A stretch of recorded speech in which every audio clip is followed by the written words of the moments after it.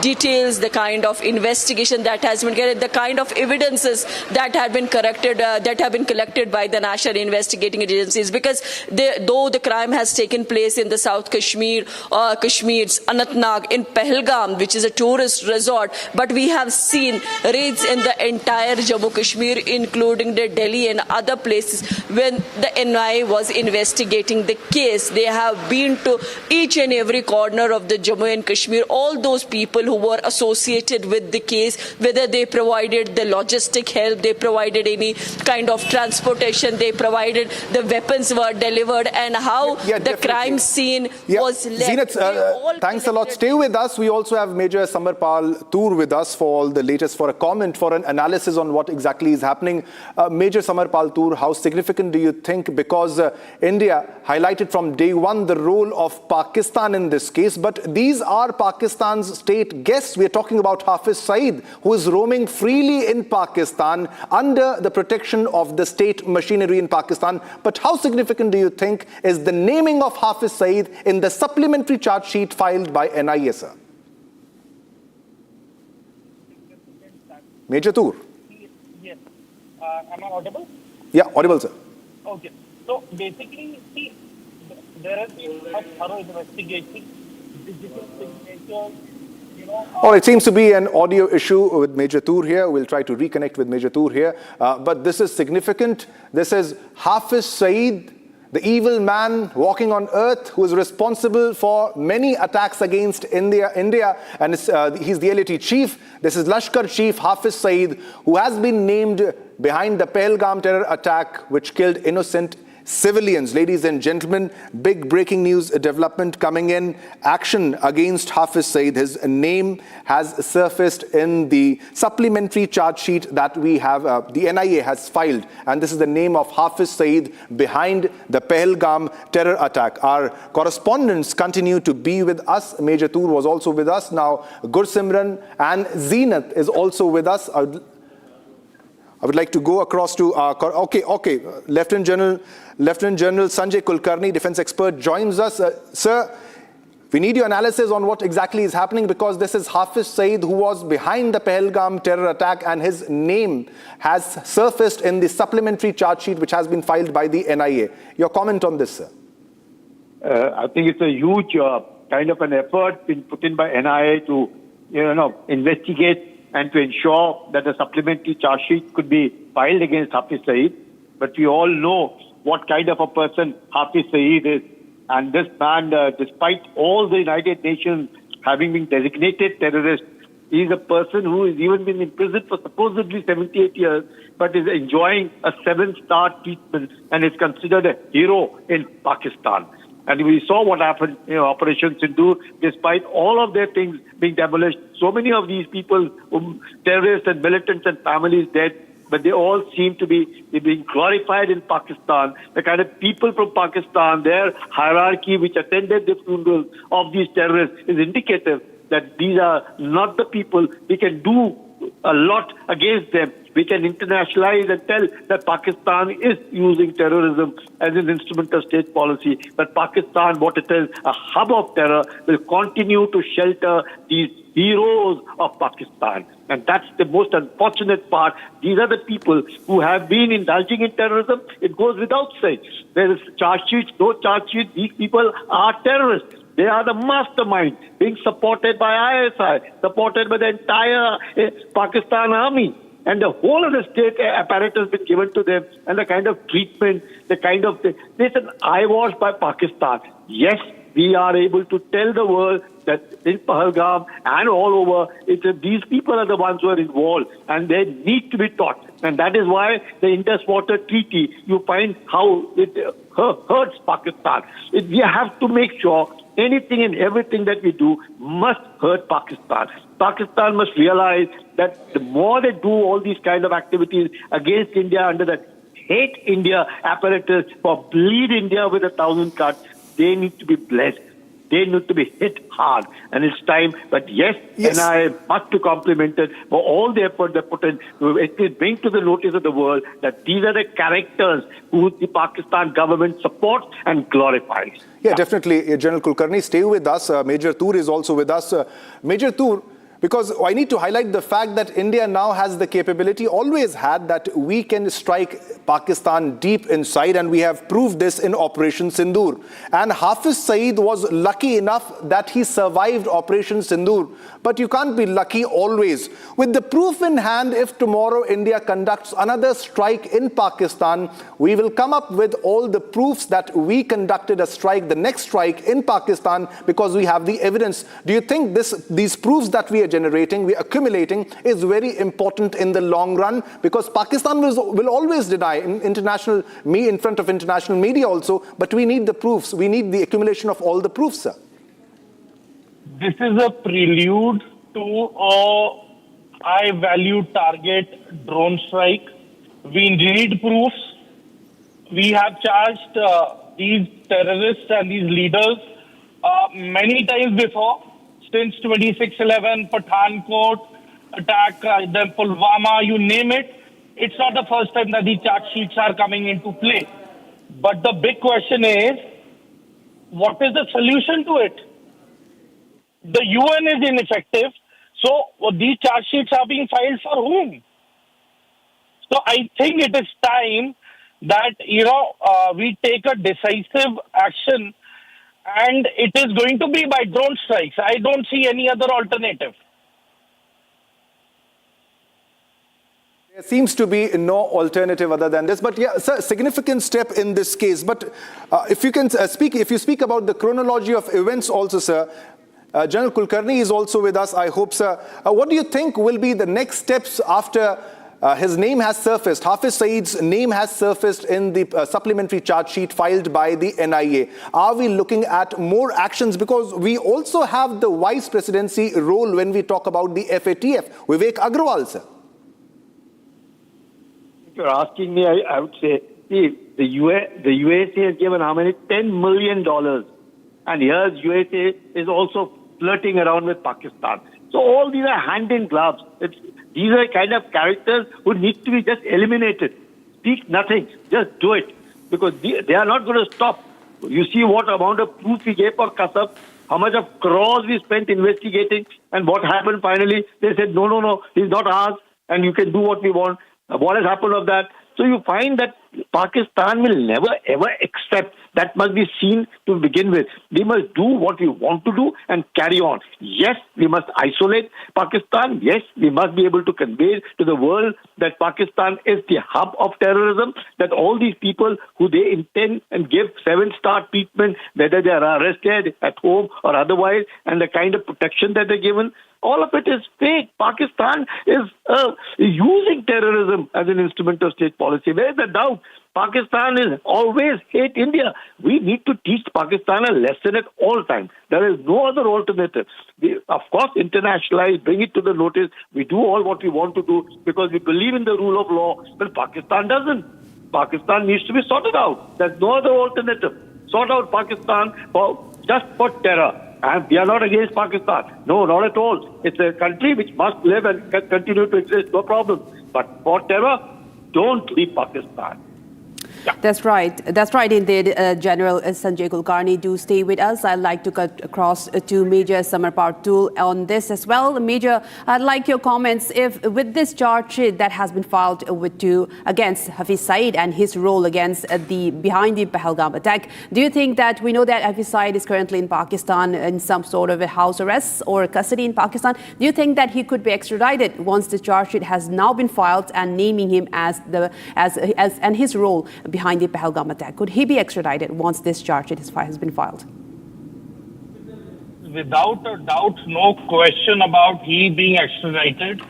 Pakistan will lose face if it extradites Hafiz Saeed. And moreover, they even have, Kulbhushan Yadav with them. So we have Tawwur Rana with us. So either there can be a prisoner exchange, but in terms of Hafiz Saeed, he definitely needs to be taken out, and the only alternative is through a effective drone strike. Otherwise, I don't see anything. These charge sheets and all these efforts, they will not see the light of day. This will carry on. That's right, Major Samar Paltur and Lieutenant General Sanjay Kulkarni. Thank you so much for joining us on this broadcast. And this is, in fact, a very big breakthrough that we're tracking. And now, viewers, moving on, this coming in from Ayodhya in the Ram Temple controversy. These are live visuals that we're tracking. This is regarding the Sri Ram Janmabhoomi Tirth Trust meeting that's ongoing right now, and this regarding the ongoing investigations into the alleged embezzlement of donations as well. And in the latest, we have visuals of Govind Giri leaving for a meeting that was slated today. This will be discussing on the latest controversy that's marred the temple trust, and with more people resigning, and the resignation will also be considered today in this meeting, and also the subsequent actions for the trust and what actions to be taken regarding. And this will be discussing on the current investigation on the embezzlement case with regards to the donation theft that has marred the temple. And the trust meeting has been called, and in the latest that we're tracking these live visuals, in fact, we have Govind Giri who has just left to attend the meeting as well. And this will be considering the resignation also of Trust General Secretary Champat Rai and other office bearers, and they will also be discussing on the subsequent actions for the trust beyond this controversy and what steps to be taken further. And the resignation will also be discussed today of Champat Rai in particular, and the meeting is underway as we speak. These are live visuals that we're tracking. This is regarding the embezzlement donation case of the Ram Temple, where the Janmabhoomi Tirth Trust meeting, a big trust meeting, has been slated today and is supposed to convene in very shortly now, and the office bearers are seen just entering to attend the meeting as of now as we speak. And we are tracking all of these details regarding the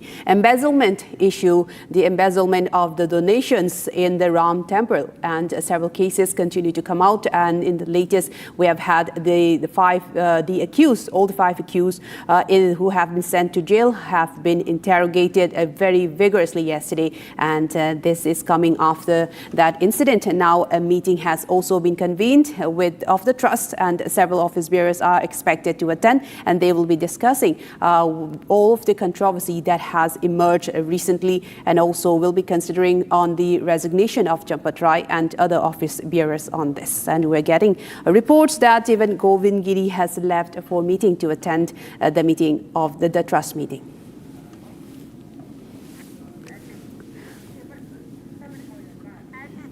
And this, viewers, these are live visuals that you're seeing on your screen. We're getting reports that Govind Giri has also left to attend the meeting that has been called by the Janmabhoomi Trust, a crucial meeting regarding the whole embezzlement controversy that has engulfed the Ram Mandir. And there have been discussions on what would be on the agenda, and we're getting reports that most of them will be centered around the donation controversy and the actions of the trust, and also moving forward, what would they be doing. And we have also had some reports that moving forward a few days ago that they will be seeking getting a particular look into how the donations will be handled, and that also will be discussed on the agenda today.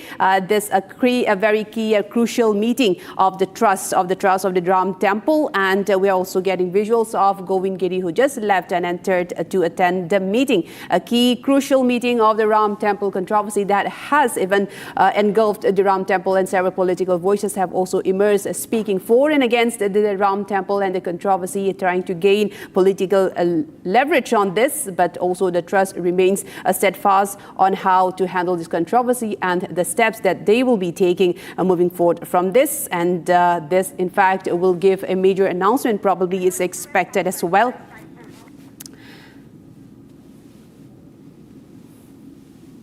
अध्यक्ष आदरणीय श्री नित्य गोपाल दास जी के लिए आज मैंने ये पत्र लिखा है, और मैं जा रहा हूं अभी पत्र जो है रिसीव कराऊंगा। हमने प्रार्थना किया है कि जो निर्दोष हैं उनको जो है निष्कासित न किया जाए। अगर अफवाहों के आधार पर उनको निष्कासित कर देंगे तो बाद में यही जो राम विरोधी लोग हैं उनको चोर कहेंगे। इससे सनातन की बहुत बड़ी क्षति होगी।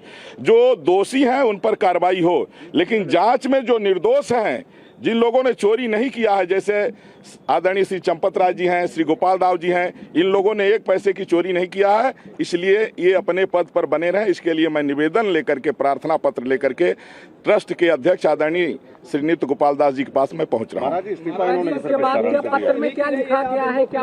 मैंने ये प्रार्थना किया है, देखिए इस्तीफा तो इन्होंने अफवाहों के आधार पर स्वतः दिया है, किसी के कहने से नहीं दिया है। अभी इस्तीफा स्वीकार नहीं हुआ है, इसीलिए मेरा निवेदन है कि इनका इस्तीफा स्वीकार न किया जाए, ये पद पर बने रहें। देखिए चंपत राय जी के नेतृत्व में पूरा राम मंदिर का निर्माण हुआ है, और आज जो है, जो राम विरोधी लोग राम मंदिर बनने में जो है टांग अड़ाते रहे, जो राम मंदिर न बने उसके लिए वकील खड़ा करते रहे, जो लोग राम जी को काल्पनिक कहते रहे, और जो गर्व से संसद भवन में खड़े होकर के कहते रहे कि लोग जो है बाबरी मस्जिद के गुम्बद पर चढ़ तो गए लेकिन उतर नहीं पाए, आज उनके अफवाह उड़ाने पर ईमानदारों के ऊपर जो है गाज न गिरे। जो ईमानदार हैं उनको ट्रस्ट से निष्कासित न किया जाए। And that was a statement from one of the members of the trust saying that those who are guilty of stealing from the Lord, from the temple, should be punished, should be given appropriate judgment, and also those who are not involved should be set free. And these are the statements of one of the temple who just spoke with the media. This is on the heels of the meeting that is being taken place right now in Ayodhya. And now, viewers, so we move on to another story, a major story from Iran now. Now we are seeing a funeral procession being taken place for the Ayatollah Ali Khamenei in Tehran. A large procession, people waving flags and carrying many flags on the streets, and this in a week-long observance of the funeral ceremony of the Iranian former Supreme Leader Ayatollah Ali Khamenei. These are many thousands of people being gathered on the streets of Tehran, and we can see the streets being filled with flags, and we can see water cannons also to keep the temperatures down probably. And we are also getting many followers and supporters of the Iranian regime and waving flags of Iran and several other flags. And these are live visuals that we're tracking from Tehran, and we're getting these live shots also. This during the week-long observance of the funeral ceremony of the Supreme Iranian leader Ayatollah Ali Khamenei. Thousands have come out in support, in observance of the funeral procession, and this has been going for the past few days, ever since the former Iranian leader has been brought out for the public to pay their last respects to the former leader, and it has been, his coffin has also been out in public for the people to pay their last respects, and this will be there for about a week, and several key areas have also been picked for the coffin to be there, to be presented for the supporters to give their last and final goodbye to the Iranian Supreme Leader, to the former Iranian Supreme Leader who held in power, who stayed in power in Iran for more than 30 years, and the end of an era, in fact, the end of an era in Iran. And he was killed in the Israeli and US airstrike on February, the last week of February, when the airstrikes and the war in West Asian region struck, and the onslaught of war and subsequently the 4-month war came to a ceasefire, and the negotiations and dialogue are being in place. And as of now, with the funeral processions and observance being taken place, and there is a halt in both the political dialogue of all of the nations involved as well. And these are some of the visuals we can see. Thousands of supporters have come out, and they are waving flags, many flags, all of them a flag in each of their hands, and they are also raising slogans and in support of their leader, and this is a mass protest, mass demonstration of a funeral procession in observance of the funeral ceremony of the former Iranian leader Ayatollah Ali Khamenei, who held in power in Iran for almost 30 plus years. And he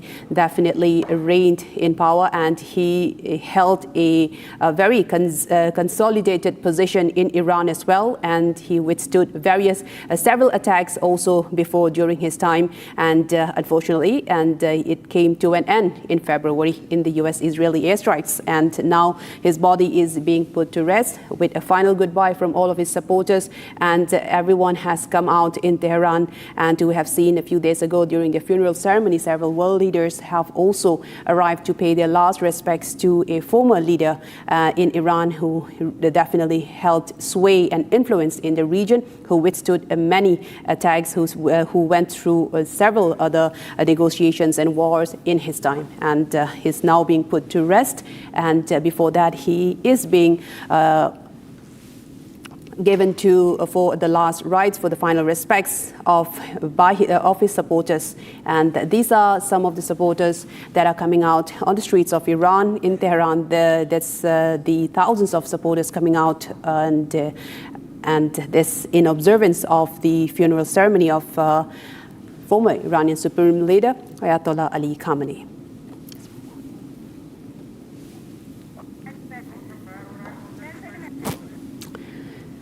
And viewers, these are some of the live visuals. As you can see, various flags being raised, and in the funeral observance of former Supreme Leader of Iran, Ayatollah Ali Khamenei. And viewers, now we shall move on to another story. Massive anti-Pakistan protests have erupted across Pakistan-occupied Jammu Kashmir following a severe government crackdown and the sweeping arrest of more than 600 protesters. These are the latest as violence and protests continue to mount in Pakistan-occupied Kashmir. And now in the latest, more than 600 protesters have been arrested. And this a day after the protesters have been targeted by Pakistani Rangers, where 6 have been shot at when 1 person killed. And now in the latest 600 people, the protesters, POK protesters, have now been arrested.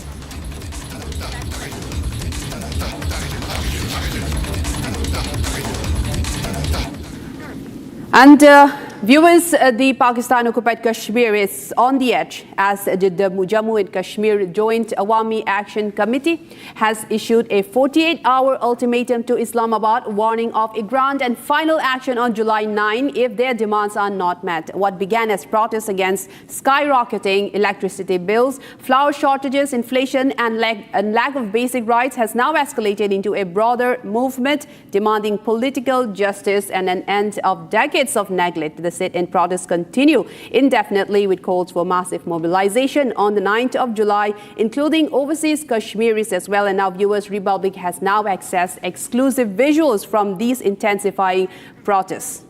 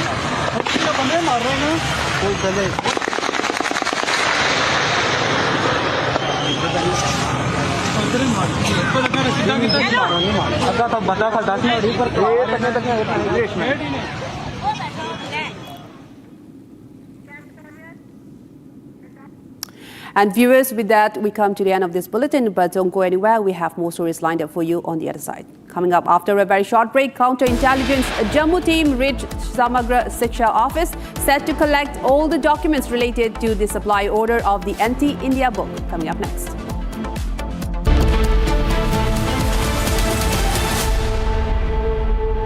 चमकी चाट से क्या बना है? Sandwich लस्सी और छाछ हर घूंट में चमकी चाट ड्राई फ्रूट और दही बड़े चमकी चाट से स्वाद बढ़े असली स्वाद सिर्फ चमकी चाट केसरिया से मन जोगी हुआ रे दिल झूमे देखो मतवारा हुआ रे केसरिया से मन जोगी हुआ हर पल मनाओ केसरी त्योहार विमल बोलो जुबान केसरी थोड़े में ज्यादा स्वाद यही तो है इसकी खास बात। वाओ मामा क्या स्वाद है। अरे मेरे राजा राजा आरती और मसाला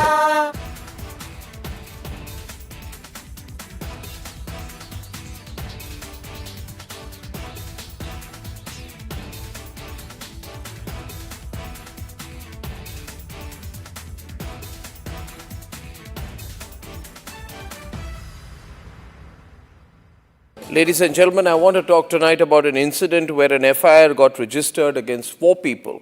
This is an incident which has happened in Madhya Pradesh, in Ujjain, and there is this strange video which shows a van suspended about 40 feet in the air. And it's suspended with a crane, some kind of a huge big crane. And there are explosives which are put inside this van, and then the van is detonated.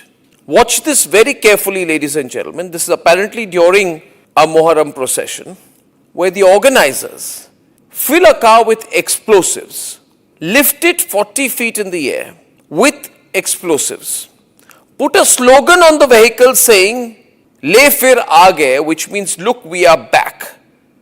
And then they explode the van. And at that point of time, there are posters put, there's a lot of mayhem. It's also seen in the video that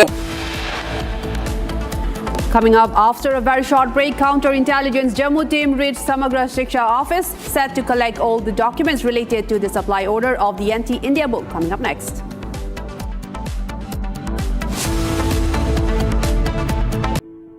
In the India Today Best Universities Survey, India's #1 ranked universities in various streams are JNU Delhi, Amity University, AIMS Delhi, IIT Delhi, and National Law School, Bengaluru.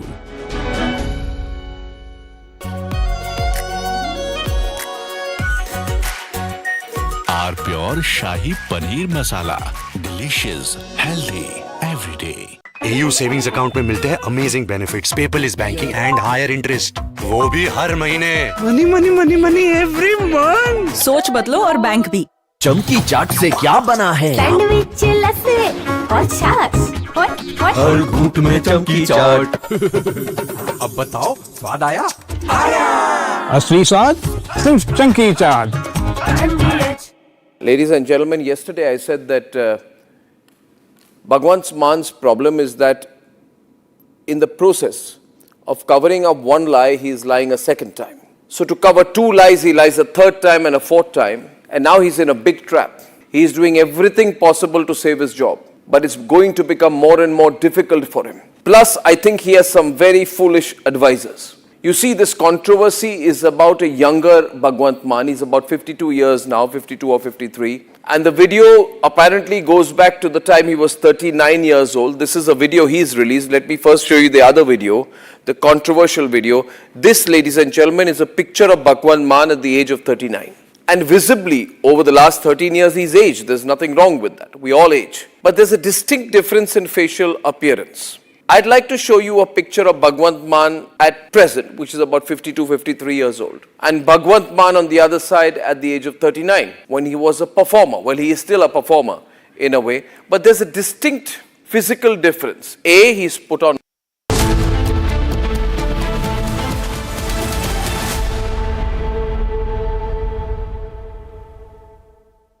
Pure सूजी pasta उबालो मिलाओ और खाओ 8 minute में तैयार क्या taste है सबका राजा pure masala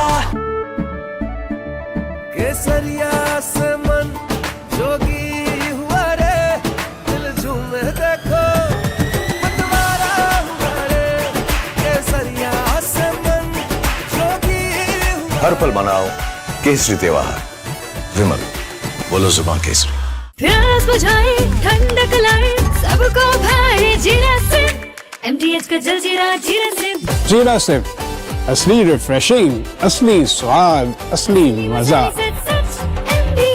MTH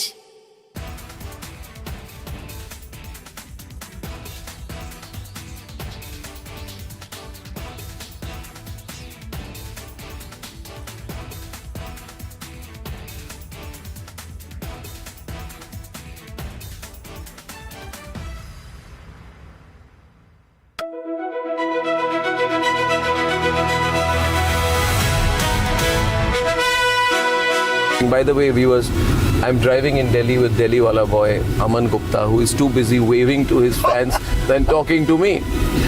Please come down to earth, Aman. Yes, I am sorry. You're on my show. This is not your show. This is my show. Stop waving to your fans. Be modest. Now everybody. अरे आप politician हो. आप politician हो. आप ये क्या कर रहे हो? This is too much. आपने बोला humble हो, मैं humble हो रहा हूँ.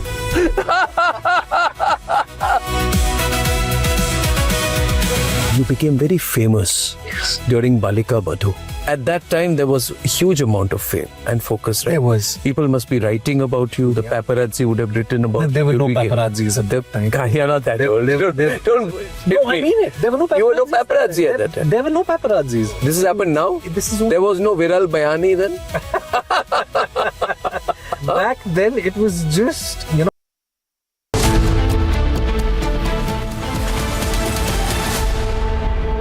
चमकी चाट से क्या बना है सैंडविच लस्सी और छाछ हर घूंट में चमकी चाट ड्राई फ्रूट और दही बड़े चमकी चाट से स्वाद बढ़े असली स्वाद सिर्फ चमकी चाट केसरिया से मन जोगी हुआ रे दिल झूमे देखो मतवारा हुआ रे केसरिया से मन जोगी हर पल मनाओ केसरी त्योहार विमल बोलो जुबान केसरी थोड़े में ज्यादा स्वाद यही तो है इसकी खास बात वाओ मम्मा क्या स्वाद है अरे मेरे राजा Ladies and gentlemen, I want to talk tonight about an incident where an FIR got registered against 4 people. This is an incident which has happened in Madhya Pradesh, in Ujjain, and there is this strange video which shows a van suspended about 40 feet in the air. And it's suspended with a crane, some kind of a huge big crane. And there are explosives which are put inside this van, and then the van is detonated. Watch this very carefully, ladies and gentlemen. This is apparently during a Muharram procession, where the organizers fill a car with explosives, lift it 40 feet in the air with explosives, put a slogan on the vehicle saying, "Le fir aage," which means, look, we are back. And then they explode the van. And at that point of time, there are posters put, there's a lot of mayhem. It's also seen in the video that there are 2 people who are waving red flags before the blast. And the car is detonated mid-air amidst the spectators. There are videos from an Instagram account which also show a young man performing other explosion-related stunts, such as filling a drum with explosives and blasting it. And there are intense explosives used out there. This is all a celebration of explosions. These are not fireworks, let me tell you this, viewers. Now, the police arrested the accused, and there was a procession of from Asia's largest news headquarters, setting the agenda for Bharat.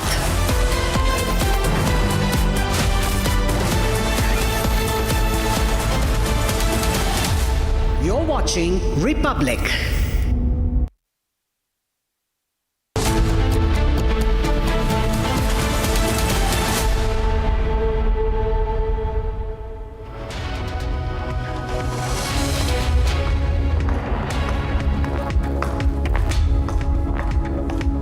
Hello and a very warm welcome. You're watching Republic TV. I'm Gesu Bharadwaj, and in Pakistan-occupied Kashmir, a day after a total shutdown was called in for the area by the protesters of JAAC, 600 protesters have been now arrested by the Pakistani forces, who have been continuing to use brute force on peaceful protesters. We're getting you all the details of the human rights violation that's ongoing in POK, but first, like usual, a check on your headlines.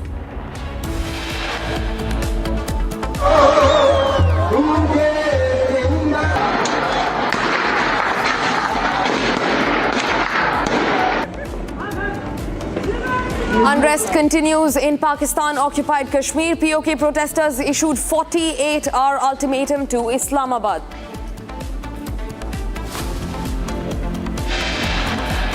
NIA has filed a supplementary charge sheet in the Pahalgam attack, and terrorist Hafiz Saeed has been named as the person behind the Pahalgam attack. Counterintelligence Jammu team reached Samagra Shiksha office, set to collect all the documents related to the supply order of the anti-India book.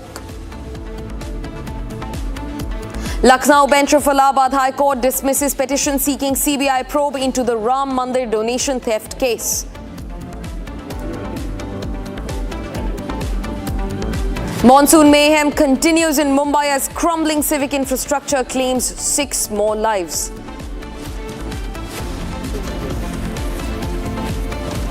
DMK versus TVK intensifies in Tamil Nadu as leader of opposition Udayanidhi Stalin leaves horse trading charges against DMK.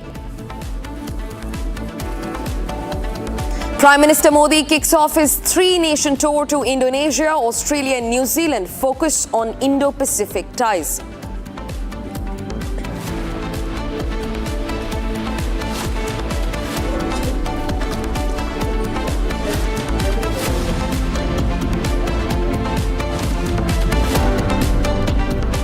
And now, viewers, starting first. A year after the dastardly terror strike that hit the Baisaran Valley in Pahalgam, where at least 26 innocents were killed in cold blood, the LeT chief has been identified as the mastermind by the NIA in a supplementary charge sheet. Hafiz Saeed has now been named as the main perpetrator in the Pahalgam terror attack that struck the Baisaran Valley just about 1 year back on the 22nd of April in 2025. 26 innocent civilians, mostly Hindus, were all killed in cold blood. The NIA has now identified and named the mastermind in a supplementary charge sheet. Lashkar Chief Hafiz Saeed has been identified as the mastermind of the Pahalgam terror attack. Now, as per the NIA, Saeed has also been charge sheeted both in his individual capacity and as the head of the banned terror outfit Lashkar-e-Taiba and its proxy organization, the Resistance Front. He's been charged under relevant provisions of the Bharatiya Nyaya Sanhita and the Unlawful Activities Prevention Act, which is the UAPA. The charge sheet that was filed in continuation of the original 1,500-page charge sheet provides details of Pakistan's conspiracy, Hafiz Saeed's role and supporting evidence that's been collected by the National Investigation Agency in the case through meticulous scientific examination and on-ground investigation. A big breakthrough for the Pahalgam terror attack that took place on the 22nd of April 2025. 26 innocent lives were lost. Tourists were shot dead point blank in cold blood by terrorists after asking their religion, after asking the tourists to cite the Kalma. And now Hafiz Saeed, the Lashkar-e-Taiba head, has been identified as the mastermind behind the attack. Now, Lieutenant General D.P. Pandey, who is a defense expert, also joins us on the broadcast to speak to us about the matter. General Pandey, Hafiz Saeed has been identified as the mastermind behind the Pahalgam strike. The resistance front, if you remember back then, had taken responsibility, but then they also maintained distance from perpetrating the attack. But now the Lashkar-e-Taiba is under scanner by the NIA. Your first reaction on this? Yeah, firstly, I think while it has taken more than a year for NIA to be able to file this charge sheet, but I think they have done a great investigative work to actually find adequate amount of evidence to actually pin this entire thing onto Lashkar-e-Taiba and its leader and give a direct connection for what he has done and what.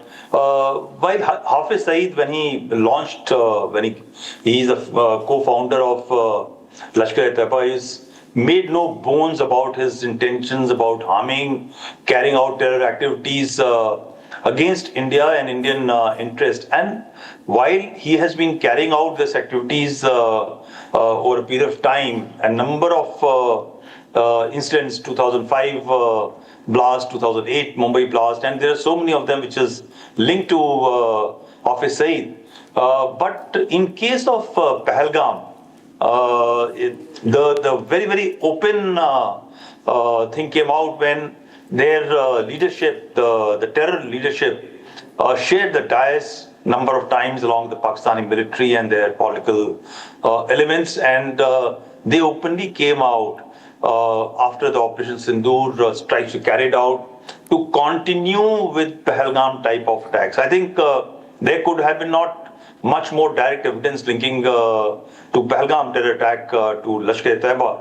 And I think they have done an excellent job by actually being able to compile whatever evidences were. And I think this will add to the dossier system. While the punishment has been done, but I think it will continue to add the dossiers towards Pakistan's complicity and Lashkar-e-Taiba, which continues to remain a front organization, proxy organization of Pakistan establishment to carry out terror attacks.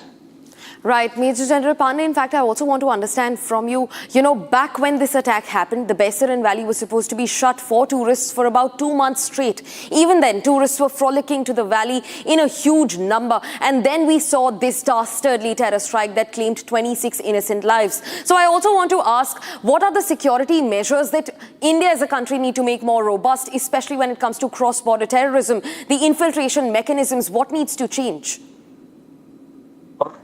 Firstly, let me try and assure you and to everybody who's listening that India, security forces, Indian Army, CRPF, Police, Jammu Kashmir Police, especially in Jammu and Kashmir, and NIA, which is carrying out operations all over the country, have taken adequate measures to prevent such like strikes. So one strike which is successful, which comes into the knowledge of the public domain, you have to always keep on remembering that number of such events have been denied or failed or diffused, or the counters which have been done to prevent such acts don't come into the public domain, and they should not, because of the reasons of intelligence which go behind defeating such attempts.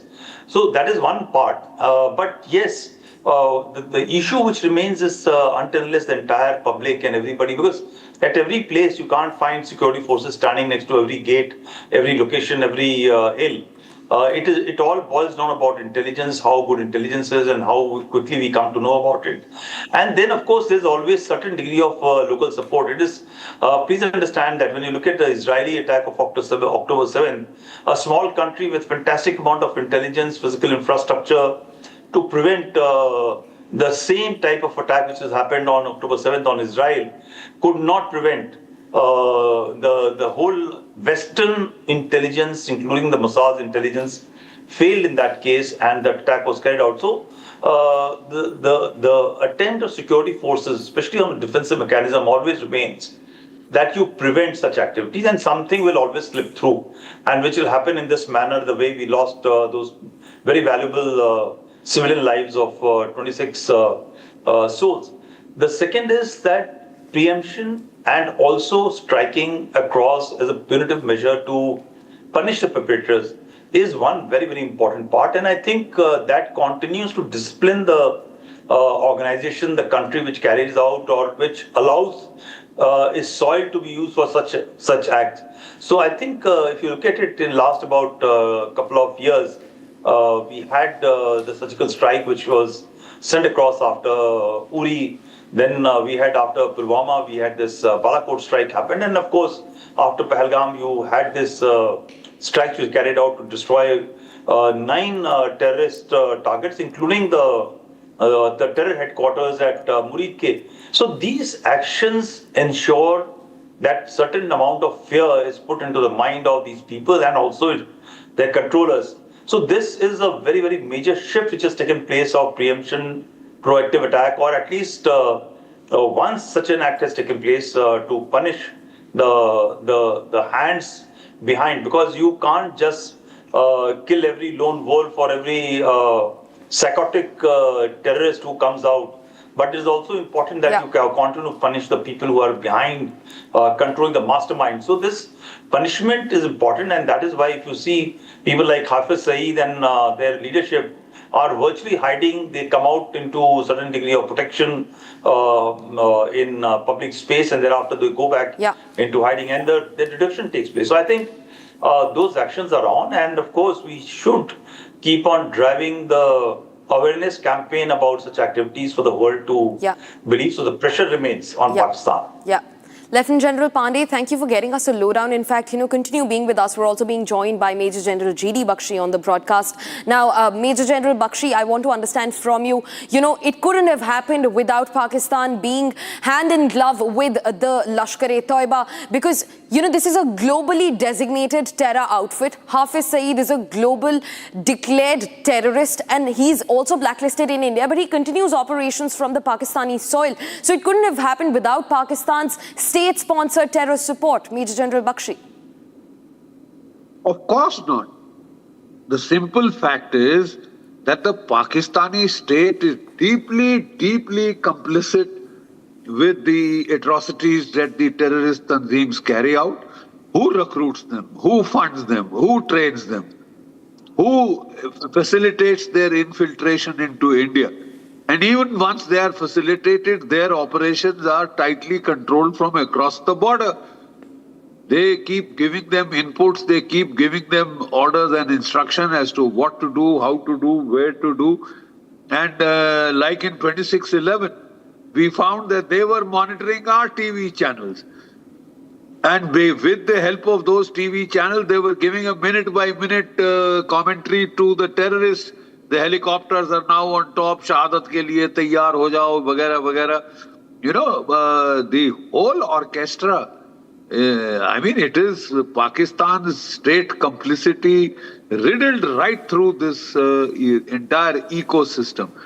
In Operation Sindoor, when the janazas, the funerals of the terrorists were taking place, globally designated terrorists, who did we find in attendance?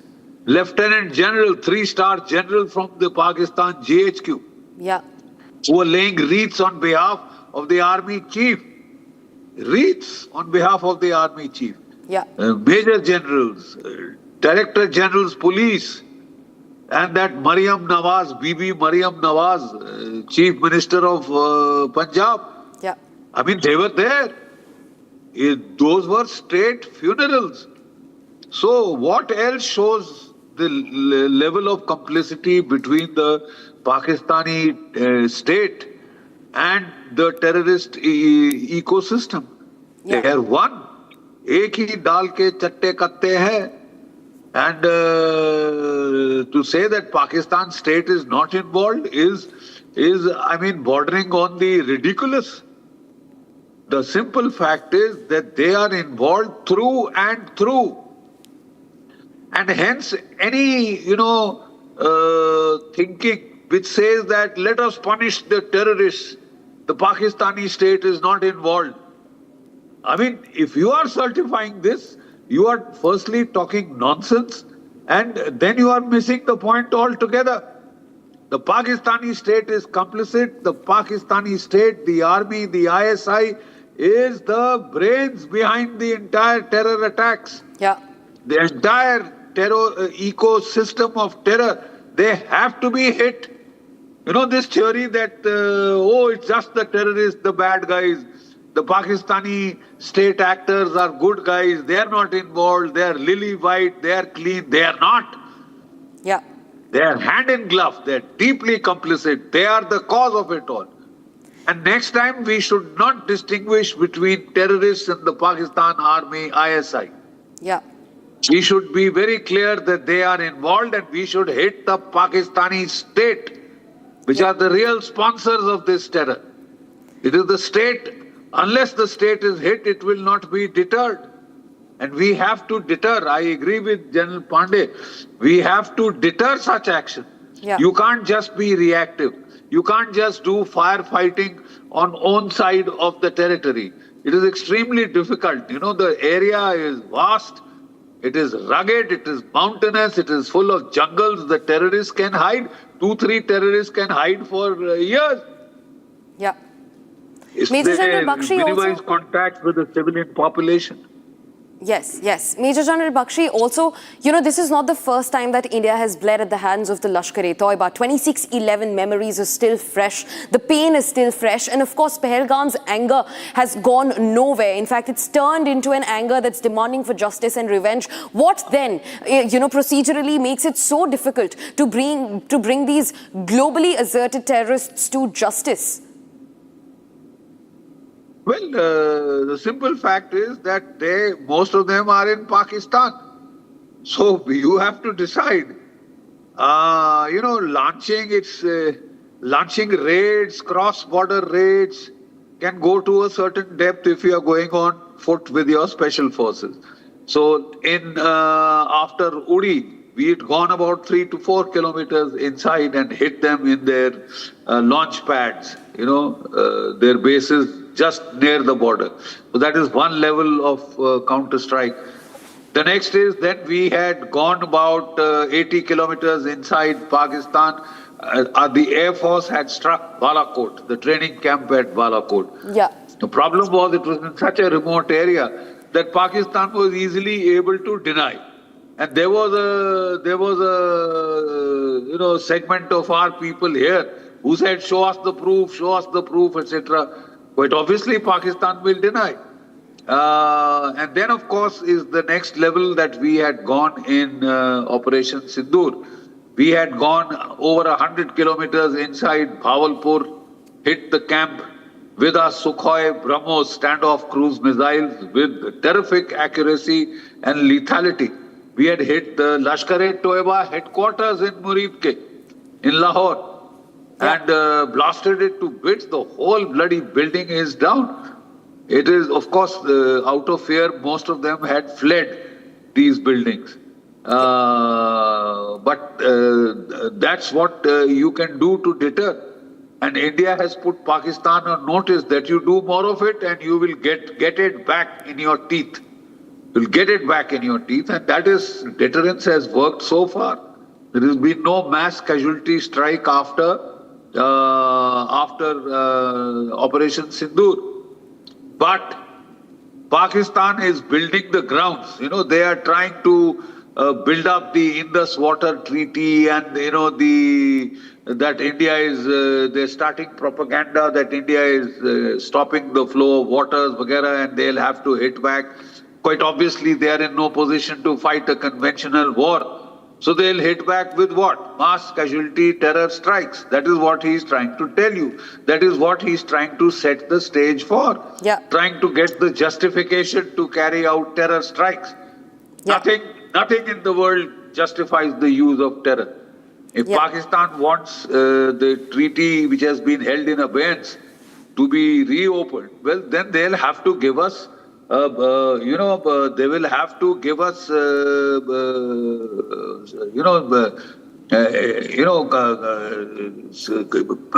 conditionality-based promises that they will not repeat such actions again. Yeah. They will have to. Where have they said that they will not carry out terror strikes? So how will water and blood flow together? Yeah. Right. But that is what Pakistan is on to next. All these peace talks, track 2, track 3, tamasha. is just to cover up this, their next phase. They are preparing for the next phase of terror attacks. And they are trying to justify it on the basis of denial of waters or whatever. Nonsense. We are only taking the waters that belong to us. Right. Major And General after all, this treaty bloody well has to be renegotiated. Yes. Because you can't, ignore the water needs of 1.5 billion people. 4 rivers that flow through Pakistan can't be handed over to Pakistan. Through J&K, those rivers that flow, 4 of them, they can't be all made Pakistan's property. That is the thing. This treaty needs negotiation. We had to accept it under pressure, and it will not wash any longer. So Pakistan, if it wants equitable water distribution, they will have to consider the needs of 1.4, 1.5 billion Indians. Right. Major General Bakshi, in fact, yes. We also have with us Lieutenant General D.P. Pandey. And sir, I'd like to come to you now. General Pandey, speak to us about, this is a huge prowess when it comes to intelligence. This is a huge development for the intelligence front for sure. But do you think that just naming the mastermind is going to be enough? Or do you think that the gap actually lies in securing accountability, in securing justice, especially when it comes to the Lashkar-e-Taiba? India is not new to Lashkar-e-Taiba at all. Major Lieutenant General D.P. Pandey. So, firstly, my deep regards to Jan Bakshi, whom I really respect a lot. It's a privilege to be on the same stream with him. Sir, good afternoon to you. Just a few points I just want to share with you is that you started by saying that Pahalgam remains etched in the memory of our people.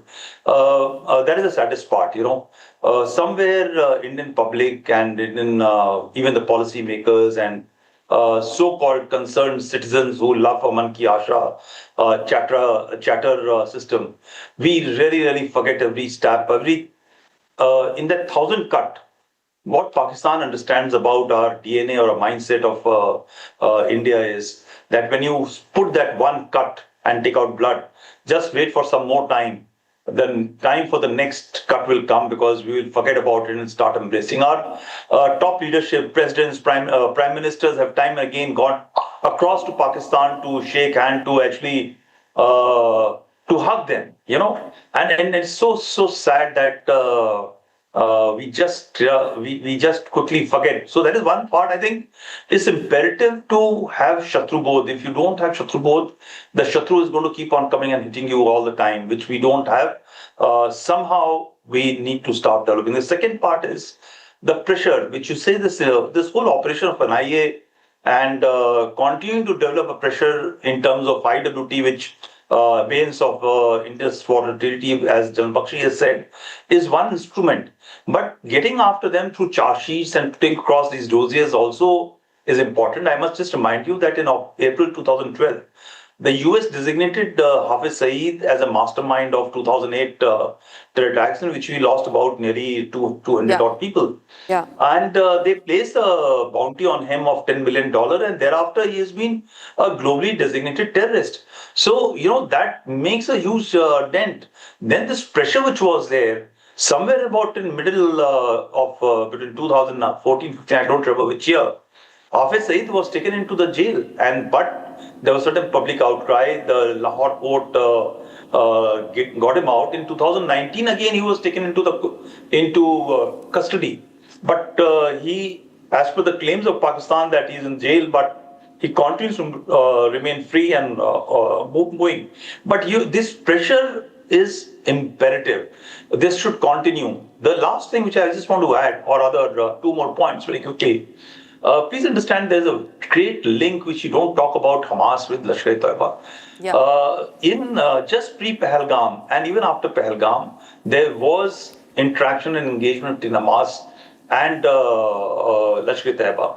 And if you look at the similarities of what happened in Pahalgam, while it was not technically in that sense what happened in October 7 in Israel, it has certain threads which are quite similar to what happened in October 7. And therefore, these linkages need to be talked more about on our media through strategic communication, written by our own people and also written in the foreign media, so that the Western world, because eventually this is a fight against terror which possibly India just can't win alone.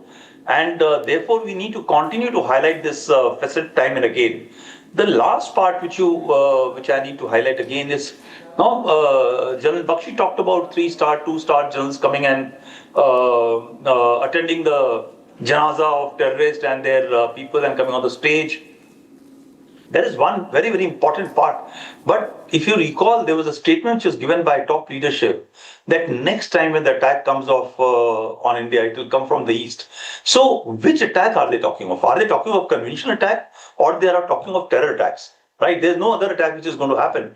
So when top military leadership is talking, discussing, making public statements which are not nuanced, they're quite direct threat. When they say that we are going to come from the eastern side when you carry out a strike of this nature, then this should be used as a leverage, as a evidence against the Pakistani state establishment, not only to put Lashkar-e-Taiba in focus or Hafiz Saeed in focus, but I think the entire Pakistani establishment should be put into focus. And it gets certain degree of correct behavior. If you recall, when they're in the FATF regime on a grey list for a long time, the behavior of Pakistan remained fine, quite controlled. They controlled the terrorists. So therefore, what General Bakshi is saying, that the linkage between the Pakistani establishment and Lashkar-e-Taiba or Jaish-e-Mohammed or their fringe elements is quite absolute.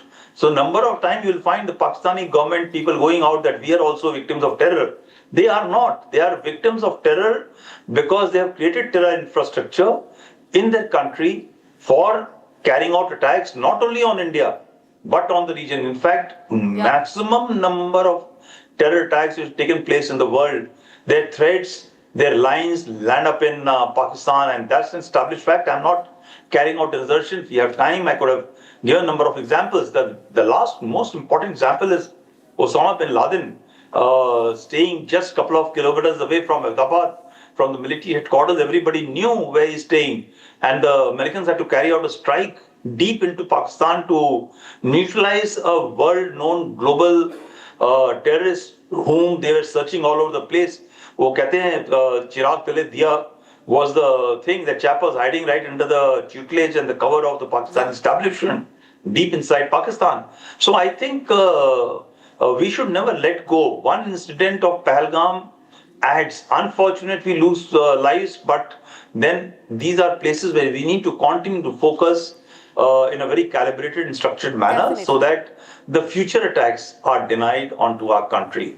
Definitely. Lieutenant General T.P. Pandey and Major General G.D. Bakshi, thank you very much for speaking to Republic and joining us on this broadcast. That's all that we could wrap for you in this edition of Live and Breaking. But don't go anywhere. On the other side, we continue bringing you more and more updates from Jammu, where in fact a counter-intelligence team has now reached the Samagra Shiksha office over the circulation of the anti-India books across government schools in Kashmir.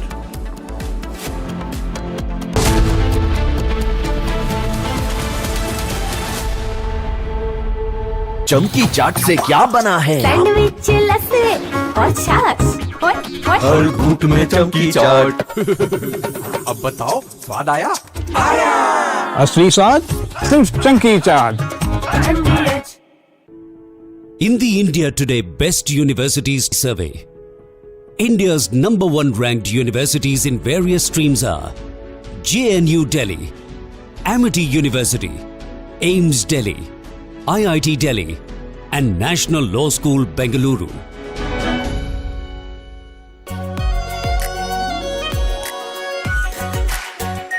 R Pure Shahi Paneer Masala.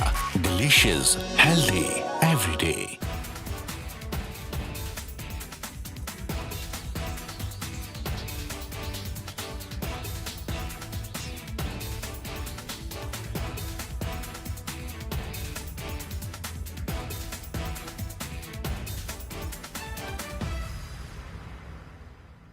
Ladies and gentlemen, yesterday I said that Bhagwant Man's problem is that in the process of covering up one lie, he is lying a second time. So to cover two lies, he lies a third time and a fourth time, and now he's in a big trap. He is doing everything possible to save his job.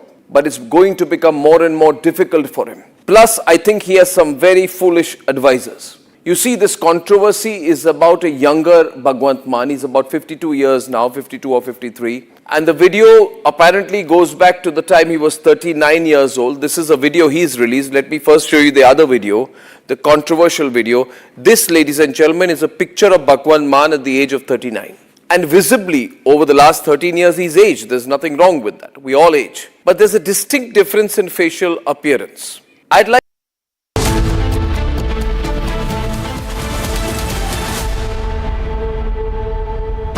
Pure सूजी pasta उबालो मिलाओ और खाओ 8 minute में तैयार क्या taste है सबका राजा hardcore मसाला केसरिया से मन जोगी हुआ रे दिल झूमे देखो मतवारा हुआ रे केसरिया से मन जोगी हुआ हर पल मनाओ केसरी त्योहार विमल बोलो जुबान केसरी चमकी चाट से क्या बना है आलू चाट या फ्रूट चाट स्वाद बनाए चमकी चाट क्या बात है स्वादिष्ट पकोड़े और फरसान अरे चमकी चाट है इसकी जान असली स्वाद सिर्फ chunky chaat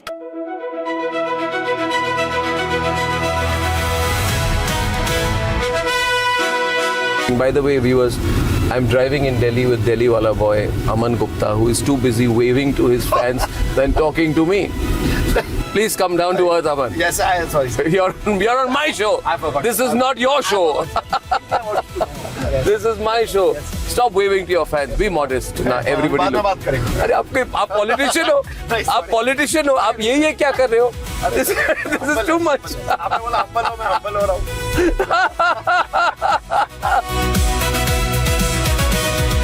You became very famous during Balika Badhu. At that time, there was a huge amount of fame and focus. Right? There was. People must be writing.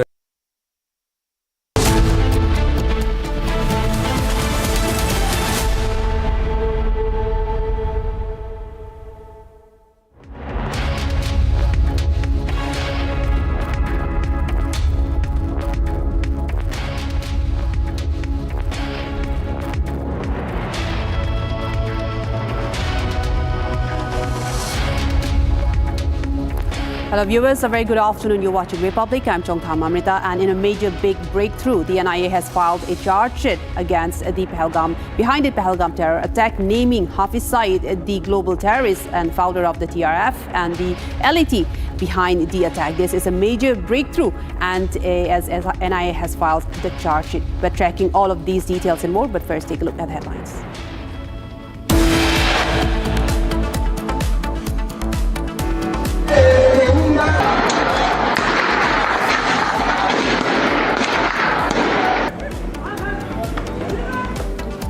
Unrest continues in POK. Pakistan-occupied Kashmir protesters issued 48-hour ultimatum to Islamabad.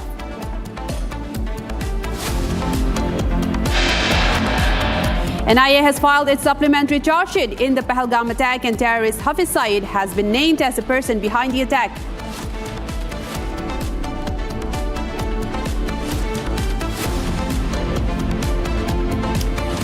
Counterintelligence Jammu team has reached Samagra Shiksha office, set to collect all the documents related to the supply order of the anti-India book.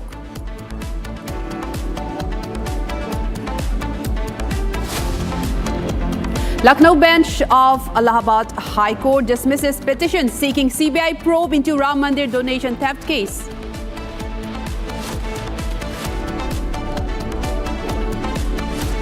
Monsoon mayhem continues in Mumbai as crumbling civic infrastructure claims 6 lives. DMK versus TVK intensifies in Tamil Nadu as leader of opposition Udyanidhi Stalin levels horse trading charges against DMK.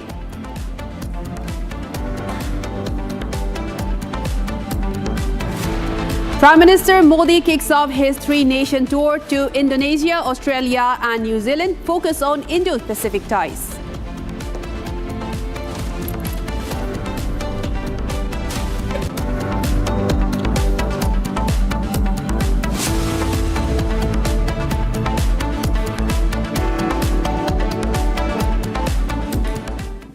Viewers, we begin with a major breakthrough in the investigation of the Pahalgam attack. Now, a year after the cowardly terror attack in Pahalgam on April 22, 2025, which killed 26 innocent civilians, mostly Hindu tourists, the NIA has now identified and named the mastermind in a supplementary charge sheet that's filed. Now, Lashkar Chief Hafiz Saeed has been identified as the mastermind of Pahalgam terror attack. Now, according to the NIA, Hafiz Saeed has been charged sheeted both in his individual capacity and as the head of the banned terror outfit Lashkar-e-Taiba and its proxy organization, the Resistance Front. He has been charged under relevant provisions of the Bharatiya Nyaya Sanhita and the Unlawful Activities Prevention Act. The charge sheet, filed in continuation of the original 1,597-page charge sheet, provides details of Pakistan's conspiracy, Hafiz Saeed's role and supporting evidence collected by the NIA in the case through meticulous scientific investigation and on-ground examination. Viewers, this is a big breakthrough that the NIA has now filed the charge sheet, now specifically naming Hafiz Saeed behind the attack. I am now joined by my colleague Goswami, who has more details into this. Goswami, thank you so much for joining us at this broadcast. And we are getting reports this is a big breakthrough of the Pahalgam investigation. Now Hafiz Saeed being named as the man in his individual capacity being behind the attack. Let's get more into this. Goswami. Yes, the teams of the National Investigation Agency that have carried out investigation in last 7 months, they have minutely detailed all the wrongdoings of the Pakistan and its terror group Lashkar-e-Taiba. They have established a clear link between the handlers and Hafiz Saeed. They have got to know from the digital devices, mobile phones and the SAT communication that has been recovered from the Operation Mahadev, in which 3 perpetrators behind the Pahalgam terror attack that were behind the killing of 25 non-locals and 1 local individual that was there at the Bison Valley at the time of the commission of offence. NIA has also brought in detail that how Hafiz Saeed was planning and planning this attack for a longer period of time, and this execution of the attack that has been carried out on the 22nd of April 2025, which led to the 26 casualties of the civilians, that was a pre-hatched conspiracy. It was to wage a war against Union of India. That is what NIA has written in its charge sheet that has been filed, a supplementary charge sheet that has been filed in the NIA court in Jammu. The first charge sheet that was filed on 15th of December by the National Investigation Agency, that was of the 1597 pages, and this time also a detailed charge sheet has been filed. NIA has also brought in the angles that the communication intercepts that goes back to Pakistan, that the communication that was made from Jammu and Kashmir by these Pakistani terrorists to their handlers in the Pakistan, that has clearly established the link of Hafiz Saeed. Now we are told that after this charge sheet has been filed, the court will admit the charge sheet very soon, and after the admission of the charge sheet, this charge sheet will be used by the National Investigation Agency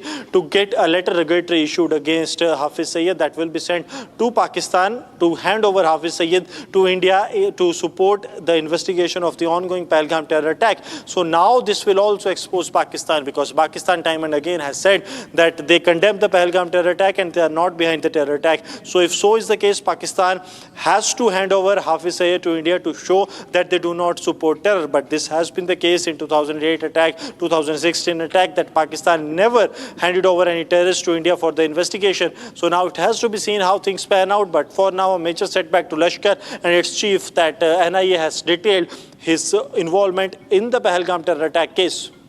That's right, Goswami, and not just a setback for Pakistan, but also a strengthening of India's resolve, since we know that the Operation Sindoor is still ongoing, and this is a major step towards that as well in grabbing all of those who have been providing cross-border terrorism in this. And Goswami, I'd like to come back to you again on this. They have the NIA specifically in this report that the 1,597-page charge sheet have said that they have gathered meticulous scientific evidence. So I'd like to go more into that meticulous scientific evidence to directly name Hafiz Saeed for his involvement. Can you give us a big lowdown on what could that mean for our viewers? See, the charge sheet that was filed on the 15th of December, that was of the 1,597 pages. This charge sheet is comparatively of a lower number of pages, we are told, and this charge sheet completely focuses on Hafiz Saeed. We spoke to some of the officials in the agency and in the court as well. They said that this is a brief charge sheet that has been filed by the National Investigation Agency, and this is purely focused on Hafiz Saeed, along with the terror group Lashkar-e-Taiba. It also marks a mention of the Lashkar's wrongdoing and also some of the affiliates of Lashkar, that includes the Resistance Front and one more terror group, the details of which we are trying to access. Now coming to this charge sheet that has been filed, this marks a mention of the communication between the three terrorists that have been killed in the Pahalgam terror attack and their top boss, the top man, that is Hafiz Saeed. Hafiz Saeed is also the man who is the mastermind of 2008 Mumbai terror attack, and this time also he has been, what has been written in the charge sheet, that he was the one who was the brain behind this terror attack, this attack that was delayed for a couple of times in a month's time in Kashmir. That was what the Hafiz Saeed has given the directions for, and some of the communication intercept based on the mobile phone that has been recovered from the Operation Mahadev, that has been the game changer. The team of the NIA led by the DIG rank officer Sandeep Chaudhary, they have worked for the last 7 months to actually get the details from this mobile phones that have been recovered from the operation, and also to go to the backlinks of this entire modus operandi. And during the investigation, the role of Hafiz Saeed has surfaced. Right. Thank you so much, Goswami, for all of those detailed inputs. Now we also have an esteemed guest joining us on this broadcast, Colonel Anurag Shukla, defense expert, is joining us live from Delhi today on this broadcast. Thank you so much, Colonel, for joining us. And I would like your initial inputs on NIA naming Hafiz Saeed, and not just him, and not the NIA in the charge sheet also says that Hafiz Saeed has been named in his individual capacity as behind the person behind the Pahalgam attack, and also all the other proxies. So this could in fact bring in all the other proxies, including the TRF as well on this. What are your thoughts on this, Colonel?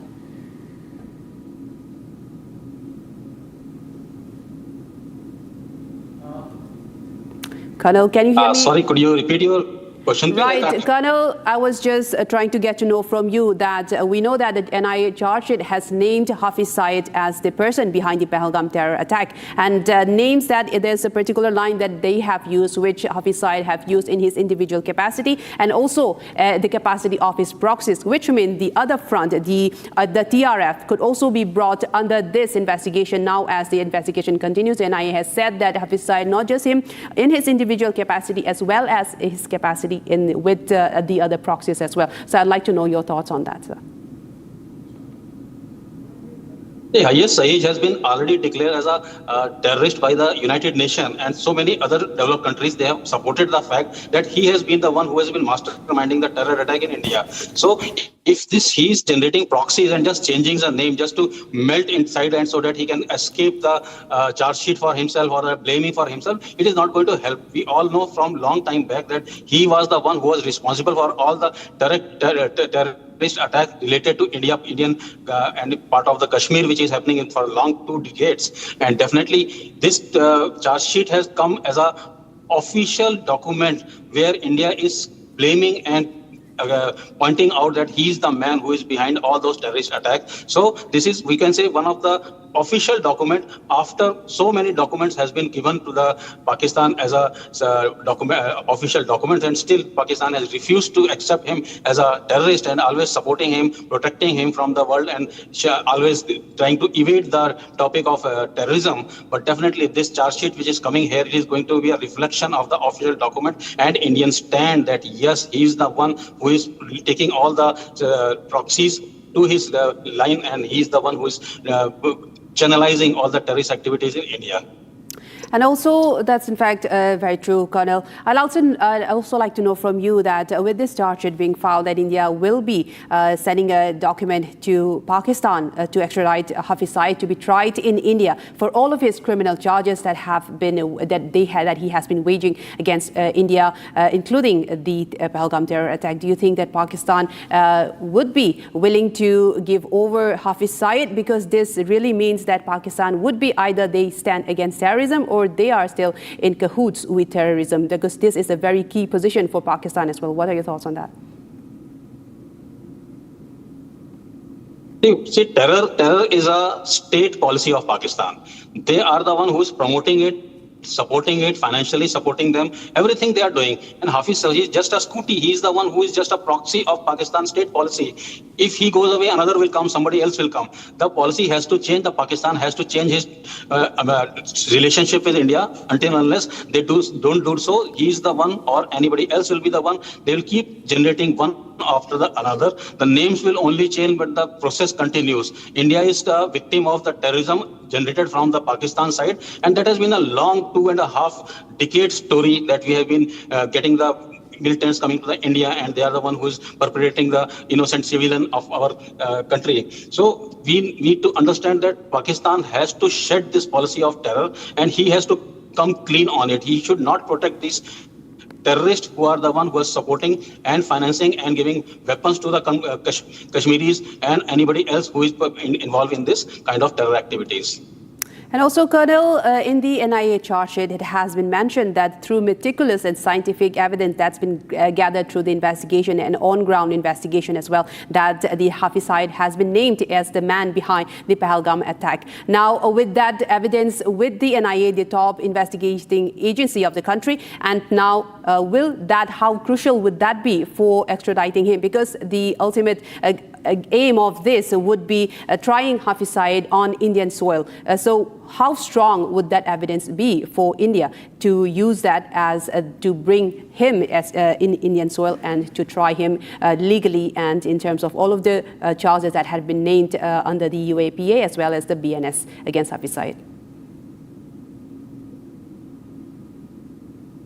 See, we are giving the evidence for his or any other terrorist for a long time. If you remember Mumbai attack, after Mumbai attack, the big dossier was given to the Pakistan. Nothing happened. Nobody even mentioned it anywhere in their official line, and it has been taken away. So we don't expect any action from Pakistani side. And this time also, since we already have every bit of evidence for the same perpetrating Hafiz Saeed or any other, but ultimately Pakistan, we don't expect anything from Pakistan side. What we have to do, we have to take a decision from our own side only, and then we have to neutralize these people either in our soil or in their soil. The task is decision has to be taken at the military level or from the political level, but expecting anything from Pakistan is not anything which is we are doing in the real world. And their judiciary also works in the same way, like in last time in Mumbai attack, we gave all the documents and dossiers, everything to the Pakistani judiciary, and they just rejected it. They didn't even mention anything about the same, and they didn't accept the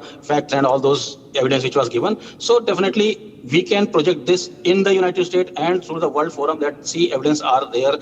He is the person who is involved. He is the one who is a perpetrator of the terror attack in India, but definitely we don't expect anything from Pakistan.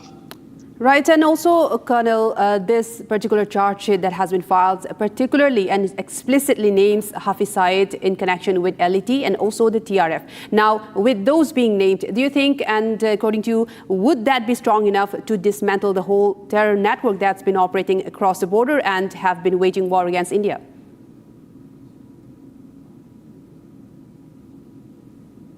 We are already aware of each and every location where these terrorists are training. Whenever the time will come, we will definitely going to hit them, and we will hit them very hard. Coming to the point of TRF is nothing but the old name has been changed. It is the old LeT formation which has coming out with a new avatar, and then they are pretending themselves to be a new organization, trying to become close to some other people. But then we all understand this is the same proxy, and we are noting. I want to tell the world that Indian Army is noting each and every training place where these terrorists are being trained, and when the time will come, we will definitely going to hit them and hit them very, very hard. That's right, Colonel, and I stand with you on that as well. And thank you so much for joining us on this broadcast with your thoughts. And our viewers, we move on to another story. In the controversial book Rao from Jammu and Kashmir, counterintelligence Jammu teams have raided the office of Samagra Shiksha. The CIJ teams collected all documents related to the supply order of the objectionable book that's titled Personalities and Legends of Jammu and Kashmir. Officials at the Samagra Shiksha office were also questioned as part of the inquiry. Now, this a very controversial book that has emerged that was published for the libraries, where convicted terrorists like Maqbool Bhatt has been called martyrs as Shaheed. Very controversial. And now the Samagra Shiksha has been raided by officials, and the book has since been pulled back from the publications as well. And our viewers, Republic also spoke to Jammu and Kashmir Deputy Chief Minister Surinder Chowdhury on the matter. Let's listen into what he had to say on that. हमारे साथ deputy chief minister Surendra Chaudhary मौजूद हैं। Sir, book को लेकर जो controversy हुई है उसमें बीजेपी ये कह रही है कि रेजिग्नेशन जो है वो एजुकेशन मिनिस्टर का इमीडिएट होना चाहिए और सीएम भी इसके लिए जिम्मेवार है। मेरे भाई, मैं एक ही बात कहूँगा कि बीजेपी वाले एक किताब के जो किताब छपी है उस किताब को हम खुद कंडेम कर रहे हैं। उमर साहब के नोटिस में आया, उसी टाइम उन्होंने एक्शन लिया। मैडम स्कीना जो एजुकेशन मिनिस्टर हैं उनके नोटिस में आया, उसी टाइम एक्शन ले लिया। लेकिन जहाँ तक ताल्लुक है उसकी इनकी किताब का, ये किताब उठाई, हमने फाड़ी और फेंक दी रद्दी की टोकरी में, बात ख़त्म हो गई। अब हमें बीजेपी वालों से जरा आप ये सवाल पूछ लेना, उनको पूछना कि भैया नीट का पेपर लीक हुआ, जो बच्चे माँ बाप के मर गए, वो ख़त्म हो गए, दुनिया छोड़ के चले गए, क्या वो बच्चे वापस आ सकते हैं? ये किताब तो छपी, फट गई, ख़त्म हो गई, इंक्वायरी इनिशिएट हो गई, लोगों को सस्पेंड कर दिया गया। बट जो बच्चे इस दुनिया को छोड़ चले गए, जिनके ख्वाब थे, बच्चों की आंखों में भी ख्वाब था, उनकी माँ बाप की आंखों में भी ख्वाब था कि हमारे बच्चे कुछ बनेंगे, आज वो बच्चे दुनिया में नहीं रहे। एक बार भी जम्मू कश्मीर की बीजेपी बोली कि नीट का एग्ज़ाम जब लीक हुआ तो क्या उस मिनिस्टर को रिज़ाइन नहीं करना चाहिए? क्या बीजेपी के लोग वो रिज़ाइन मांगेंगे? ज़रा उनसे आज शाम को ये सवाल पूछ लेना और कहना कि ये किताब को नीट के एग्ज़ाम से मत जोड़ो। किताब तो ख़त्म हो गई, आपके सामने है, आप एक सीनियर जर्नलिस्ट हैं, बट क्या वो डेड बॉडियाँ हैं, वो बच्चे जो दोबारा जिंदे होकर अपने वापस अपने घरों में आएंगे? इसलिए बीजेपी के लोगों को बोलो, जम्मू कश्मीर की बीजेपी को, कब तक इन नौजवानों की लाशों पे सियासत करोगे? एक दिन तो सच बोल दो यार, कोई कभी तो कभी सच बोल दो, कम से कम रब से तो खौफ खाओ। सर, इस मामले में काउंटर इंटेलिजेंस जम्मू ने आतंकी धाराएं UAPA के तहत मामला दर्ज किया है, और अब जब हम और आप बात कर रहे हैं तो नोएडा में भी रेड्स जारी हैं, उसके अलावा समग्र शिक्षा का जम्मू ऑफिस में भी रेड्स जारी हैं। वो कह रहे हैं कि ऐसा लगता है कि एक बड़ी कॉन्स्पिरेसी थी जिसमें कि देश को बदनाम करने की कोशिश, और जो फ्यूचर जनरेशन है। बिल्कुल आपकी बात सही है, कॉन्स्पिरेसी तो है, कॉन्स्पिरेसी हुई है, लेकिन उस कमेटी की गलती है जिस कमेटी ने ये बुक पास की, जिस कमेटी ने इस किताब को बढ़ावा दिया। वो कमेटी किस लिए कंस्टिट्यूट की जाती है? इसीलिए कंस्टिट्यूट की जाती है ना कि आप पढ़ के पूरी एक एक पेज, एक एक बरका पढ़ के, एक एक लफ्ज़, एक एक फुल स्टॉप, एक एक कॉमा पढ़ के फिर आप कमेटी वो बुक पास करेगी। कमेटी ने कैसे बुक पास की? इसलिए हम तो कहते हैं सख्त से सख्त। सकीना जी ने उसी दिन कहा कि इनको टर्मिनेट करो, इनको तो टर्मिनेट करना चाहिए। इसलिए जो आप कह रहे हो अच्छी बात है, इसमें हाई लेवल की इंक्वायरी होनी चाहिए, और जो मुलाजम इसमें शामिल हैं, जो लोग इसमें शामिल हैं, उनके खिलाफ सख्त से सख्त कार्रवाई होनी चाहिए। इस पर कोई समझौता नहीं होना चाहिए। तो हम बार बार कह रहे हैं, जो सस्पेंशन ऑर्डर आया था उसमें लिखा था by the order of the LG Jammu and Kashmir, वो ऑर्डर जो है उस ऑर्डर की माने तो लेफ्टिनेंट गवर्नर ऑफिस के। तो भैया ये ड्यूटी है, आप हमें स्टेट दे दो, हम by the order of chief minister लिख देंगे। अब आप LG साहब की सरकार है, LG साहब के यहाँ नहीं है क्या? तो इसलिए लॉ एंड ऑर्डर तो LG साहब के पास है। तो LG साहब ने अगर ऑर्डर निकाला है तो वो भी तो गवर्नमेंट के हिस्सा है। आज की डेट में LG साहब, क्योंकि हम UT में हैं, तो जब UT है तो LG साहब ऑर्डर निकालेंगे।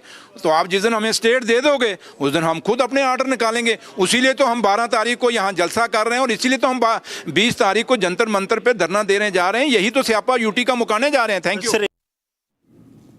And viewers, moving on, Israeli Prime Minister Benjamin Netanyahu has strongly called out J.D. Vance's recent comments and reaffirmed that India is a close friend of Israel.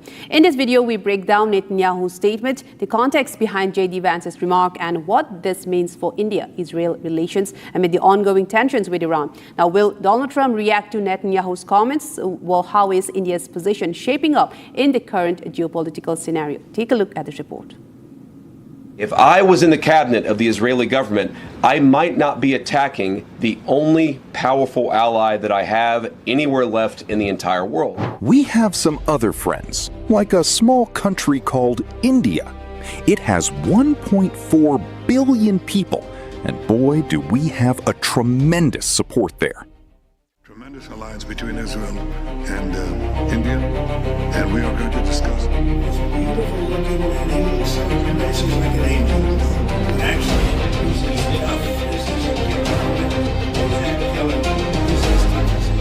I was in the cabinet of the Israeli government.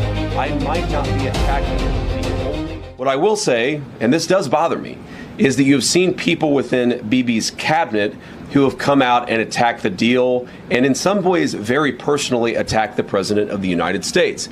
And I guess my message to them would be twofold. Number one, Donald J. Trump is the only head of state in the entire world who is sympathetic to the nation of Israel at this moment in time. And he happens to be the head of state of the world's superpower. If I was in the cabinet of the Israeli government, I might not be attacking the only powerful ally that I have anywhere left in the entire world.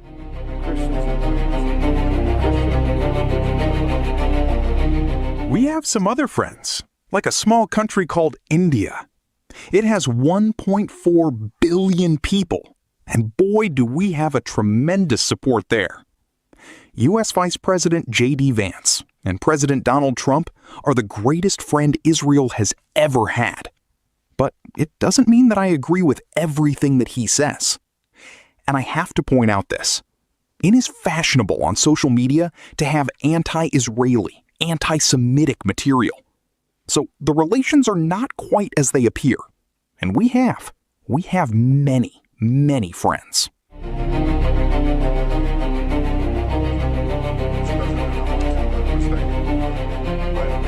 99% of the time, we see eye to eye. But in any family, in any close friendship, there are sometimes differences of opinion, and we discuss them openly. I can tell you in a free spirit, and usually we resolve them too.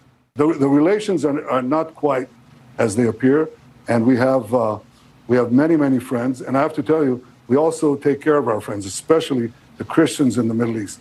The Christian villages in Lebanon, some of them have actually asked to be annexed to Israel because we protect them against the Hezbollah fanatics who want to kill them.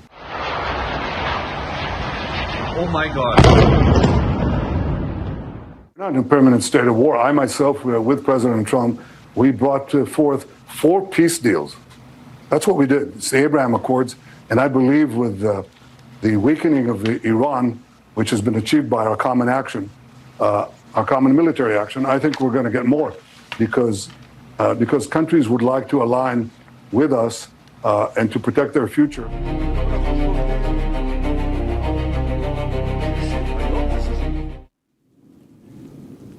And viewers, with that, we come to the end of this bulletin, but don't go anywhere. We have more stories lined up for you on the other side. Coming up next, the Meta openly defies Indian government's guidelines, continues to push child pornography and soft porn on Instagram. Coming up next.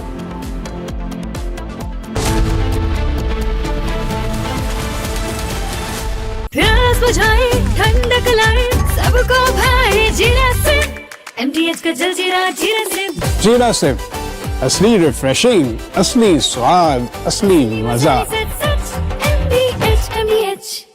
रानी, इस घर में कुछ है जो टूटता नहीं। ये pillar कभी नहीं टूटेगा। रुंगटा स्टील TMT से बना। रुंगटा नहीं तो घर स्ट्रॉन्ग नहीं। रुंगटा स्टील TMT बाद एकदम सॉलिड। थोड़े में ज्यादा स्वाद, यही तो है इसकी खास बात। वाओ मामा, क्या स्वाद है? अरे मेरे राजा, सबका राजा pure masala.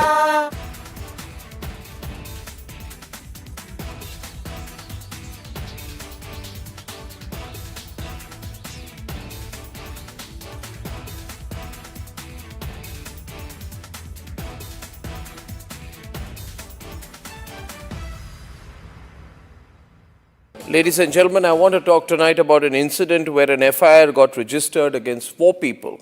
This is an incident which has happened in Madhya Pradesh, in Ujjain, and there is this strange video which shows a van suspended about 40 feet in the air. And it's suspended with a crane, some kind of a huge big crane.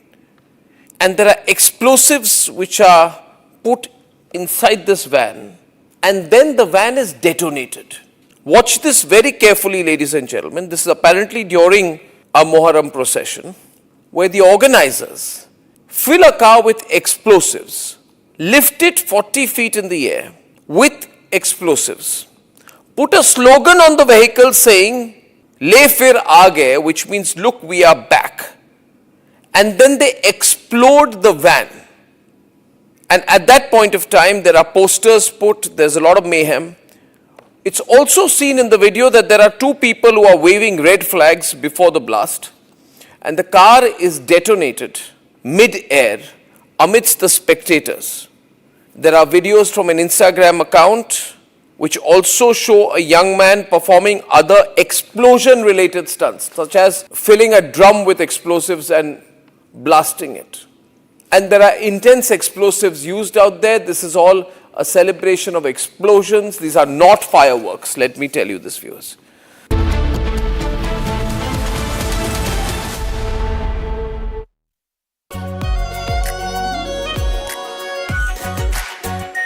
R Pure Shahi Paneer Masala. Delicious, healthy, every day. केसरिया से मन जोगी हुआ रे, दिल झूमे देखो मतवारा हुआ रे, केसरिया से मन जोगी हुआ। हर पल मनाओ केसरी त्योहार। विमल, बोलो जुबान केसरी। चमकी चाट से क्या बना है? आलू चाट या फ्रूट चाट, स्वाद बढ़ाए चमकी चाट। क्या बात है? स्वादिष्ट पकोड़े और फरसान, अरे चमकी चाट है इसकी जान। असली स्वाद सिर्फ चमकी चाट। Ladies and gentlemen, yesterday I said that Bhagwant Man's problem is that in the process of covering up one lie, he is lying a second time. So to cover two lies, he lies a third time and a fourth time. And now he's in a big trap. He is doing everything possible to save his job. But it's going to become more and more difficult for him. Plus, I think he has some very foolish advisors. You see, this controversy is about a younger Bhagwant Mann. He's about 52 years now, 52 or 53. And the video apparently goes back to the time he was 39 years old. This is a video he's released. Let me first show you the other video, the controversial video. This, ladies and gentlemen, is a picture of Bhagwant Mann at the age of 39. And visibly, over the last 13 years, From Asia's largest news headquarters, setting the agenda for Bharat.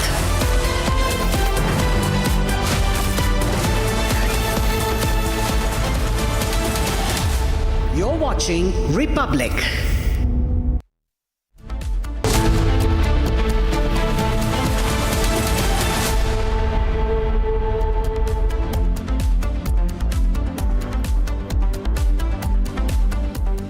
A very good afternoon, viewers. You're watching Republic. I'm Chongtham Amrita, and in a major focus story now, the government's crackdown against Meta as Meta continues to devise government's order and continues to promote child pornography. And Republic is on the ground as well and investigating on this issue and this latest on the Meta controversy. We're tracking all of these details and more, but first take a look at the headlines.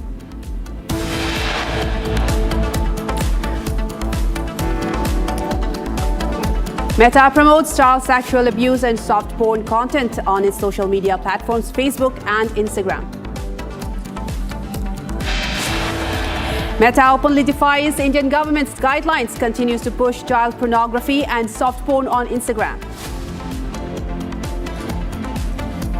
8 videos in 5 minutes reveal how Meta continues to push child porn on Instagram, defying government guidelines. NIA has filed a supplementary charge sheet in the Pahalgam attack, and terrorist Hafiz Saeed has been named as the person behind the attack.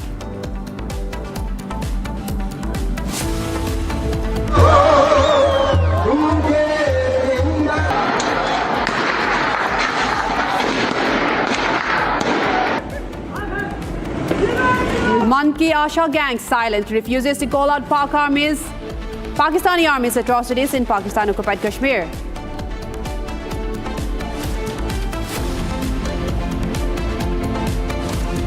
Despite repeated questions, Omar Abdullah claims did not know about anti-India books circulated in Jammu and Kashmir schools.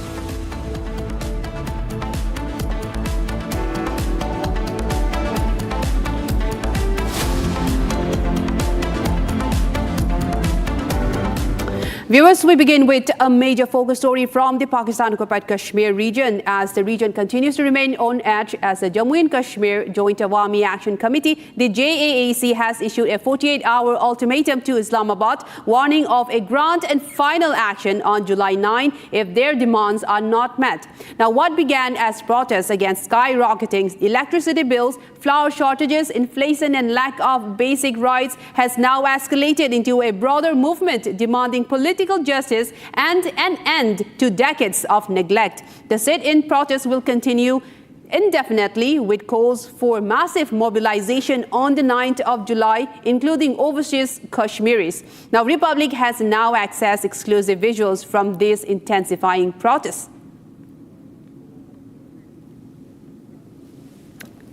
Now, viewers, these are some of the visuals that Republic has accessed. This is a mass mobilization still in place in Rawalakot in Pakistan-occupied Kashmir region.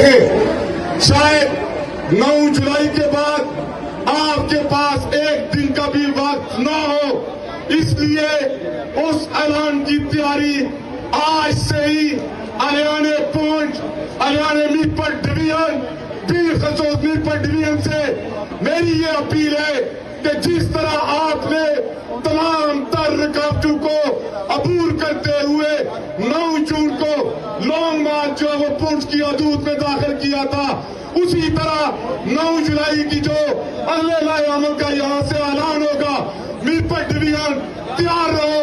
एक बार फिर आपको जो वो पुंछ की तरफ निकलना पड़ेगा, मां से, बहनों से, बच्चियों से। और जिस तरह आज जो वो मीरपुर डिवीजन की मेरी माओ ने, मेरी बच्चियों ने, मेरी बहनों ने तारीख रकम की कि पाकिस्तान की दहशतगर्द फोर्सेस से अपने जो वो गिरफ्तार भाइयों को रिहा करवाया, भरपूर मजम्मत की और रियासती दहशतगर्द पुलिस की फेयरिंग के आगे जिस तरह इस रियासत का बेटा खड़ा होता है सीना तान कर, आज रियासती फोर्सेस के सामने मेरी माँ, मेरी बहन और मेरी बेटी खड़ी हुई पहले भी कह चुके हैं कि तुम्हारी गन्नों की गोलियां कम पड़ेंगी, लेकिन हमारे सीने कम नहीं होंगे।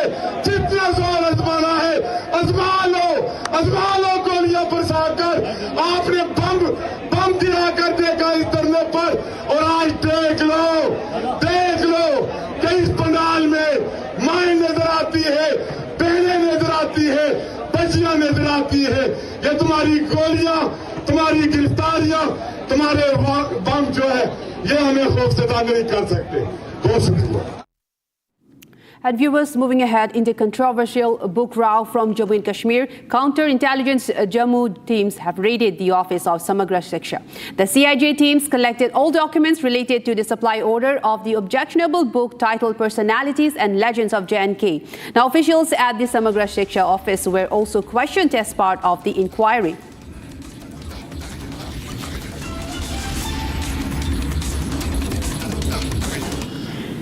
The teams of counterintelligence Jammu have now reached the office of the Samagar Shiksha Directorate in Jammu, and presently they are carrying out the searches in the office because they are to get some of the vital documents that are related to that controversial book that has led to a major controversy. Here in the visuals you will see that in the civils these are the officials from the counterintelligence Jammu. The teams have been led by the SP rank officers. They are here presently, and right now we are reporting from outside the Samagar Shiksha office. where the teams of CIJ have already reached. Senior officials are also here and they are carrying out the due process, because the important part continues to be that they have to get those documents, those supply orders that have been given to the publisher. That is, first is Oberoi Book Service and second is the dominant publisher that is based in Noida, where the raids are also underway. The subsequent raids are continuing there. Here the senior officials are also arrived along with the digital experts that are here, so that they can get the details of who actually issued the supply order,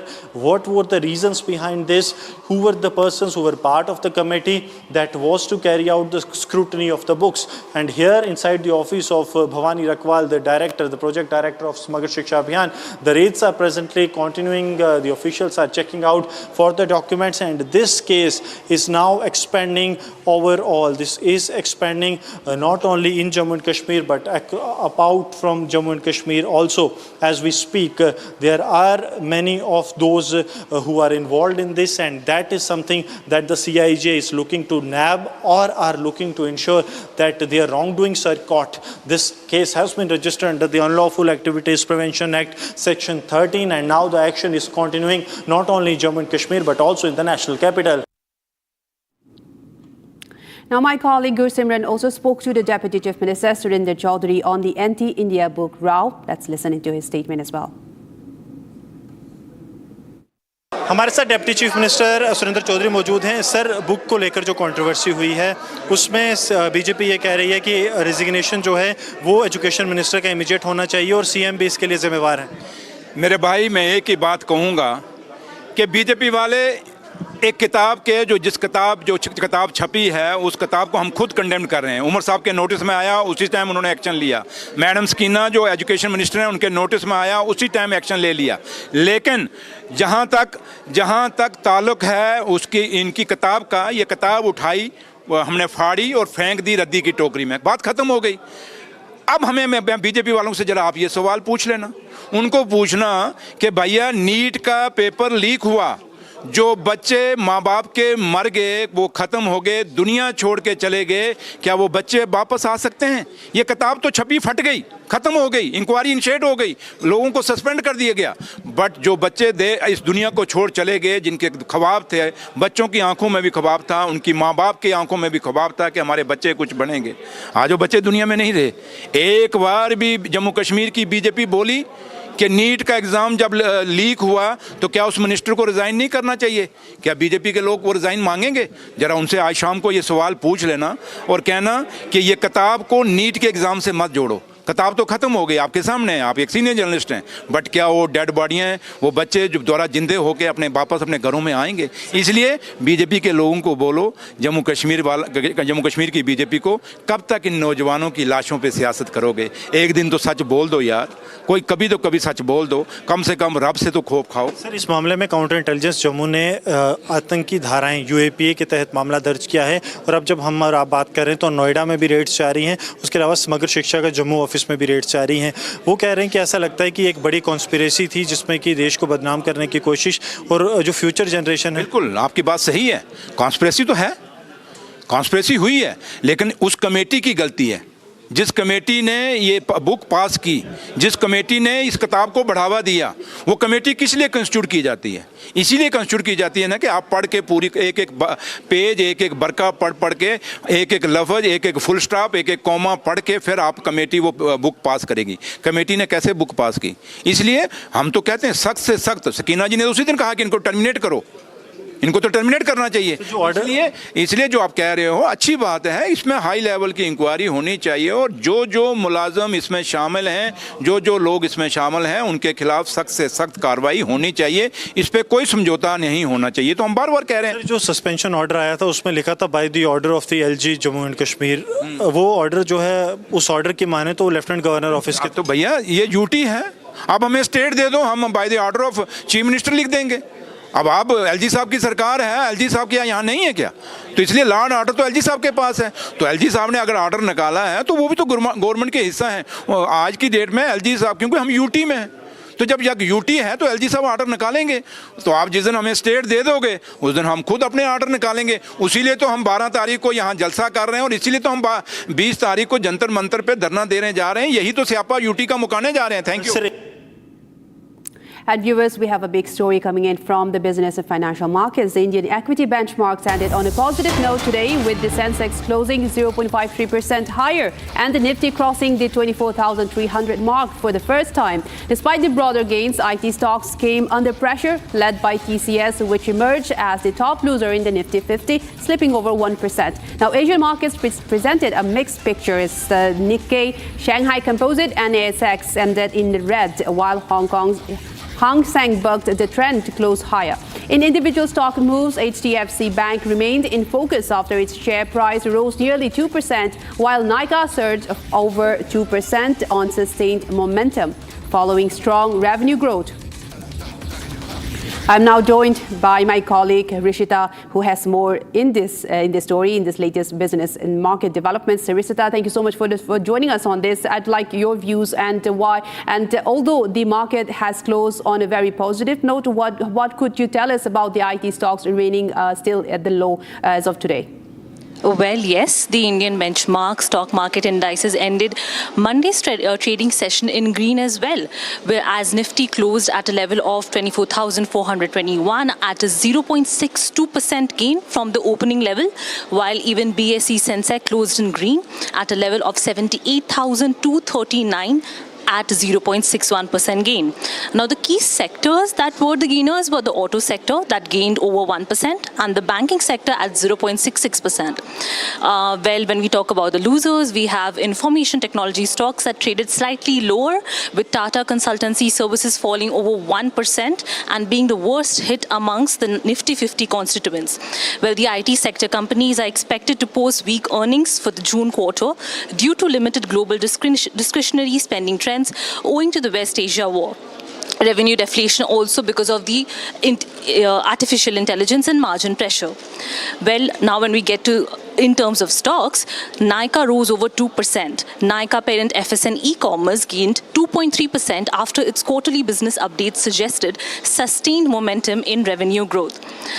Talking about the global cues, we have the Asian markets today closing on a mixed note. Japan's Nikkei, China, Shanghai Composite and even the ASX ended in negative territory, while HSI remained green, gaining more than 266 points and obtaining a level of more than 23,500 points. Across the West, market sentiment turned notably optimistic as renewed US-Iran peace talks triggered positive sentiment amongst investors while relaxing geopolitical risk premiums. The key highlight of this session was HDFC Bank, however, whose stocks had been up by 2%. The bank delivered better than expected growth in both advances and deposits, reinforcing investor confidence despite a relatively softer performance in low-cost CSA deposits. Over to you. Thank you so much, Rishita, for all of those details and, in fact, a very good positive note for the markets today. Thank you so much. And now, viewers, we move on to another story. A major tragedy has struck Mumbai as heavy monsoon rains triggered a landslide, completely blocking the Mumbai-Pune expressway. Rescue operations are currently underway to clear the debris and ensure safety. In this video, we bring you the latest updates on the Mumbai landslide, the expressway's current situation, details of rescue efforts, and important travel advisories for commuters. Let's take a look.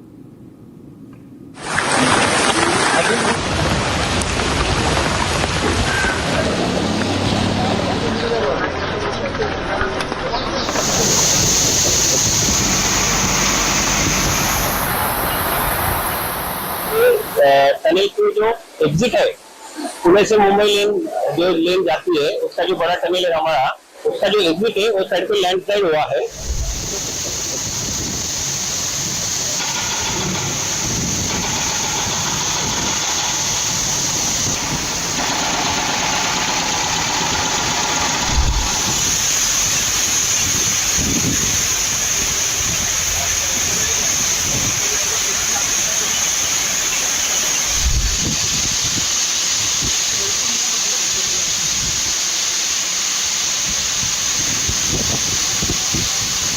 ये area में जो रात भर बहुत ज्यादा बारिश हो रही है, उसकी वजह से टनल की जो एग्जिट है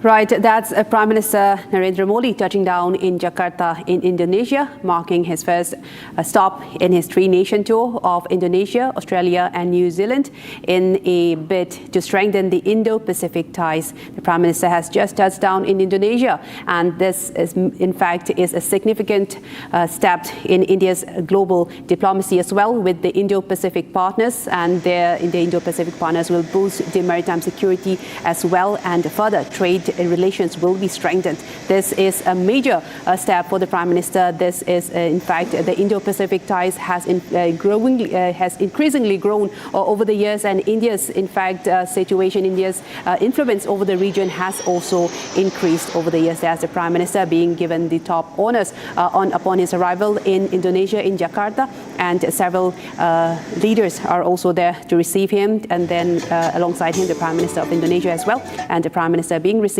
by the top officials of Indonesia. And this, in fact, in his three-nation tour that includes Indonesia, Australia and New Zealand, and being welcomed by cultural showcase of Indonesia's cultural dance festivities as well.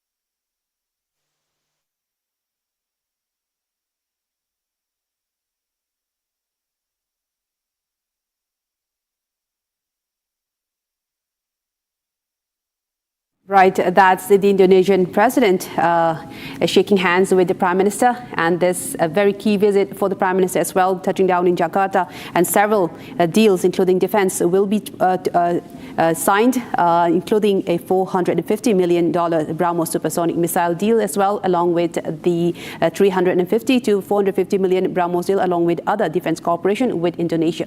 This is a very crucial visit for India as India continues to strengthen its visibility and influence across the Indo-Pacific. This is part of the three-nation tour of the Prime Minister, including Indonesia, Australia and New Zealand. The Prime Minister will be staying in Indonesia for 2 days from the 6th of July to the 8th of July, where several bilateral talks will also be held between the two nations. A very crucial visit, in fact, and the Prime Minister will be hosted by the Indonesian President Prabowo Subianto. And one of the core agenda is finalizing a phased procurement of the BrahMos missile. That's one of the top agenda of the visit, and also expanding maritime security across the Indo-Pacific as well, and enhancing trade between the two nations. And this, in fact, a very top of the agenda is celebrating 75th anniversary of diplomatic ties between India and Indonesia. And also both of the leaders will also be touring the 10th century Prambanan Temple complex, a historical site as well, and several other heritage sites across the region. The Prime Minister will be visiting those as well, and this as the Prime Minister embarks on a three-nation tour. So we heartily, warmly welcome our Honorable Prime Minister Modi ji. We are excited to just see him, see a glimpse of him, and we are waiting for this moment for the entire life. I think it's a great opportunity for all of us. Thank you so much. अपना नाम बताएं। या मेरा नाम अभय अग्रवाल है। मैं Indonesia में 25 साल से रह रहा हूँ और मोदी जी का स्वागत करने के लिए दोबारा उत्सुक हूँ और उनसे काफ़ी कुछ मतलब इंडिया और इंडोनेशिया के रिलेशनशिप को काफ़ी स्ट्रेंथन कर रहे हैं। उनसे यही कामना है। मेरा नाम सविता मानधनिया है मैं बॉम्बे से हूँ और आज बहुत खुश हूँ कि सामने से मोदी जी का ऐसे सम्मान करने को हमें मिलेगा और इतनी नज़दीकी से आज मोदी जी भारत का इधर सब करने को आ रहे हैं, तो जय भारत। हेलो, मेरा नाम सपना है, मैं दिल्ली से हूँ और हम सब आज इकट्ठे हुए हैं मोदी जी का स्वागत करने के लिए। हम सब बहुत ही खुश हैं कि मोदी जी इतना अच्छा काम कर रहे हैं कि भारत का नाम सभी जगह रोशन कर रहे हैं। Thank you. मैं ज्योति तखूजा, मैं राजस्थान से हूँ। आज बहुत बड़ा दिन है, कभी नहीं सोचा था कि हम ऐसे देख पाएंगे मोदी जी को। वो एक ग्लोबल लीडर हैं और हम बहुत खुश हैं कि हम उनसे मिलने आए हैं। मेरा नाम नीरज सखूजा है, मैं बीकानेर से हूँ। मैं बहुत एक्साइटेड हूँ कि आज मोदी जी को पास से देखूँगा। यहाँ पे दे देते हैं। Thank you. हेलो, मैं बनारस से हूँ, एकता अग्रवाल मेरा नाम है, मोदी जी के कॉन्स्टिट्यूंसी से हूँ और अभी मोदी जी ने बंगाल में जीत की हासिल की है। मेरा वहाँ ससुराल है। मोदी जी को उसके लिए बहुत बहुत बधाई हो और हम उनके स्वागत के लिए यहाँ इकट्ठे हुए हैं। बहुत बहुत धन्यवाद। Hello prime minister Modi ji, नमस्ते। मेरा नाम अंजू है एंड मैं बॉम्बे से हूँ। आपका बहुत बहुत यहाँ पे स्वागत है। एक बार आप सब लोग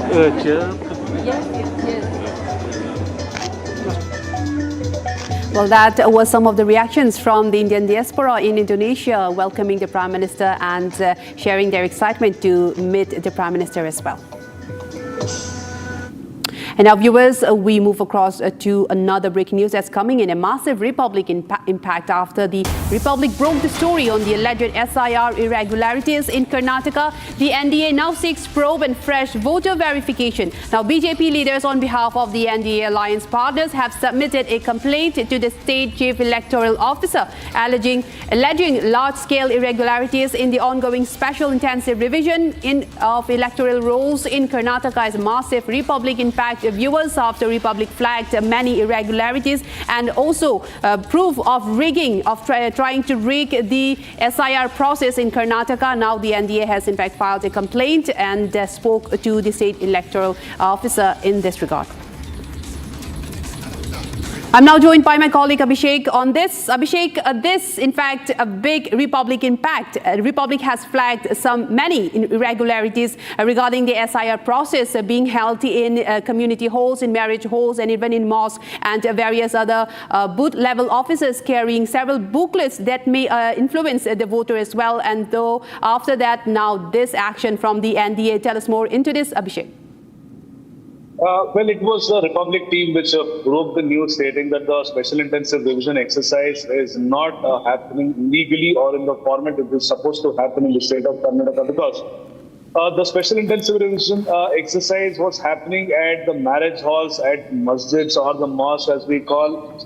And this is a clear violation of the rules and regulations laid down by the Election Commission of India, because the rule very clearly mandates that the booth level officer along with the agent will have to visit in person the residence of the voter, hand over the enumeration form only to the voter or immediate dependent at his particular of the residential location. But in this various other instances which happened not only in Bengaluru city but across Karnataka, we have seen various other people who had been accumulated in one particular marriage hall or masjid to get their enumeration forms.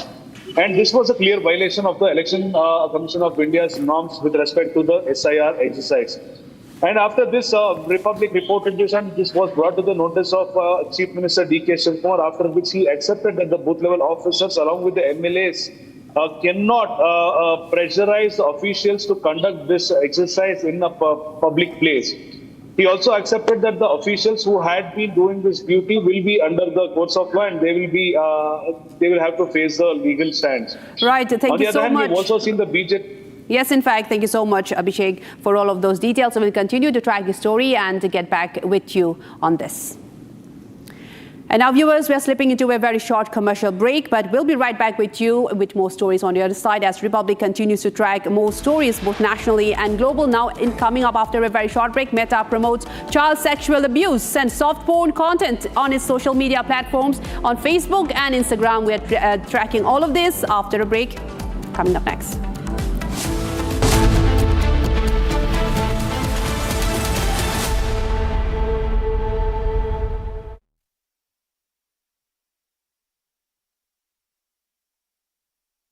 बुझाए ठंडक लाए सबको भाए जीरा से MTH का जलजीरा जीरा से जीरा सिप असली रिफ्रेशिंग, असली स्वाद, असली मजा।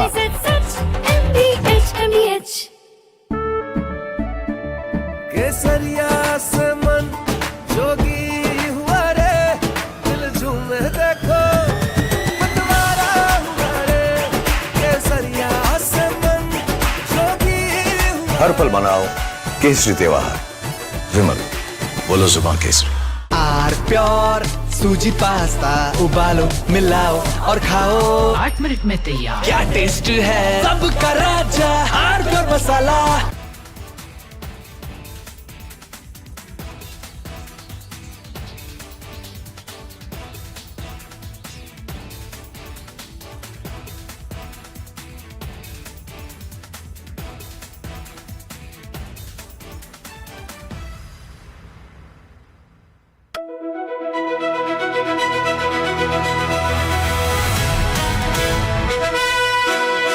By the way, viewers, I'm driving in Delhi with Delhi wala boy Aman Gupta, who is too busy waving to his fans than talking to me.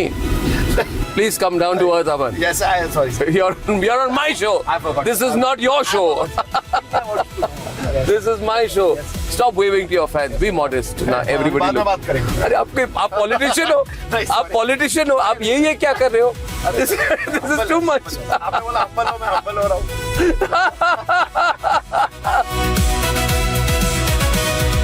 You became very famous during Balika Badhu. At that time, there was a huge amount of fame and focus.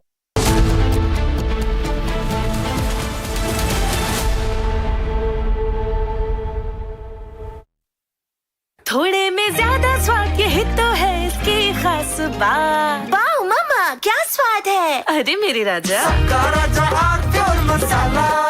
AU savings account में मिलते हैं amazing benefits, paperless banking and higher interest, वो भी हर महीने। Money money money money every month. सोच बदलो और बैंक भी। चमकी चाट से क्या बना है? आलू चाट या फ्रूट चाट, स्वाद बनाए चमकी चाट। क्या बात है। स्वादिष्ट पकोड़े और फरसान, अरे चमकी चाट है इसकी जान। असली स्वाद सिर्फ chunky chaat. Ladies and gentlemen, I want to talk tonight about an incident where an FIR got registered against 4 people. This is an incident which has happened in Madhya Pradesh, in Ujjain, and there is this strange video which shows a van suspended about 40 feet in the air. And it's suspended with a crane, some kind of a huge big crane. And there are explosives which are put inside this van, and then the van is detonated. Watch this very carefully, ladies and gentlemen. This is apparently during a Muharram procession, where the organizers fill a car with explosives, lift it 40 feet in the air with explosives, put a slogan on the vehicle saying, "Le fir aage," which means, look, we are back. And then they explode the van. And at that point of time, there are posters put, there's a lot of mayhem. It's also seen in the video that there are 2 people who are waving red flags before the blast, and the car is detonated mid-air amidst the spectators. There are videos from an Instagram account which also show a young man performing other explosion-related stunts, such as filling a drum with explosives and blasting it.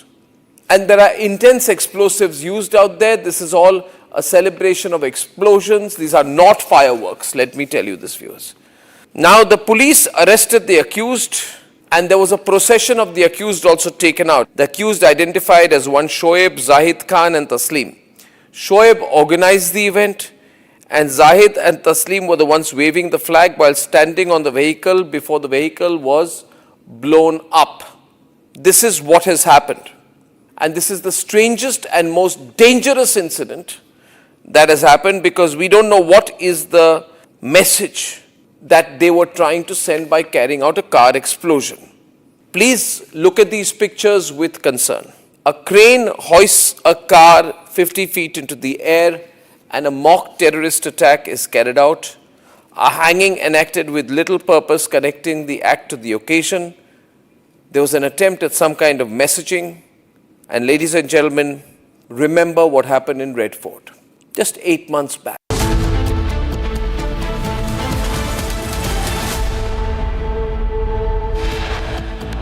The top headlines: Meta promotes child sexual abuse and soft porn content on its social media platforms, Facebook and Instagram. Meta openly defies Indian government's guidelines, continues to push child pornography and soft porn on Instagram. 8 videos in 5 minutes reveal how Meta continues to push child pornography on Instagram, defying government guidelines.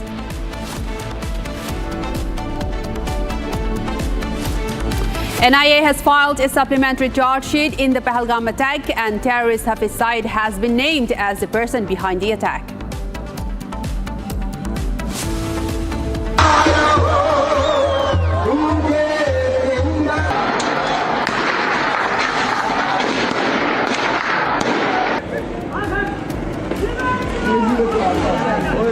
Aman Ki Asha gang silent, refuses to call out Pakistani army's atrocities in Pakistan-occupied Kashmir. Despite repeated questions, Somar Abdullah claims did not know about anti-India books circulated in J&K schools.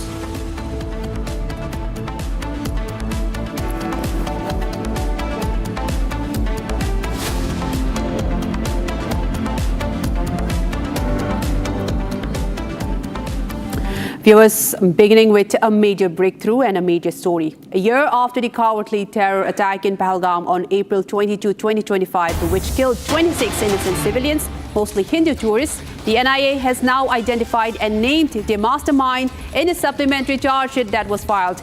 Lashkar Chief Hafiz Saeed has been identified as the mastermind of Pahalgam terror attack. According to the NIA, Saeed has been charge sheeted both in his individual capacity and as the head of the banned terror outfit Lashkar-e-Taiba and its proxy organization, the Resistance Fronts, which is known as the TRF. He has also been charged under relevant provisions of the Bharatiya Nyaya Sanhita and the UAPA. Now, viewers, the charge sheet filed in continuation of the original 1,597-page charge sheet provides details of Pakistan's conspiracy, Hafiz Saeed's role, and supporting evidence collected by the NIA in the case through meticulous scientific investigation and on-ground examination. This is the latest, a major breakthrough on the charge sheet that has been filed with regards to the Pahalgam attack that was a major cross-border terrorism on the Indian soil, where 26 innocent civilians, most of them Hindu tourists, was killed, and one local was also killed during that incident. And now the NIA has identified and now explicitly named Hafiz Saeed as the man behind the attack. I'm also now joined by my colleague Gursimran, joining us on the phone line to give us more details into this. Gursimran, thank you for joining us again on this broadcast. And this is a very big breakthrough that NIA filing the charge sheet and explicitly naming Hafiz Saeed as the man behind the Pahalgam terror attack. And can you tell us more into this, Gursimran? So based on the investigation that the National Investigation Agency has carried out in last 7 months, especially after the filing of the charge sheet on the charge sheet that was filed on 15th of December, and since then NIA was working on this modus, that is to dig out more details, because when the first charge sheet was filed, it was Sajid Jatt, also known as Saifullah, was charge sheeted along with the 3 Pakistani terrorists that were killed in the Operation Mahadev in the Srinagar. And then we saw that there were 2 those who actually helped the Pakistani terrorists to carry out the attack. They were charge sheeted in the first charge sheet.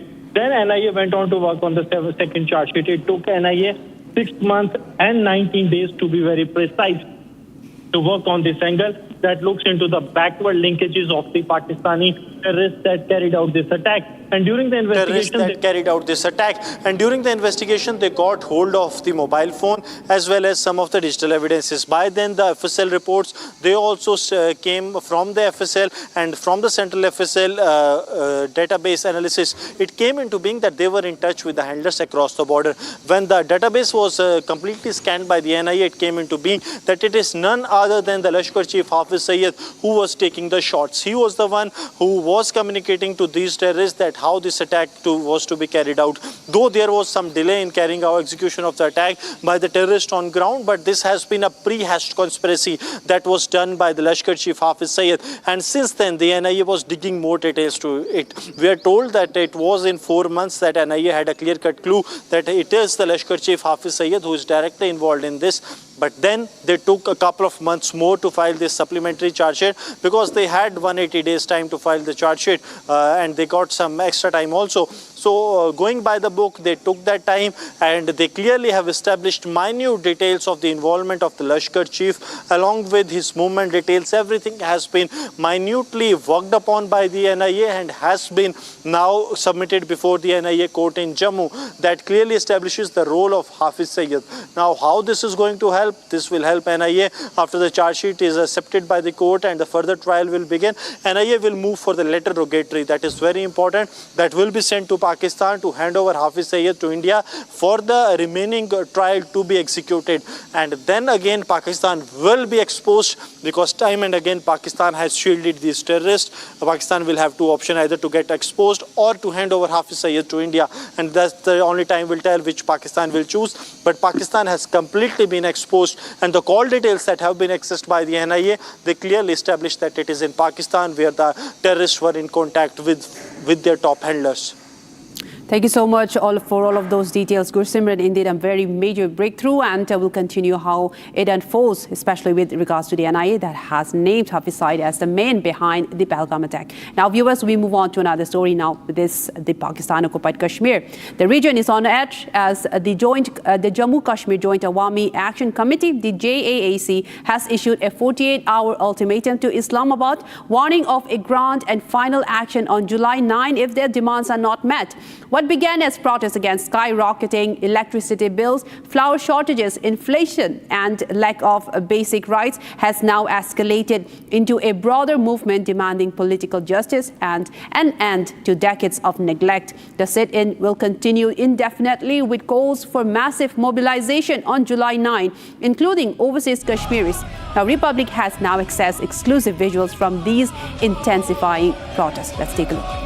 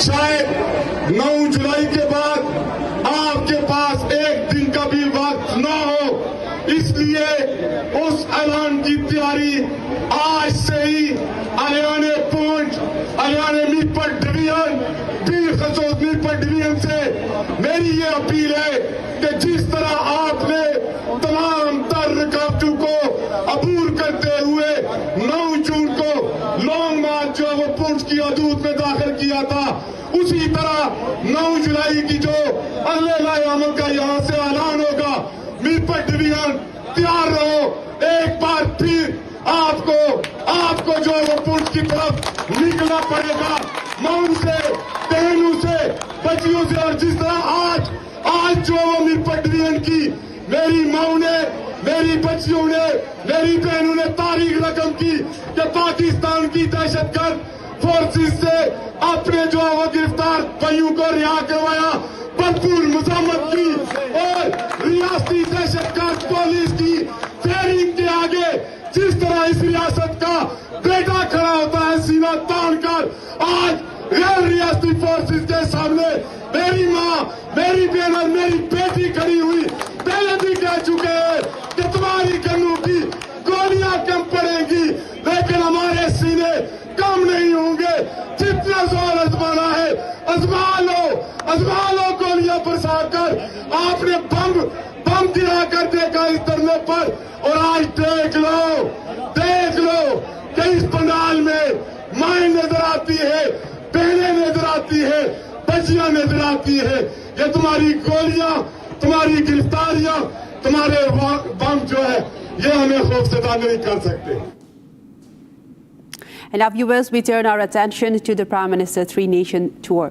Now, the Prime Minister has just landed in Jakarta in Indonesia. He was accorded a warm welcome by the Indonesian President, Prabowo Subianto. He welcomed him at the airport. Fighter jets from the Indonesian Air Force accompanied Prime Minister's plane from the time Prime Minister entered their airspace. And a warm accord has also been placed for the Prime Minister. These are some of the shots of the Prime Minister being escorted as he entered the Indonesian airspace. The Indonesian Air Force have escorted the Prime Minister just as he entered the Indonesian airspace. These are some of the shots that we have that access and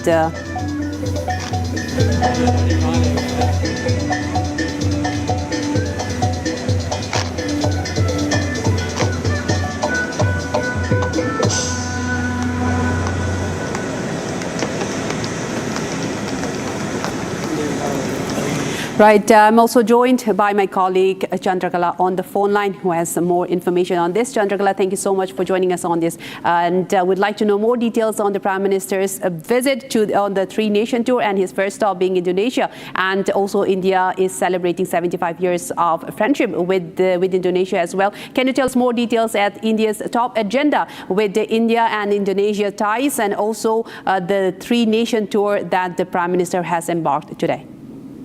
Yes, the Prime Minister of India has just landed in Jakarta. He was, as we can see the visuals, he was accorded a warm welcome by Indonesian President Prabowo Subianto and welcome at the airport. And of course, we could see the fighter jets from the Indonesia Air Force accompanying PM's plane the moment he entered the Indonesian airspace. So this visit comes at a very important time, and of course, given the fact that both the nations are celebrating 75 years of strategic partnership, he is starting his visit. Indonesia is his first visit, of course, from these three-nation tours. He'll be in Indonesia from 6th to 11th of July, during which he will hold talks aimed at expanding cooperation in defense and trade. And of course, as we know that Indonesia is India's key partner for maritime security. So yes, a very, very crucial visit. And thereafter, he will be also, as we know that India and Indonesia are now collaborating on restoring the World Heritage, UNESCO World Heritage site, that's the Prambahan Temple. And it's a very, very important visit. Of course, will be also what we can understand is that defense and trade would be very much on the agenda, because talks are underway, preparations are underway as far as BrahMos missiles, supplies of more BrahMos missiles are concerned between India and Indonesia. And this three-nation tour by Prime Minister Narendra Modi, of course, underscores India's Indo-Pacific strategic alignment, and also how India is cooperating with its regional partners for a secure Indo-Pacific. So, yeah, very important visit. And thereafter, of course, after Indonesia, he will be visiting Australia, wherein he'll be meeting the Prime Minister of Australia, Anthony Albanese, and of course also he will be attending the India-Australia CEO Forum. Of course, the safety of Indian safety, Prime Minister Narendra Modi will be addressing the safety concerns for Indians living in Australia as far as the situation there is concerned, wherein we have seen over the years a lot of such temples being attacked. So yes, that also would be taken up by the Prime Minister of India. And thereafter, of course, the very, very important visits, that is to New Zealand. Of course, it marks, this is coming at a time where an Indian Prime Minister will be visiting New Zealand after 40 years, and also all eyes on this particular visit to New Zealand. So yes, a very, very important three-nation tour signifying the bilateral and strategic cooperation with all the Indo-Pacific countries, and also, taking forward the Indo-Pacific policy. Of course, Indonesia being the key partner for maritime security, Australia for AI and critical minerals, and of course New Zealand is, the Indian Prime Minister is visiting New Zealand. This visit comes just after the free trade agreement signed between both the nation, between India and New Zealand, which will boost trade and of course create jobs. So yes, a very important visit.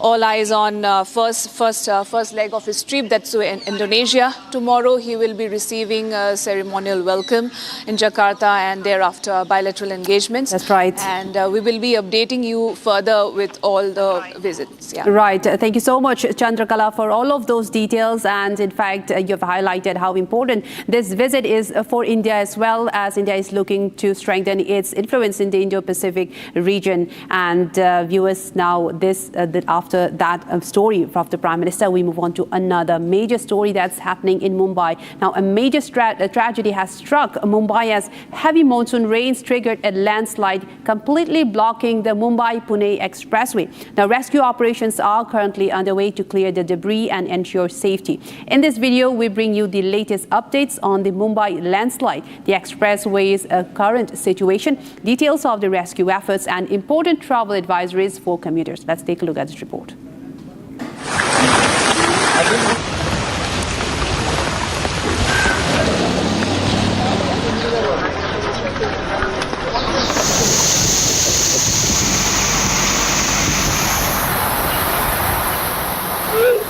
Tunnel की जो exit है पुणे से मुंबई लेन जाती है, उसका जो बड़ा tunnel है हमारा, उसका जो एग्जिट है वो साइड पे लैंडस्लाइड हुआ है।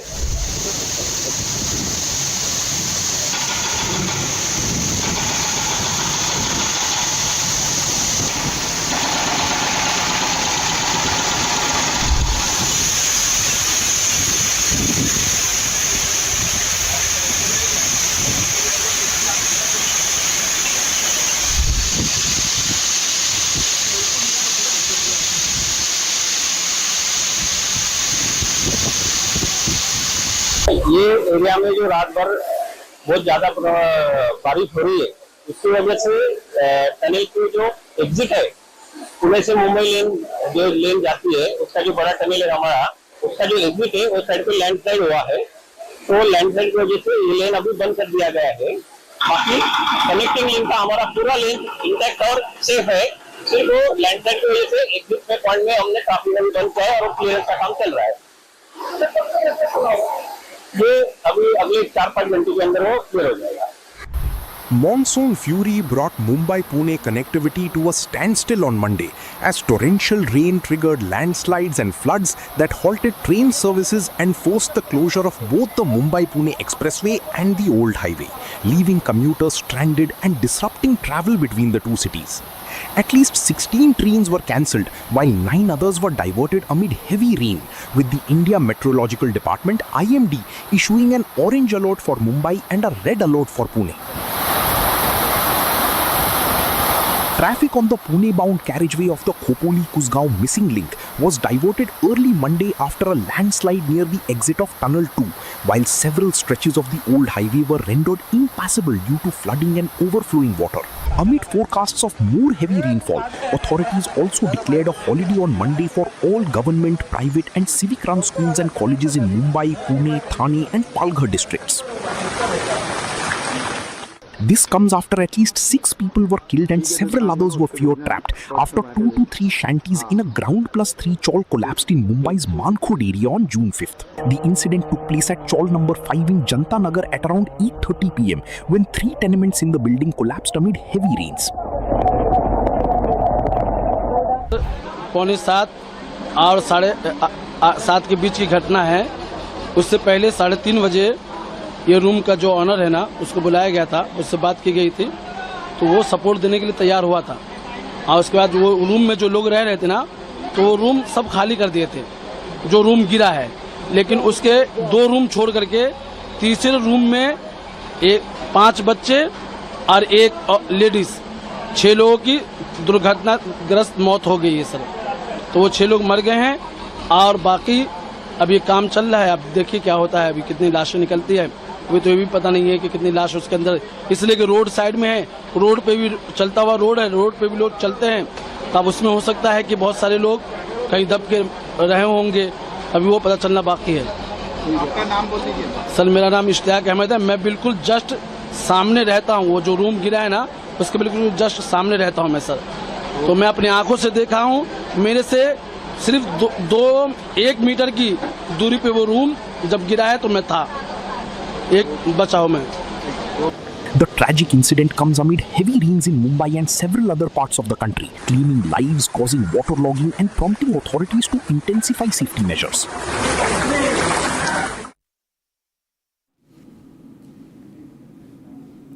And viewers, moving ahead into controversial book row from Jammu and Kashmir, counter-intelligence Jammu teams have raided the office of Samagra Shiksha.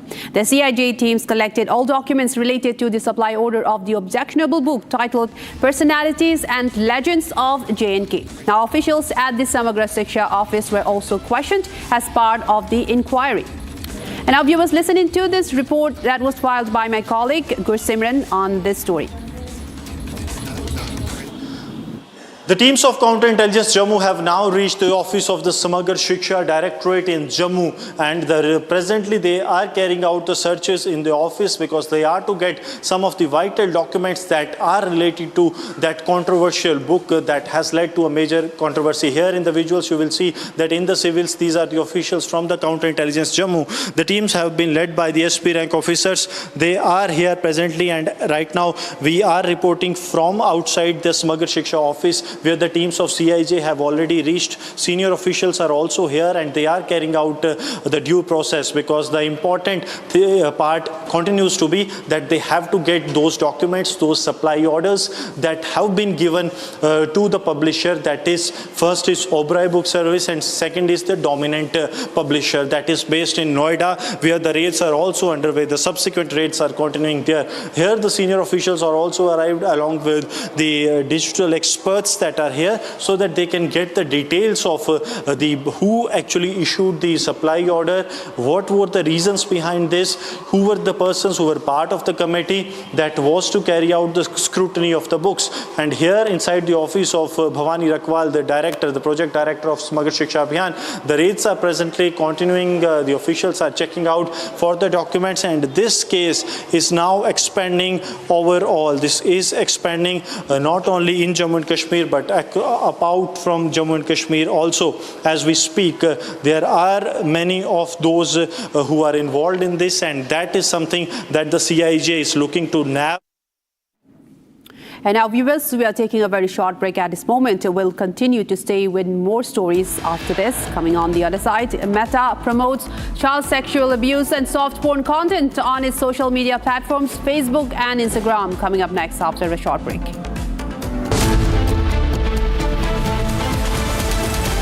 प्यास बुझाए ठंडक लाए सबको भाई जीरा से MTH का जलजीरा जीरा से जीरा से असली रिफ्रेशिंग, असली स्वाद, असली मजा। MTH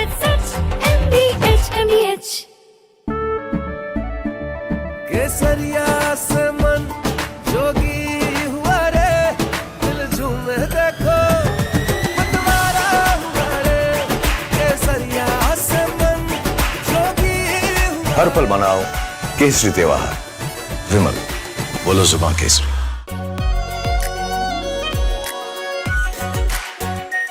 R pure shahi paneer masala, delicious, healthy every day.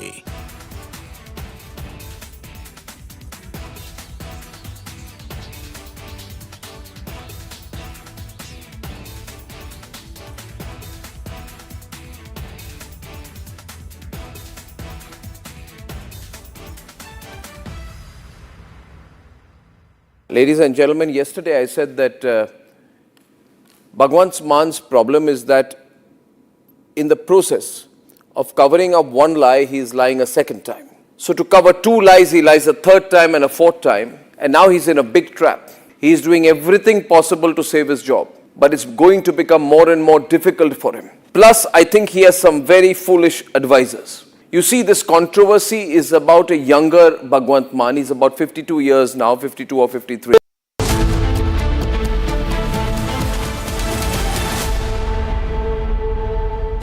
Pure सूजी पास्ता उबालो मिलाओ और खाओ 8 मिनट में तैयार। क्या टेस्ट है सबका राजा आर प्योर मसाला। यानी इस घर में कुछ है जो टूटता नहीं। ये पिलर कभी नहीं टूटेगा। रुंगटा स्टील TMT से बना। रुंगटा नहीं तो घर स्ट्रॉन्ग नहीं। रुंगटा स्टील TMT बार एकदम सॉलिड। चमकी चाट से क्या बना है? सैंडविच लस्सी और छाछ। हर घूंट में चमकी चाट। अब बताओ स्वाद आया? असली स्वाद सिर्फ चमकी चाट।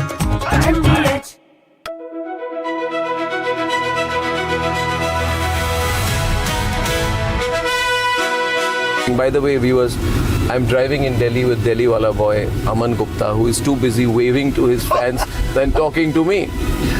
Please come down to earth, Aman. Yes, sorry. You're on my show. I forgot. This is not your show. This is my show. Stop waving to your fans. Be modest. Now everybody look. अरे आप politician हो. आप politician हो. आप ये क्या कर रहे हो? This is too much. आपने बोला humble हो, मैं humble हो रहा हूँ.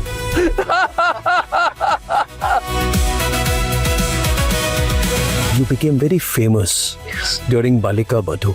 At that time, there was a huge amount of fame and focus. Right? There was. People must be writing about you. The paparazzi would have written about you. There were no paparazzis at that time. You're not that old. Don't No, I mean it. There were no paparazzi. You were no paparazzi at that time. There were no paparazzis. This has happened now? There was no Viral Bayani then? Back then, it was just, What do you mean back then? No, if you keep talking, I'm over a decade older to you. If you keep saying back then I'll stop driving the car. Yeah. No, I'm sorry. I don't mean... What am I then? Back then.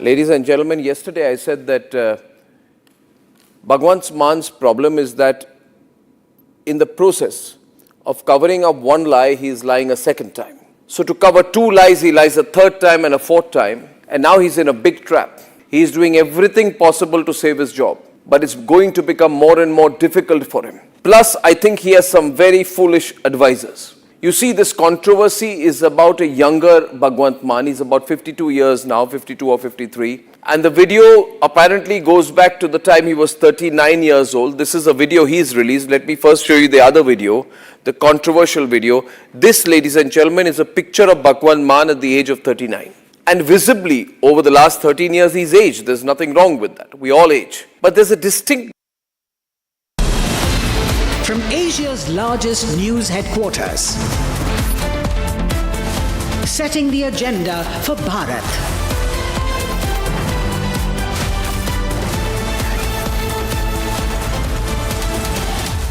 You're watching Republic.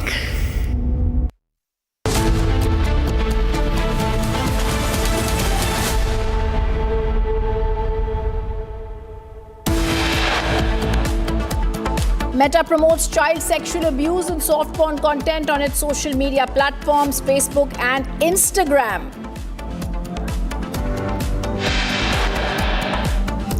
Meta openly defies India's government guidelines, continues to push child pornography and soft porn on Instagram.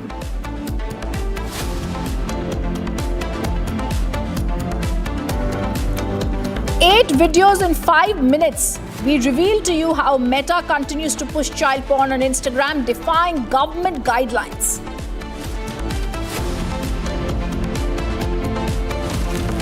NIA has filed a supplementary charge sheet in the Pahalgam attack, and terrorist Hafiz Saeed has been named as the person behind the attack.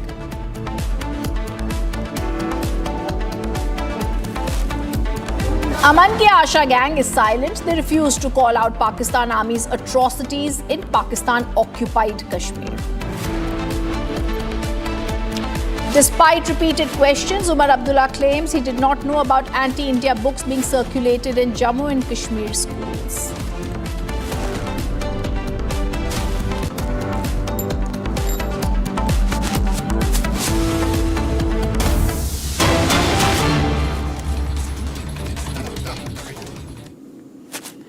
And we're going to go live across to Jakarta with those visuals that are everybody is sitting.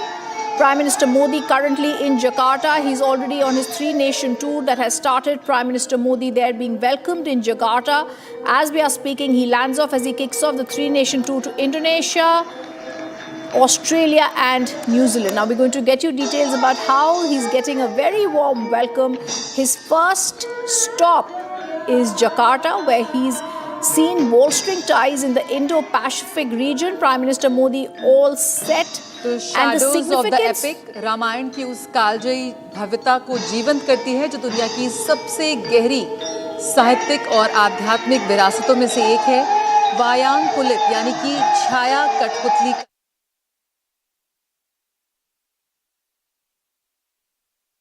Joining us live on the story, Chandrakala, India and Indonesia are poised to transform their historical ties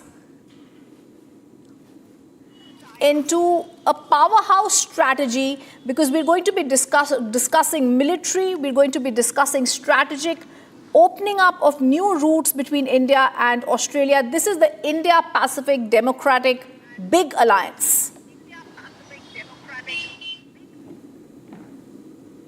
Absolutely rightly pointed out, it's a huge Indo-Pacific alliance. Of course, this three-nation tour by Prime Minister Narendra Modi definitely underscores India's Indo-Pacific strategic alignment, and of course, how India has been cooperating with all its regional partners as far as securing a free and open Indo-Pacific is concerned. And of course, after the Prime Minister of Japanese Prime Minister visiting India, now of course Indian Prime Minister is on a three-nation tour.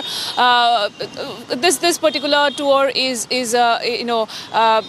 we could see that Prime Minister Narendra Modi is already in Jakarta. He is receiving a grand welcome by the Indian diaspora there. Of course, the President of Indonesia welcoming him at the airport, and tomorrow he will be holding bilateral engagement. Why this visit is very significant, given the fact that this is Prime Minister Narendra Modi's fourth bilateral visit after both the countries elevated their ties to comprehensive strategigic partnership in May 2018, of course, and then his first visit to Indonesia. And given the fact that this is a very, very important visit, three-nation tour, and what we are expecting that all eyes is on the trade and defense sector, because both the countries, India and Indonesia, are now talks are underway as far as in Jakarta's procurement of BrahMos missiles are concerned. So yes, very important visit by Prime Minister Narendra Modi, and of course we know that India and Jakarta are now collaborating to restore and preserve the largest temple, that's the Prambanan temple in Indonesia. And of course thereafter he will be of course addressing the Indian diaspora there in Indonesia, and later he will be on a tour to Australia. He will be visiting Auckland there. Of course he'll be visiting New Zealand, where he will be meeting the Prime Minister of Australia, Anthony Albanese, and what we are expecting, a lot of engagement as far as trade and defense are concerned. And of course, Indonesia being the key partner for maritime security, and Australia, we are expecting something on AI, technology, and critical minerals. And it's a very historic visit to New Zealand, in fact, because this is something happening.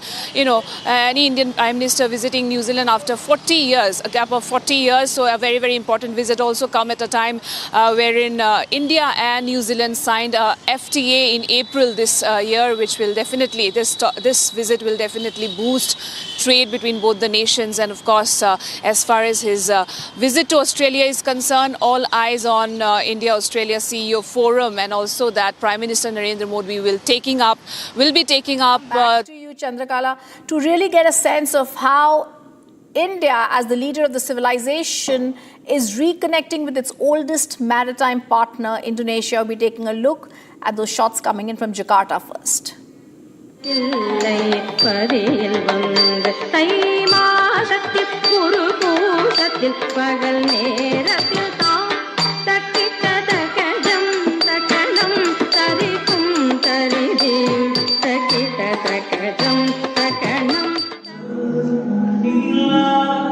इसके अलावा साथ ही बिहार धर्म रत्न समूह के बौद्ध युवा नर्तकों ने त्रिरत्न को नमन करती है।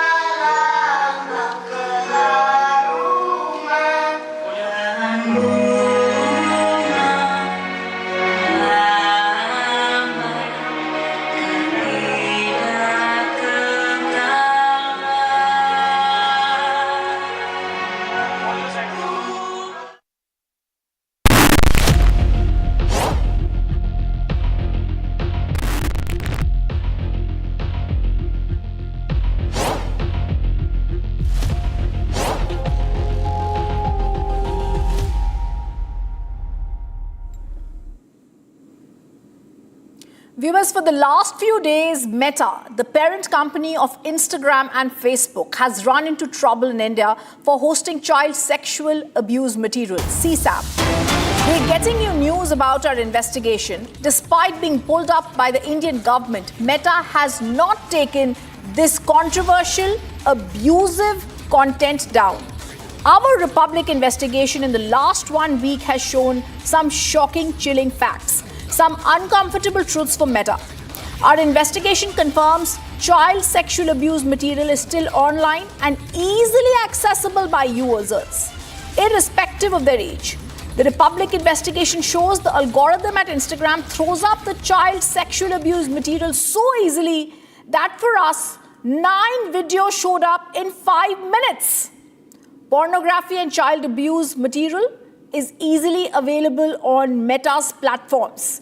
What's worse, we flagged the content on Meta and the first response has been that the content cannot take the content down, that they cannot take the content down. We've written a detailed email to Meta. We are still awaiting any reply or acceptance of any responsibility.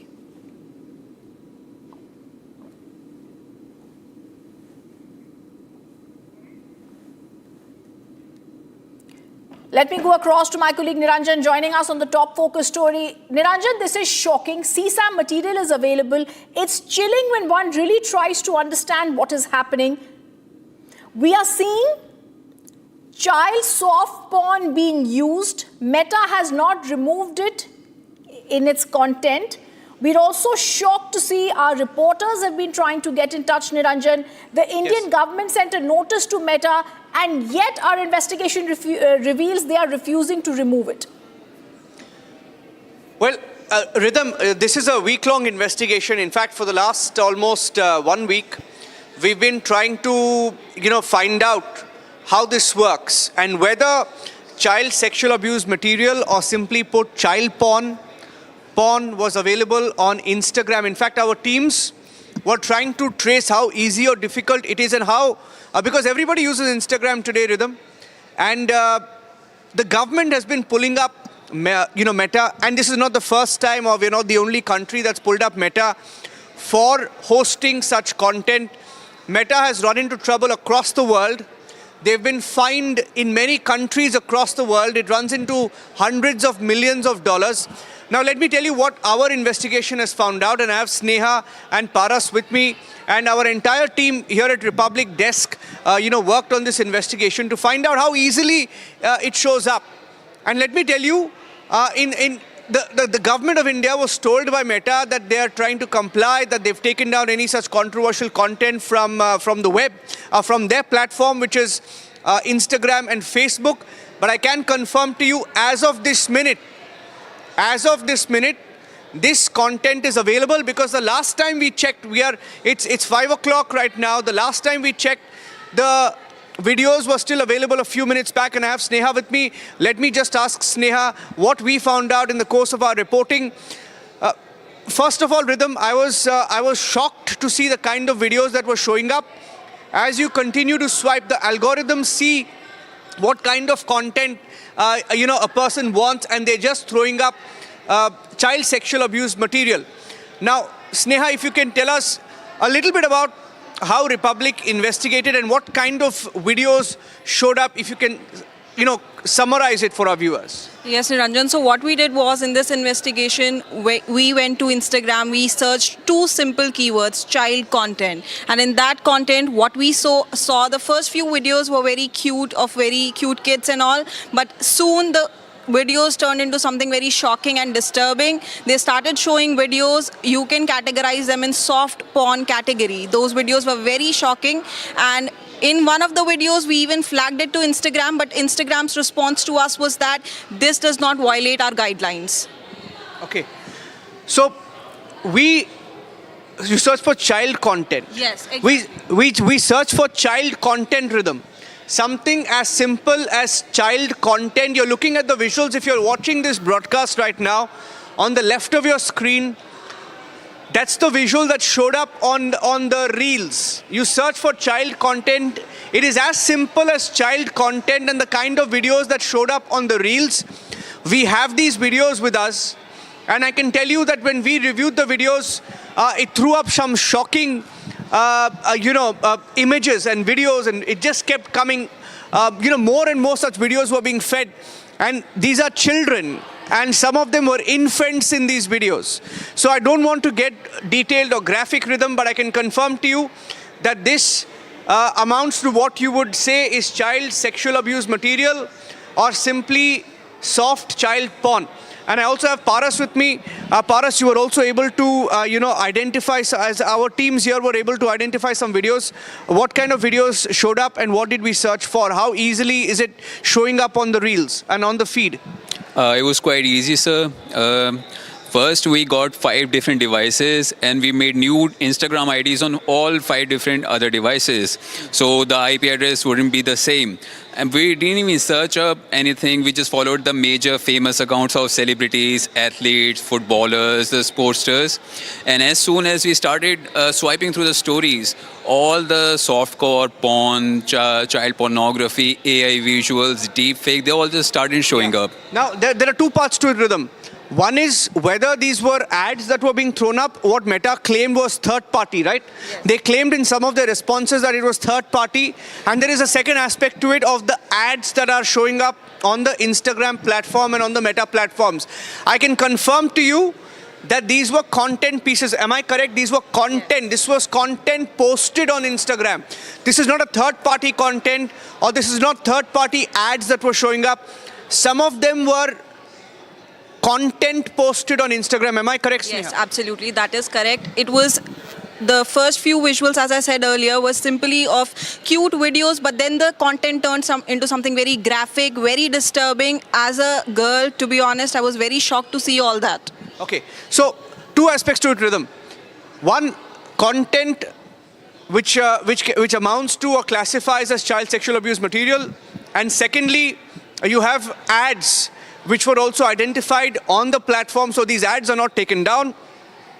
These ads continue to be thrown up to users on Meta platform. So this is, there is on as far as the child sexual abuse material is concerned, but there was also pornographic content which was being thrown up. And we have, some of these videos and the ads as snapshots. Of course, we can't show them.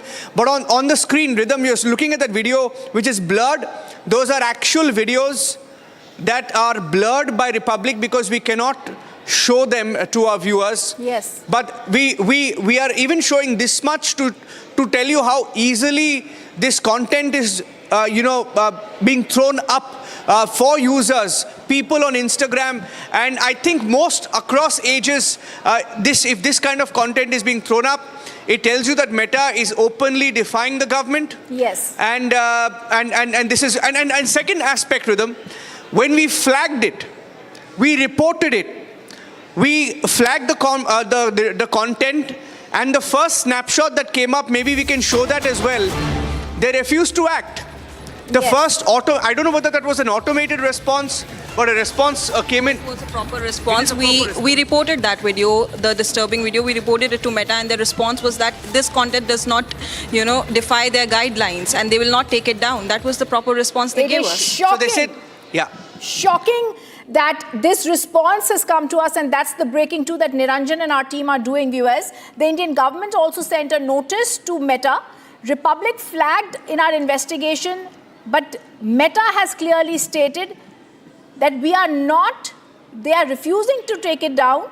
They are saying that this cannot delete content, refusing to take down CSAM, which is child sexual abuse material. And viewers, as I go back to Niranjan, Paras and Sneha, the big thing that I want to tell you, this is child sexual abuse material, which means in one video, there are two children roughly aged around 12, and they seem to be having or being in the so-called alleged pornographic act.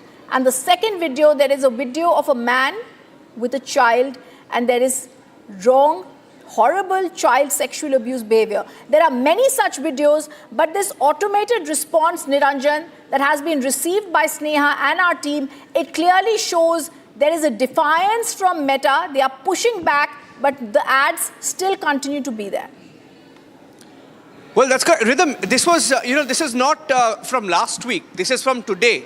Yes. I mean, the last time we checked, double checked, because obviously this gets into a legal terrain, because we had to write an email to Meta as well. So we checked and we saw that it is still available. Is it still available, Sneha? Yes, it is available. Okay, it is still available, and Rhythm, maybe when you're in the newsroom, we can show. I mean, we can't show it live, but we can even tell you how easily this is available, and it's showing up on feeds. So this is a very, very disturbing trend if it is being shown, and it is being shown after they promised to pull it down, after they are sure that it was already pulled down, and after they are being investigated. They were given 7 days to respond, and if this is the, if the content is still there, I think it's a big issue. It's a major problem, and there needs to be the Supreme Court's intervention here, Niranjan, because that is also something, that's the only thing that is possibly going to get across to Meta, because it's not only about mega bucks, but it's really about accountability. I want to just stay on with all of you and also go to the next breaking that we have. I'm going to go to my reporters and show you how our investigation team, viewers, conducted a stakeout at Meta's offices. This was in Gurugram, it was in Maharashtra, and it was also in Bengaluru. We sought answers from Meta for their failure to remove CSAM. But there is no Meta spokesperson who's coming on record to comment on these very serious allegations. We tried to record. Meta security personnel intervened. They asked us not to record. Take a look at this investigation that is pan-India by Republic TV. You have to go through a help link, that's a press@fb.com. That's the only thing we have. What's available again? Press@fb.com. But you're aware about the case of Meta sexual child abuse content on its advertisement? That's on Instagram's advertisement. You can go through the link only, which we have for you. We just want someone from Meta to speak Actually, to us. there's no help desk for regarding this. There's no help desk regarding this. But this is the largest office of Meta in India. This is the only. It's a 1.3 lakh square feet office. For the press things, any clarity, you can go through the press@fb.com. You can ask someone to come and speak to us. No, we've come all the way from Noida. No, it's okay. We know. But there's the only thing we can provide you. Still, please try someone and ask someone to sort of. I'm sorry. ಪಬ್ಲಿಕ್ನವರು ಬಂದ್ರು ನಿಮ್ಕಿನ ಮುಂದೆ ಒಂದು 10 to 15 minutes ಮುಂಚೆ ಬಂದ್ರು. ಅವ್ರಿಗೆ ಹೇಳಿದ್ ಹಿಂಗಿದೆ ಅಂತ ಹೇಳಿದ್ರೆ ಅವ್ರು ಆಮೇಲೆ ವಾಪಸ್ ಹೋದ್ರು. ಯಾಕಂದ್ರೆ ಇಲ್ಲಿ ಎಂಪ್ಲಾಯ್ಸ್ ಬರ್ತಾರೆ ಕೆಲಸಕ್ಕೆ. ಒಂದ್ ರೌಂಡ್ ಅಣ್ಣ ಬೈ ಚಾನ್ಸ್ ಆಗುತ್ತೆ. ಅವ್ರ ಆಫೀಸ್ ಒಂದ್ ರೌಂಡ್ ಇಂಟಿಮೇಟ್ ಮಾಡಿ ತರ ಬಂದಿದ್ದಾರೆ. ಯಾಕಂದ್ರೆ ಇಲ್ಲಿ ಅವ್ರು ನಾವು client ಕಳಿಸ್ಬೇಕಾದ್ರೆ The controversy of new Meta ads rule continues, and when Republic tried to confront the Meta officials here in Mumbai office, we were not allowed to let in or meet any of the officials. Currently, I am outside the Mumbai Meta office in BKC. Here, this is the very office where I am currently standing at.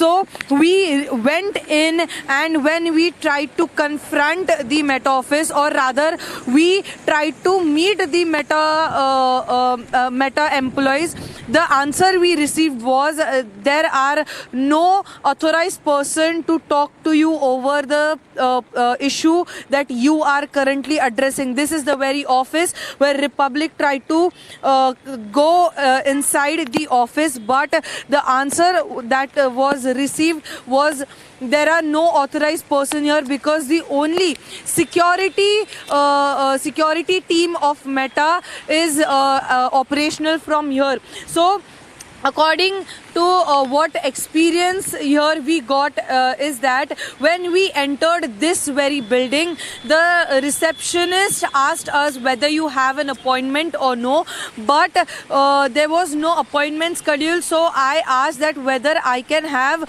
a word with the Meta officials. That's when the receptionist dialed his phone to one of the Meta employees who denied to disclose his name and also contact number to Republic. He dialed his phone, and the person who talked over the phone call with the Republic reporter said that according to the policy, we don't have any other authorized person to address your issue. Rather, we are here only the team of security, Meta Security, which looks after the security of Meta. And when I personally asked them about sharing the number or any authorized person, they only answered that sorry, we are not able to provide you with any person's contact number. And that's what the answer which Republic has received when Republic tried to confront them on the recent issue of the ads. We are standing outside the Meta office in Hyderabad, where recently the Meta office has been served notice by the center, by the Information Broadcast Ministry, saying that they have been promoting advertisements of child sexual abuse related to the child sexual abuse and seeking a reply from them in a week. However, when we tried to contact the office people, the office head here in Hyderabad, there is no response as of now from the Hyderabad head of Hyderabad office of the Meta, and all they are saying is that the concerned leaders of the Meta will respond to this notice as per the given time, that is 7 days that the center has given, and as per that they will respond. And the office here where we tried to enter and speak to a few people, there was no response from the Meta office in Hyderabad, and the Meta office, however, has been given 7 days time to respond to the notice served by the center, and we are yet to wait and watch what will the response from the Meta be on being questioned for promoting advertisements related to child sexual abuse. It is shocking that no answers are coming. I'm joined by all my colleagues who are part of this investigation. We have Nitin joining us from Gurugram, Abhishek joining us from Bengaluru, Revati from Mumbai, and we also have from Hyderabad, Aishwarya, and of course Niranjan, who's also been spearheading this investigation. I want to come to you, Nitin. You got a word with someone at Meta, but they refused to give you clear answers about who will take accountability. Right. So the first person to come out, since we've been here since the morning and seeking responses from Meta officials, there was this only one individual that stepped out from Meta, which was a security personnel head, and he gave us basic lecture on shooting them a mail and everything, and for the fact of the matter stands that we've done all of it and they're yet to respond via mail or since the 7-8 hours that we've been on ground, awaiting a response on the children sexual abuse content that's been rampant on Instagram. And the fact of the matter also stands that we've been able to get people to speak to us off the record, which have previously worked with Meta, and these are ex-Meta Instagram officials who've told Republic Media Network exclusively that they're completely surprised and speechless at how Meta has failed in terms of both checks. Now, it's very important for the viewers to understand two facts, that the review system at Meta works with human intervention, but before it comes and it's escalated to the human level, it's AI automated systems play a very crucial role. Now, if you look at the Meta spokesperson's official statement out there, he's mentioned that AI guardrails are sort of the protecting layer, when it comes to child sexual, pornographic content, anything which is objectionable. And we also spoke to advertisers, people who are paying money to Meta, and they say that they've seen a lot of lapses when it comes to content that gets uploaded on Meta. And whereas if you look at YouTube, they are more stringent. Even if you have a visual that goes over 3 seconds which does not belong to you, they flag it. But on the other hand, pornographic content going on such a big platform like Meta and specifically Instagram is completely surprising, and they're just not answerable to the central government but to all mothers of India. Back to you. Rhythm, in one particular instance, Rhythm, when our reporter went to the Mumbai office of Meta, we were asked to stop recording. So I think we can ask our correspondent Revati, who's in Mumbai, what happened there? Because across all these offices, what happens is they have offices maybe in the 10th floor, 12th floor, wherever in these big buildings. And you're not even allowed to go inside. We've written an email, by the way, no response. But the only real way that you go and get a response is if you ask the spokesperson some questions. We were not even allowed to go to the spokespersons. Revati can maybe tell us how she was asked to switch off her camera. The first thing they tell you, we will speak to you, stop recording. That happened in Mumbai. Revati, why don't you tell our viewers, why did they ask you to stop recording?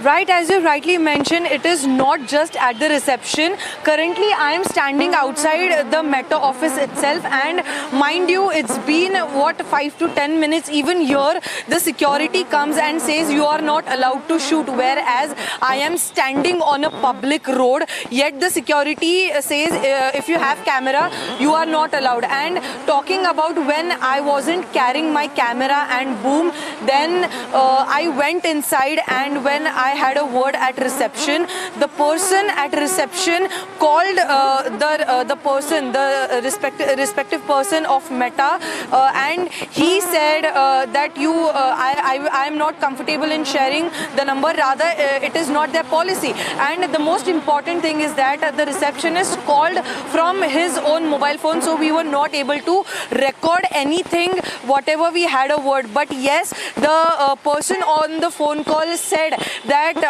we have just the security team who looks after the Meta's security. We just are the team here, so we don't have any authorized person to say anything over it. This is the very office we are looking at, which is in Bandra Kurla complex in Mumbai. This is a big, huge building where when I went inside, the person didn't allow us to go with the camera first, and second, when I went without camera, the only conversation I had with the person, with the employee, was over a telephonic call. So the telephonic call lasted for hardly a minute, in which the person said that we don't have any authorized person. He just kept reiterating that we don't have any authorized person. This is not the right branch to contact with to address our issue. So now, even when I was standing here for last 5 to 10 minutes, the security from the gate says that you are not allowed to shoot, whereas I am standing on a public road right now. Over to you. Okay, I also want to go across to Abhishek, who's joining us from Bengaluru. Abhishek, you tried to speak to the security. They didn't even let you put your camera up. I think this is ridiculous how Meta is behaving. They need to come out and give answers. Instagram and Facebook are such crucial social media, I would say, looked at intermediaries today. They need to give these answers instead of acting like this is some dictatorship at Meta and they're not going to answer. Well, the Meta office in Bengaluru is located in the Embassy Golf Links Tech Park, which is at Bengaluru. When I try to connect with the officials from the Meta, we try to get the permission. We wanted to very decently have a conversation with the Meta officer, and that is when the visuals very clearly see the Embassy Golf Links Tech Park has like 2 to 3 gates. All the security at all the gates were informed as soon as they saw the Republic team just enter near the gate. We were stopped at multiple points. Every single point, we intimated the security. We informed them that we aren't trying to barge into their campus. We just want an answer from the Meta officials or the staff or official information from any of the employee from Meta, because this is against the rights of a child, and sexual content of the children are being portrayed and is being displayed on Instagram. Despite knowing the fact, the security on the screen, what we are showing now, let us know that we cannot enter the premises, and the officials and the information from the Meta department or the office has very clearly stated the security has ordered the security not to let any media house have an interaction with the officials or the staff from the Meta.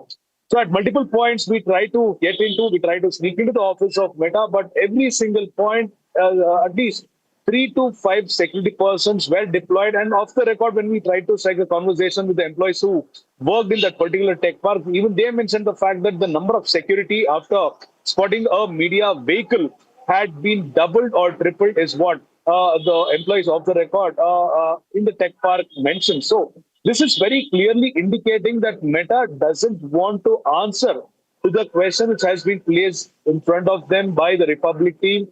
And it is very clear that they're trying to evade from answering the public of the country. And it is very clear that they aren't wanting to answer to the law of the country. Rhythm. I also want to go across to Aishwarya. Aishwarya, you faced a similar situation in Hyderabad. Well, it is the same story in every Meta office across India, where even here we try to enter the Meta office, talk to a few spokespersons on the phone call as well, but there was no response regarding to this particular question. However, when we reached the Meta office here in Hyderabad, where I'm standing right outside the Meta office, what they are saying is that this is an office where it houses several other companies apart from Meta as well. So that is the reason we cannot just trespass or enter or even fight our way into the office. However, though we politely went and asked at the reception that we want to go and speak to the Meta office, and we want to actually talk to the head of the Hyderabad, the Meta office, and ask him a few questions regarding the recent legal notice served to the Meta by the center as well as the administration ministry. But however, they did not respond. And as my other colleagues mentioned, they also said that the receptionist, the person at the Meta office is only contacting us through the receptionist, and he doesn't even want to take our phone number, even though I had given my contact number to the PR of the Meta Hyderabad to contact me and give me further details, or even direct me to the right person to whom I can contact for further information or further inquiry. They only gave me email ID, a very templated response saying that you can share whatever your queries are to the templated ID, and this is not the authorized Meta office and this is not the head office of the Meta in India, and that is the reason there is no authorized body that can comment on your queries. And they have given me a mail ID, and though I had early in the morning around 10:30 to 11, I had sent a detailed email investigation that is spanning in Hyderabad, Bengaluru, Maharashtra, and also in Gurugram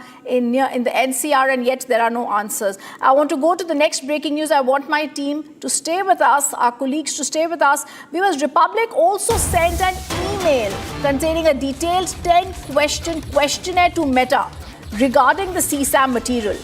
There is no answer despite repeated follow-ups. I want to go for this story to Niranjan. Niranjan, I also want to show you the graphics of what we have written to them demanding accountability. First, why is this softcore porn content and child sexual exploitation content still running on your platform despite government taking notice? The second question is, Republic's findings on softcore porn and oddly sexualized child videos, breastfeeding, emphasis, why does the algorithm push this after minimal engagement?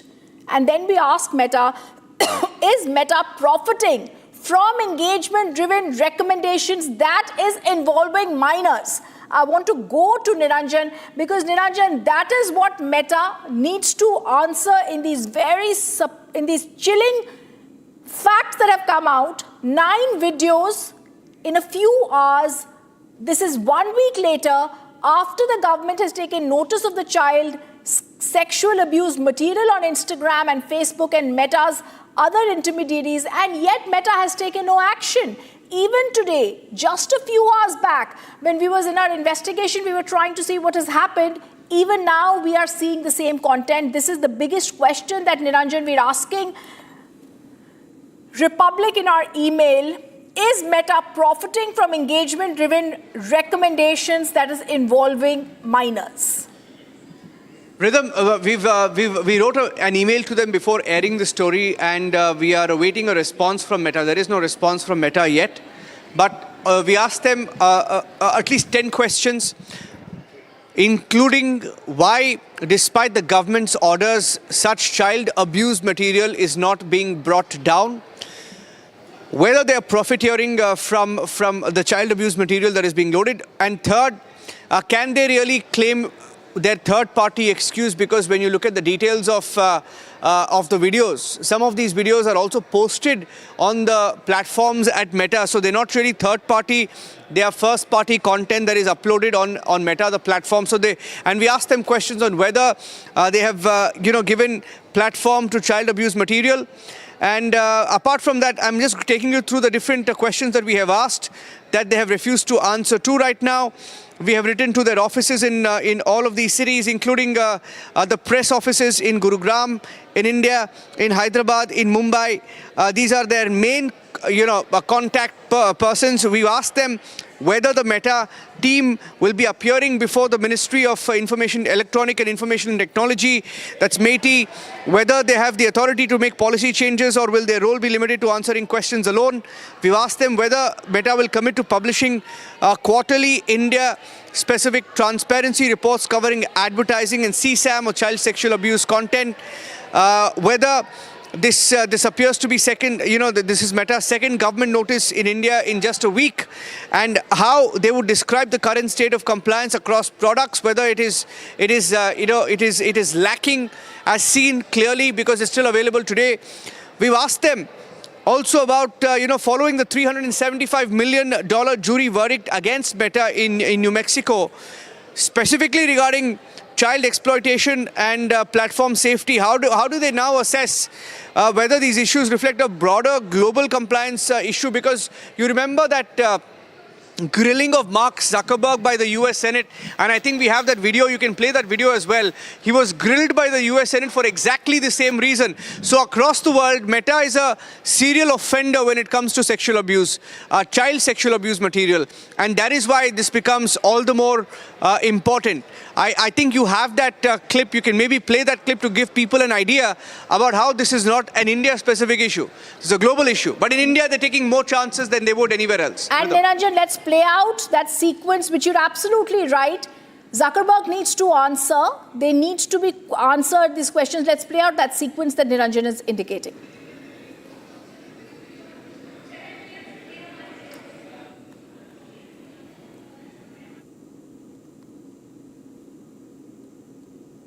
Important to look at the science. I know people widely talk about this as if that is something that's already been proven, and I think that the bulk of the scientific evidence does not support that. Well, really, let me just remind you of some of the science from your... We try to understand the feedback and how people feel about the services. We can improve. Wait a minute, your own study says, Senator, and yet you keep right on doing what you're doing, right? That's not true. That's not true. Let me show you some other facts I know that you're familiar with. Wait a minute. That's not a question. That's not a question. Those are facts, Mr. Zuckerberg. That's not a question. Those aren't facts. Let me show you some more facts. Here's some information from a whistleblower who came before the Senate, testified under oath in public. He worked for you. It's a senior executive. Here's what he showed he found when he studied your products. So, for example, this is girls between the ages of 13 and 15 years old. 37% of them reported that they had been exposed to nudity on the platform unwanted in the last 7 days. 24% said that they had experienced unwanted sexual advances they'd been propositioned in the last 7 days. 17% said they had encountered self-harm content pushed at them in the last 7 days. Now, I know you're familiar with these stats because he sent you an email where he lined it all out. I mean, we've got a copy of it right here. My question is, who did you fire for this? Who got fired because of that? Senator, we study all of this because it's important and we want to improve our services. Well, you just told me a second ago you studied it, that there was no linkage. Who did you fire? I said you mischaracterized. 37% of teenage girls between 13 and 15 were exposed to unwanted nudity in a week on Instagram. You knew about it. Who did you fire? Senator, this is why we're building all. Who these did you different fire? Tools. Senator, I don't think that's. Who did you fire? I'm not going to answer that. Because you didn't fire anybody, right? You didn't take any significant I don't action. think it's appropriate to talk about like individual It's not appropriate. HR decisions. Do you know who's sitting?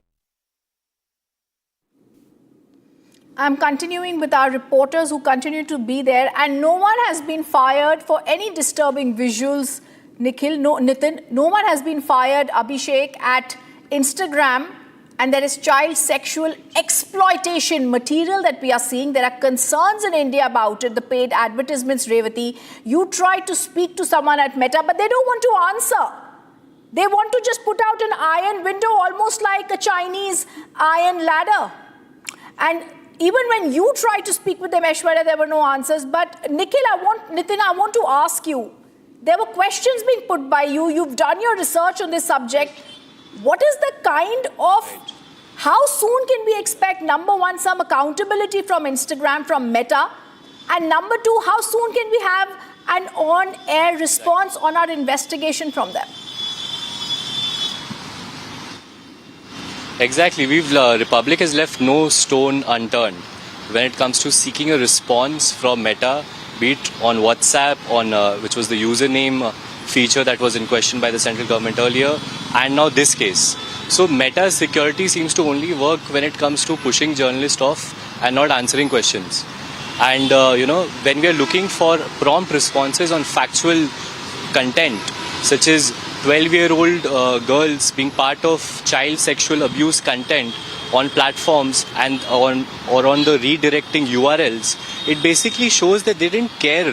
They couldn't care less. They didn't have the proper guardrail security checks in place to ensure that these redirected URLs, these advertisements, didn't have any pornographic content. So basically the main lapse, to summarize all of it, is that they don't know, or they are not properly scanning the audio and visual content on such advertorials. Back to you.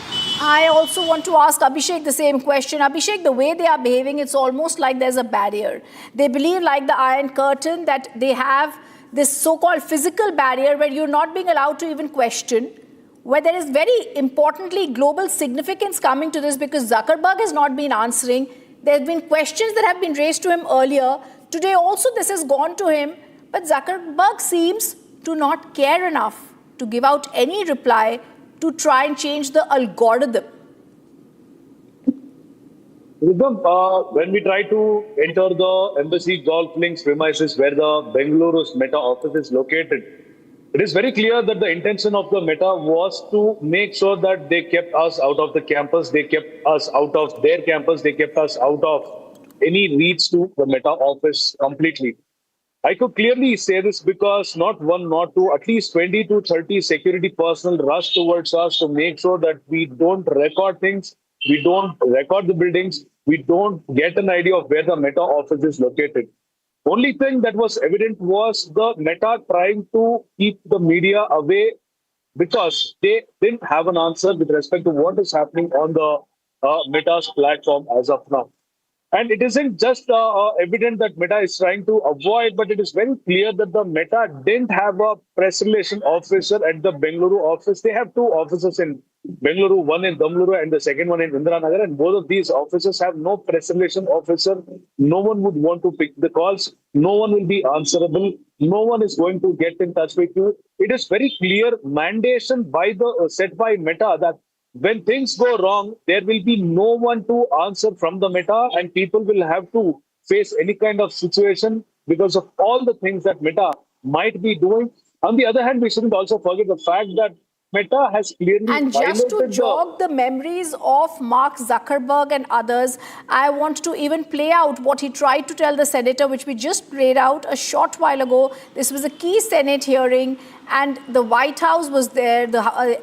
Mark Zuckerberg was grilled in the landmark social media trial, also about teen mental health. But there were no answers of that. This was also there. And today what we are showing you is yet again something that's called child sexual abuse and exploitation. Zuckerberg needs to answer. Take a look at what he did then. This is girls between the ages of 13 and 15 years old. 37% of them reported that they had been exposed to nudity on the platform unwanted in the last 7 days. 24% said that they had experienced unwanted sexual advances they'd been propositioned in the last 7 days. 17% said they had encountered self-harm content pushed at them in the last 7 days.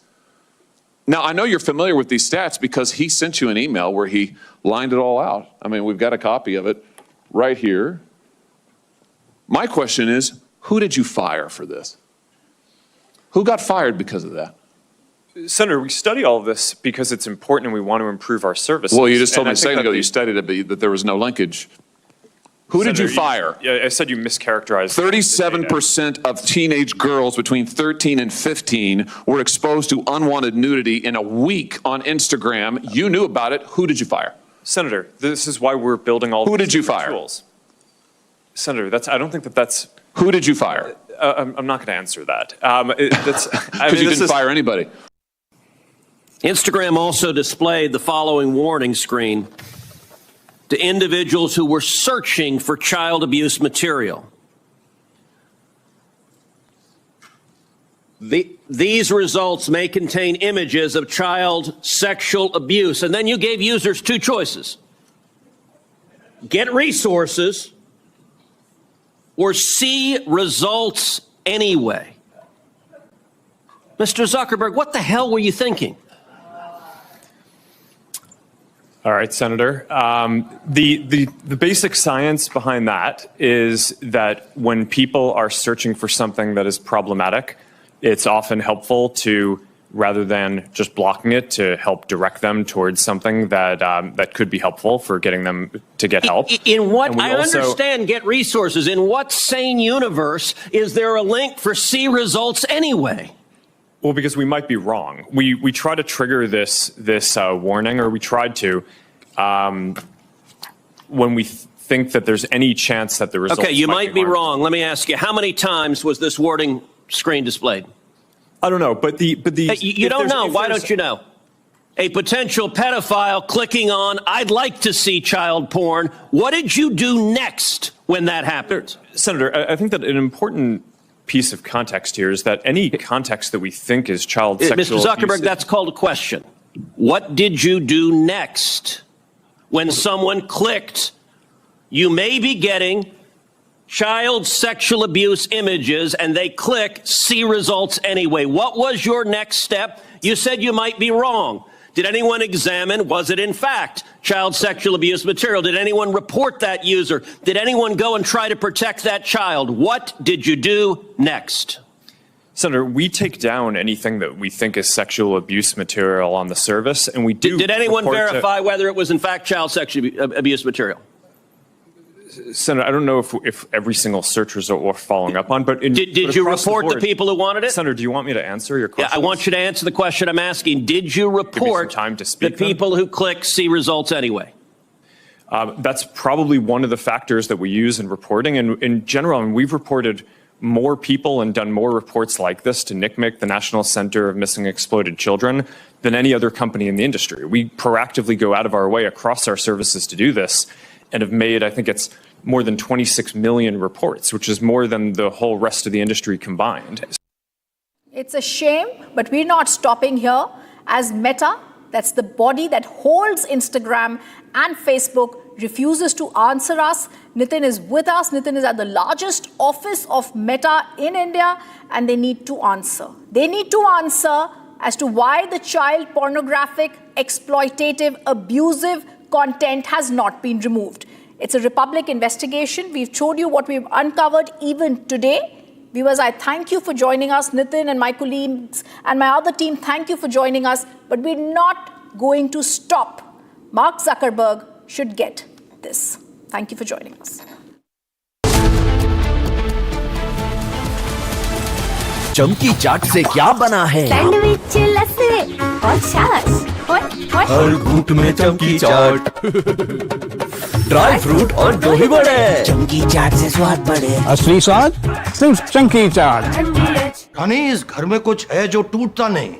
ये pillar कभी नहीं टूटेगा। Rungta steel TMT से बना, रुंगटा नहीं तो घर strong नहीं। रुंगटा स्टील TMT बार एकदम solid.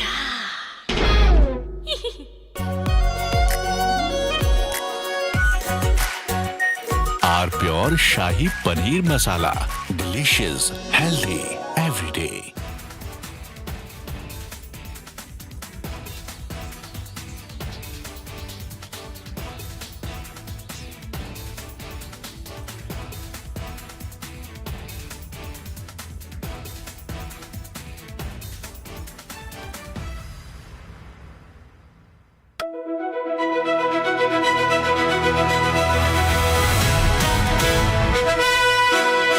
By the way, viewers, I'm driving in Delhi with Delhi wala boy Aman Gupta, who is too busy waving to his fans than talking to me.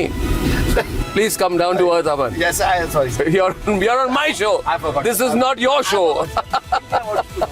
This is my show. Stop waving to your fans. Be modest. Now everybody look. अरे आप politician हो. आप politician हो. आप ये क्या कर रहे हो? This is too much. आपने बोला humble हो, मैं humble हो रहा हूँ.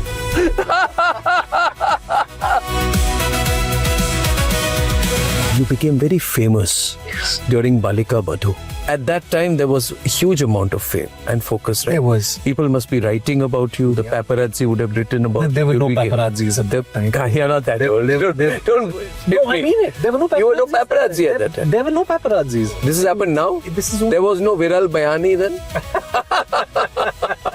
Back then, it was just, What do you mean back then? If you keep talking, I'm over a decade older to you. If you keep saying back then I'll stop driving the car here. No, I'm sorry. I don't mean... What am I then? Back then.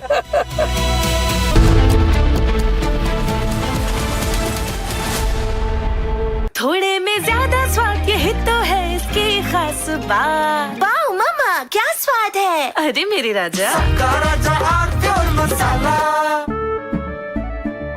केसरिया से मन जोगी हुआ रे, दिल झूमे देखो बंटवारा हुआ रे, केसरिया से मन जोगी हुआ। हर पल मनाओ केसरी त्योहार। विमल, बोलो जुबान केसरी। चमकी चाट से क्या बना है? आलू चाट या फ्रूट चाट, स्वाद बढ़ाए चमकी चाट। क्या बात है? स्वादिष्ट पकोड़े और फरसान, अरे चमकी चाट है इसकी जान। असली स्वाद सिर्फ चमकी चाट। Ladies and gentlemen, I want to talk tonight about an incident where an FIR got registered against 4 people. This is an incident which has happened in Madhya Pradesh, in Ujjain, and there is this strange video which shows a van suspended about 40 feet in the air. And it's suspended with a crane, some kind of a huge big crane. And there are explosives which are put inside this van, and then the van is detonated. Watch this very carefully, ladies and gentlemen. This is apparently during a Muharram procession, where the organizers fill a car with explosives, lift it 40 feet in the air with explosives, put a slogan on the vehicle saying, "Le fir aage," which means, look, we are back. And then they explode the van. And at that point of time, there are posters put, there's a lot of mayhem. It's also seen in the video that there are 2 people who are waving red flags before the blast. And the car is detonated mid-air amidst the spectators. There are videos from an Instagram account which also show a young man performing other explosion-related stunts, such as filling a drum with explosives and blasting it. And there are intense explosives used out there. This is all a celebration of explosions. These are not fireworks, let me tell you this, viewers. Now, the police arrested the accused.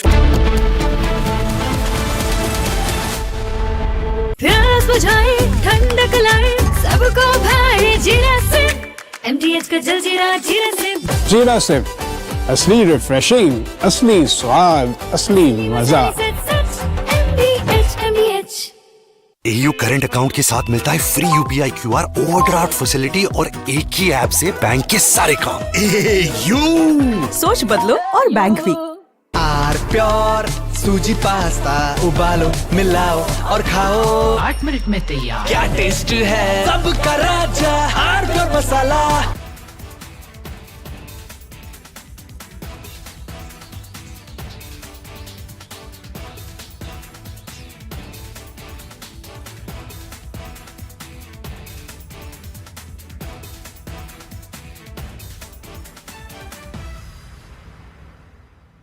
चमकी चाट से क्या बना है? Sandwich लस्सी और छाछ हर घूंट में चमकी चाट।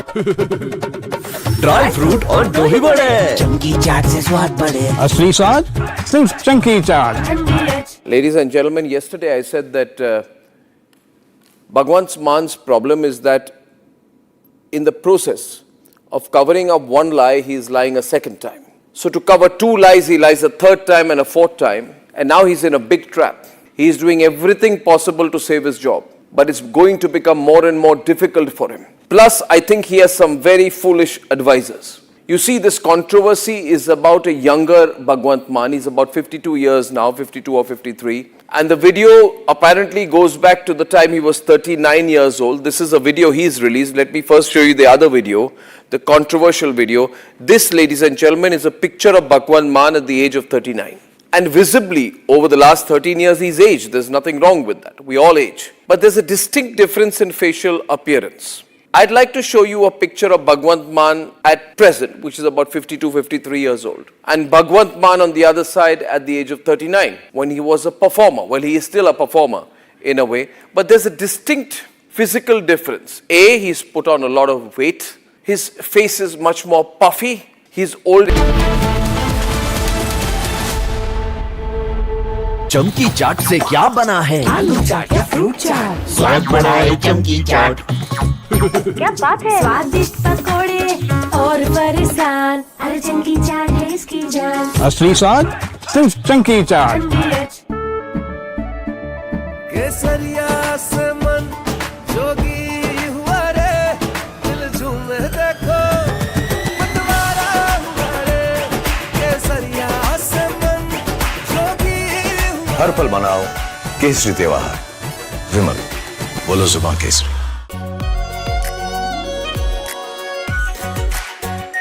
Are pure shahi paneer masala, delicious, healthy everyday.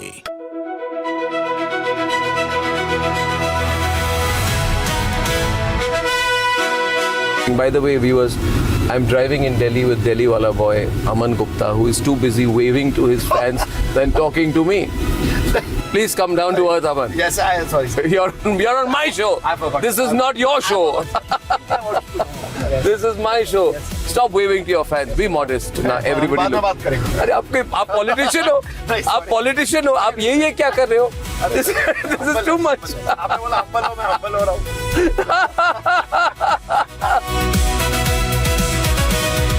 You became very famous during Balika Badhu. At that time, there was a huge amount of fame and focus. Right? There was. People must be writing about you. The paparazzi would have written about you. There were no paparazzis at that time. You're not that old. Don't No, I mean it. There were no paparazzis. You were no paparazzi at that time. There were no paparazzis. This has happened now? There was no Viral Bayani then? Back then, it was just, What do you mean back then? If you keep talking, I'm over a decade older to you. If you keep saying back then I'll stop driving the car here. No, I'm sorry. I don't mean. What am I then? Back. From Asia's largest news headquarters, setting the agenda for Bharat.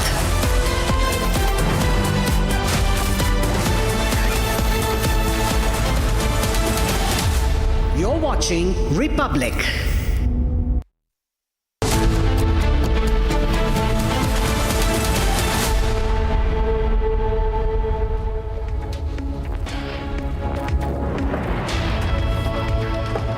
Hello and a very warm welcome. You're watching Republic TV. I'm Gesu Bhardwaj, and it's the Indian government versus Meta once again, the parent company of Instagram, Facebook and WhatsApp that's come under fire in India for promoting child sexual abuse advertisements. In fact, Meta has also refused to take down any content. Republic has confronted Meta. We're present across Meta offices, including one of their biggest that's based out of Gurugram in Haryana. We're getting you all the details, so check on your headlines first.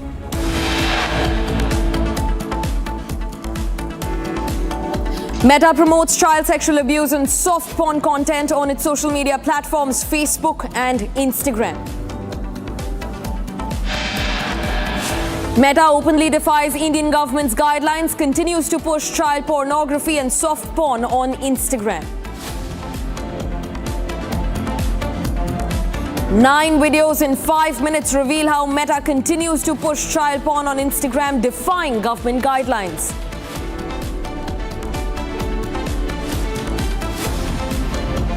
NIA has filed a supplementary charge sheet in the Pahalgam attack, and terrorist Hafiz Saeed has been named as the person behind the dastardly attack.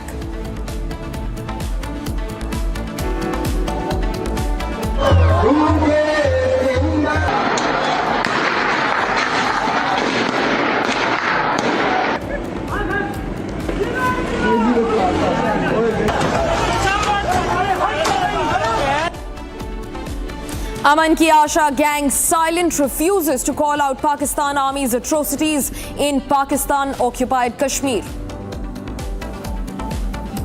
Despite repeated questions, Omar Abdullah claims he did not know about the anti-India books being circulated across public schools in Jammu and Kashmir.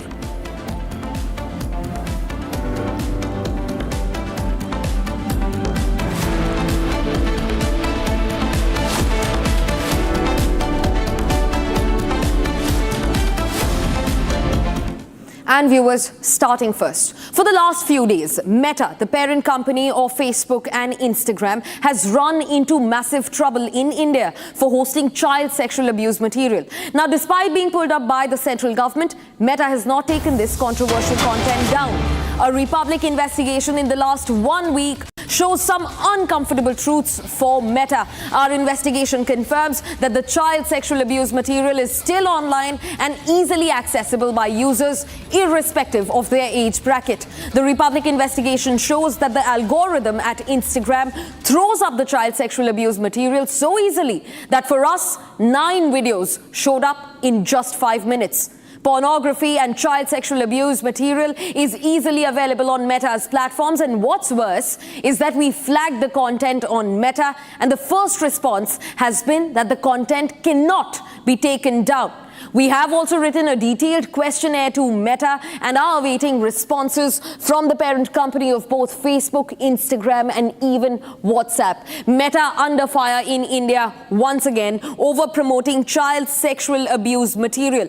Now, despite being pulled up by the Indian government not once but twice, Meta has not taken this controversial content down. In fact, Republic has been investigating the matter closely, and in the last 1 week, it shows some very uncomfortable truths that have come forward for Meta. Our investigation confirms that the child sexual abuse material is still online, and not just that, it's easily accessible to audiences across social media. Now, in fact, my colleagues Nitin Waghela and Aishwarya join us. Nitin is at Meta's largest headquarters in India, based out of Gurugram, and Aishwarya joins us from the Meta office in Hyderabad. Nitin, coming to you first, I want to understand what was the response that you got from the Meta officials there. You've been on ground for a while and you're trying to look for answers. What's the response that you're picking up? Nitin. Right, so they're very tight-lipped, as you would assume, when it comes to shedding light on the harsh reality of the child sexual abuse instances that have been promoted via ad, as our team has so willingly found out through our investigation on desk.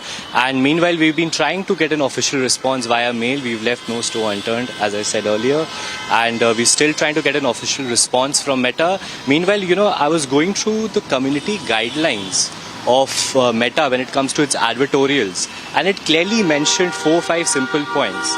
Now let's look at all of them. One of them was clearly stating that you can't show any explicit content, no nudity, when it comes to part of its advertorials. Now, what Meta has done and what our team has found out in the desk shows exactly that it is in violation of its own guidelines. And they are yet to respond to Republic Media. We've been there at its Mumbai office, in its Bangalore, and the same scenario everywhere. There are guards whose numbers have increased since they saw the Republic mic outside, stopping us from getting to the truth of the matter. Back to you. Right, Nitin. Thanks for getting us a lowdown there from Gurugram. Now, Aishwarya also continues being with us on the broadcast. She's joining us from outside the Meta office in Hyderabad. Aishwarya, what's the scene been like outside the Hyderabad office? Is it exactly what Nitin also describes here in Gurugram? Security has been beefed up and reporters, the media, is being stopped from asking questions, from doing its very job. Aishwarya. Well, every city has the same story because we were here also at the Meta office since morning at 10:30 to even in the evening 5:30. There was no response. There's only templated and automated responses that are coming from the administration that is here in Hyderabad.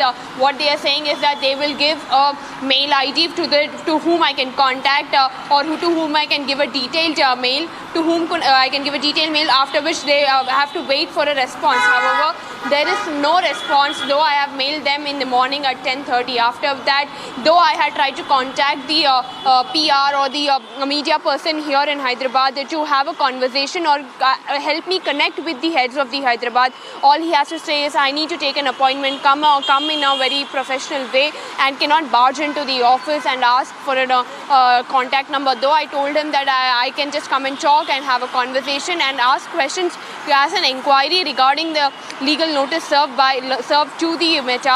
They do not have a response. All they have to say is, you can contact us through email, and that is the only automated response that they are giving. And the surprising part is they don't even want to contact us directly on our mobile phones. They'll only speak to us via security guards or receptionists, through whose phone call they will answer our phone. Though we have given our contact number saying that you can call us and you can talk to me directly regarding any inquiry, though still they do not want to share their contact number, and even they don't want to direct us to a person who can actually answer our queries as well. Yeah. Right, Aishwarya. Nitin, you know, Meta's business of making reporters run from pillars to posts, that's actually going to be dismantled very soon. Meta is on this scanner.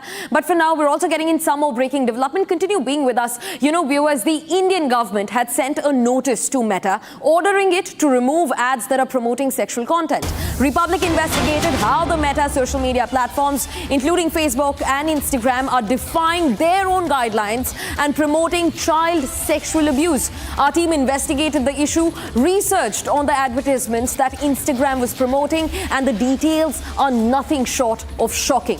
Republic investigation reveals how even after being flagged multiple times, the Meta algorithm takes users to child soft porn content on its own. It's almost like a directive that, you know, Meta is deploying, where users are then they are segued towards algorithm that takes users to child soft porn content. Now, Nitin and Aishwarya continue being with us. Nitin, I want to come back to you on this. You know, Meta's algorithm has revealed some serious lapses. They've in fact also refused to take down the content. They've been given 7 days of time, and they have refused to take down content that's directly related to child sexual abuse. Nitin, what more details are you picking up on this?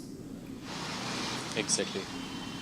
You know what, the stunning fact here, Gesu, is that both, when you look at the Meta ecosystem, right, WhatsApp has got a new head in the form of Kunal Shah, who is the founder of Cred.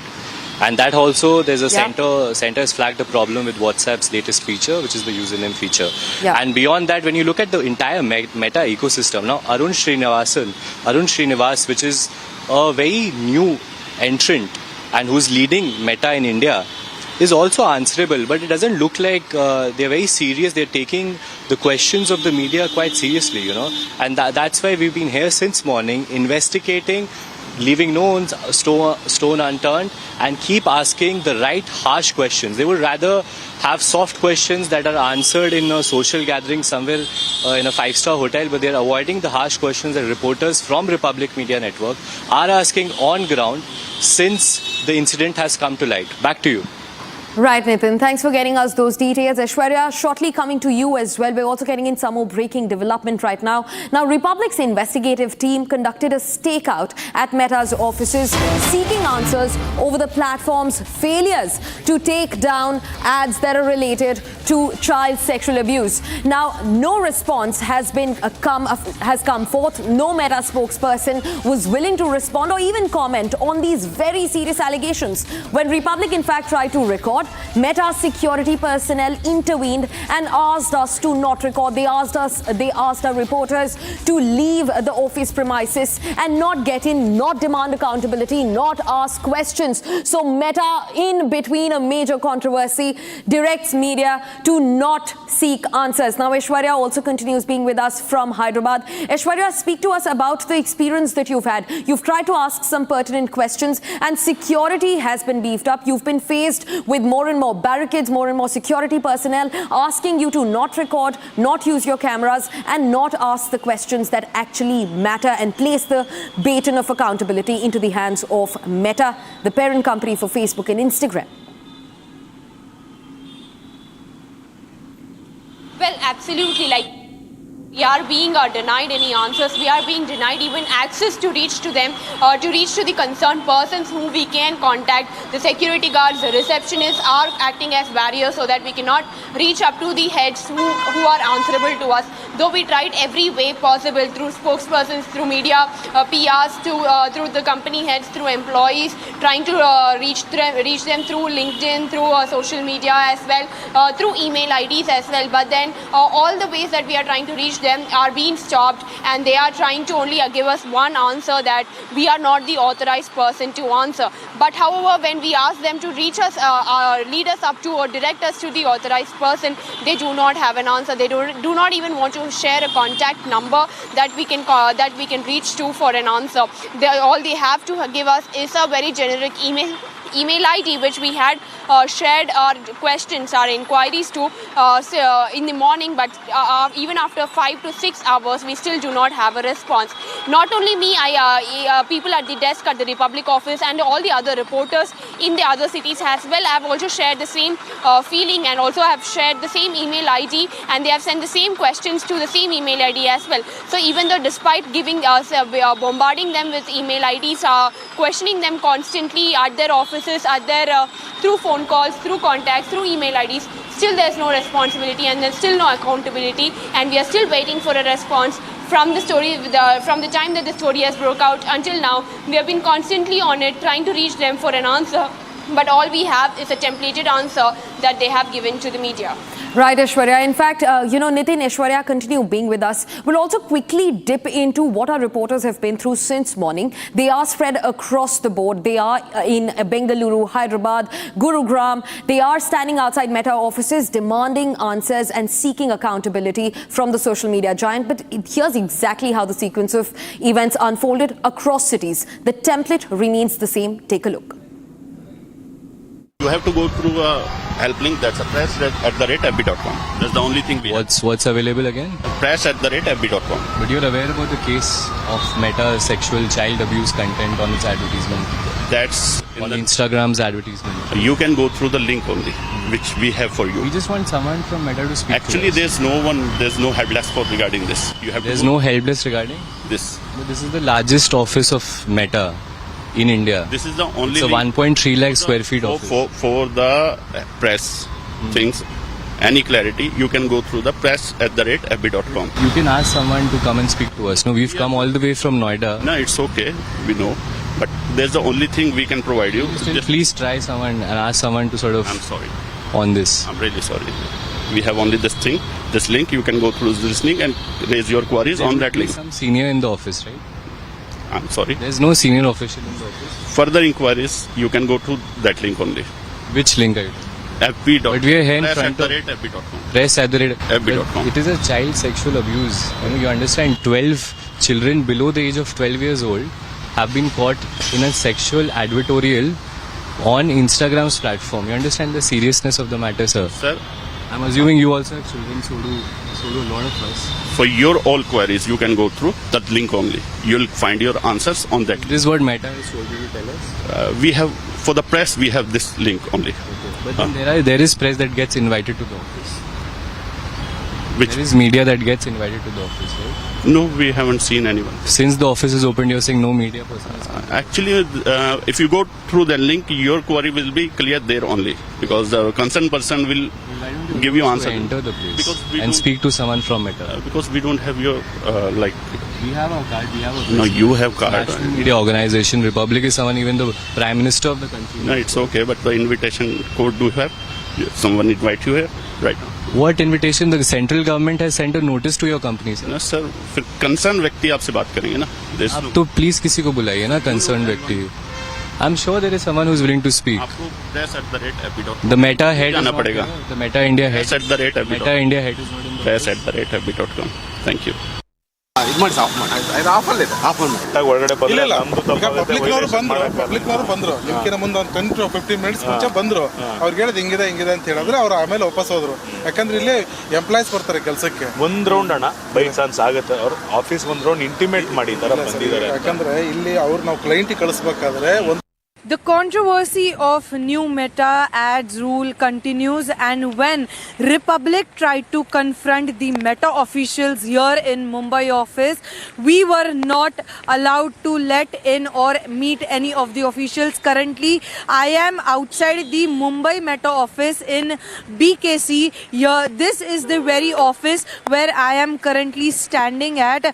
So we went in, and when we tried to confront the Meta office, or rather we tried to meet the Meta employees, the answer we received was there are no authorized person to talk to you over the issue that you are currently addressing. This is the very office where Republic tried to go inside the office, but the answer that was received was there are no authorized person here, because the only security team of Meta is operational from here.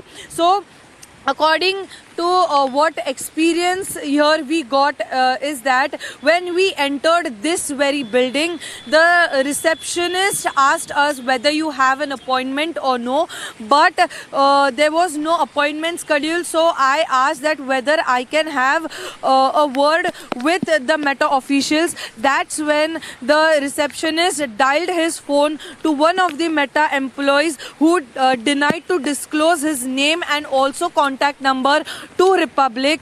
He dialed his phone, and the person who talked over the phone call with the Republic reporter said that according to the policy, we don't have any other authorized person to address your issue. Rather, we are here only the team of security, Meta security, which looks after the security of Meta. And when I personally asked them about sharing the number or any authorized person, they only answered that sorry, we are not able to provide you with any person's contact number. And that's what the answer which Republic has received when Republic tried to confront them on the recent issue of the ads. Now, Revati and Abhishek have also joined us on the broadcast. Revati is outside the Meta office in Mumbai that's based in the Bandra Kurla complex. And Abhishek is from the Meta office in Bengaluru. Now, Revati, coming to you first, explain to us the sequence of events. You tried to ask some pertinent questions. You tried to do your job, but that didn't fare out very well with Meta. They, in fact, responded with, officials not being around. So no answers were given to you. Revati.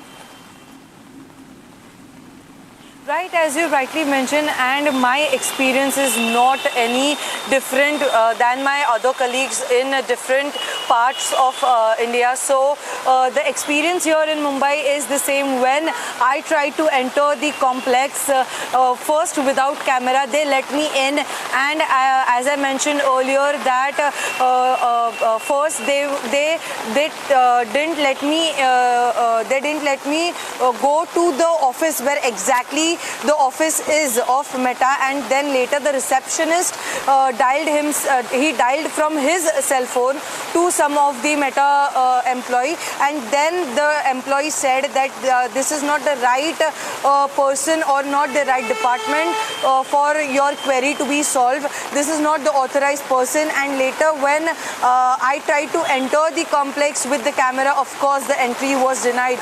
And also when I personally asked for the numbers or any other authorized person contact email address or any other number, they denied, and also they denied to disclose their name. So as of now, when Republic tried to confront the Meta officials from different parts of India, that's a very much a systematic response that we have got from every other city or every other state. Over to you.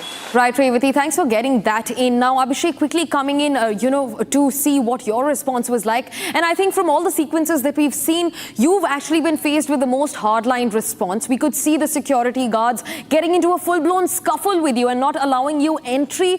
Not just that, they were not even allowing you to take up your camera and record things, Abhishek. What was that like?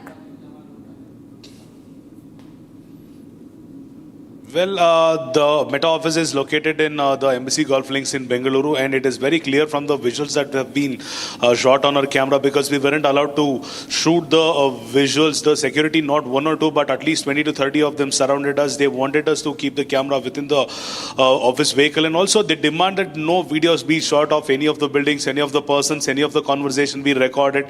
And it was a very clear intimation from the Meta to their security agency or the security agency of the tech park that the media house should not be allowed within the campus at any cost, because it very clearly shows that Meta is avoiding. Meta doesn't want to answer any of the questions which the entire country wanted to ask them, and it was Republic TV which wanted to very peacefully ask them. We had 5 questions. We very clearly and very softly requested the security if they can bring some representative from the Meta office to the security gate so that we can have a conversation with them, and we weren't even allowed within the premises of that building. And also there were 3 separate gates. Every single gate had at least 3 times more security than a normal day after they spotted the Republic TV vehicle at their campus. And it was very clearly they managed to push us out of the campus. They didn't want us to be within the campus. Every single time all the security we approached, they denied us of the entry to the campus because...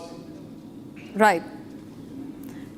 Right, Abhishek. Thanks very much, Nitin, Abhishek, Revati, and also Ishwarya for joining us on the broadcast. Viewers, that's all that we could wrap for you in this edition of Live and Breaking. Republic continues to ask relentless questions to Meta over child sexual abuse advertisements. But don't go anywhere. On the other side, we also give you a roundup of everything that's happening across the world with our Global at 6:30 p.m.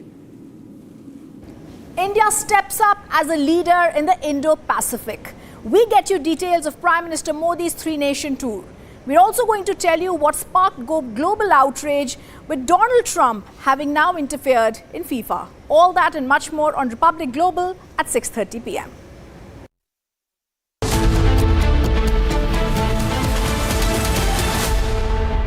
चमकी चाट से क्या बना है? आलू चाट या fruit चाट? स्वाद बढ़ाए चमकी चाट। क्या बात है? स्वादिष्ट पकोड़े और परेशान, अरे चमकी चाट है इसकी जान। असली स्वाद सिर्फ चमकी चाट। In the India Today Best Universities Survey, India's #1 ranked universities in various streams are JNU Delhi, Amity University, AIMS Delhi, IIT Delhi, and National Law School Bengaluru. थोड़े में ज्यादा स्वाद, यही तो है इसकी खास बात। वाओ मामा, क्या स्वाद है? अरे मेरे राजा,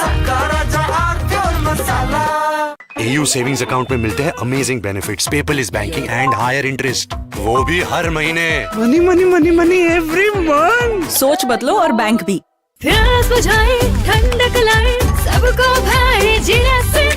MTH का जल जीरा, जीरा से। जीरा से असली रिफ्रेशिंग, असली स्वाद, असली मजा। हनीज, घर में कुछ है जो टूटता नहीं। ये पिलर कभी नहीं टूटेगा। रुंगटा स्टील TMT से बना। रुंगटा नहीं तो घर स्ट्रॉन्ग नहीं। रुंगटा स्टील TMT बार एकदम solid.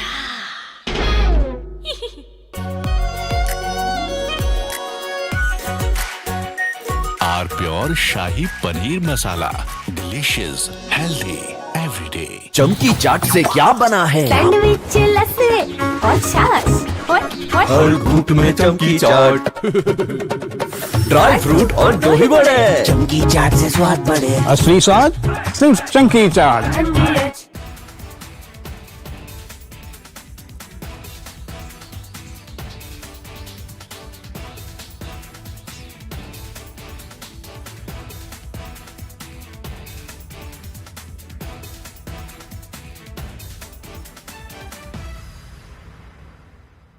Ladies and gentlemen, yesterday I said that Bhagwant Man's problem is that in the process of covering up one lie, he is lying a second time. So to cover 2 lies, he lies a third time and a fourth time, and now he's in a big trap.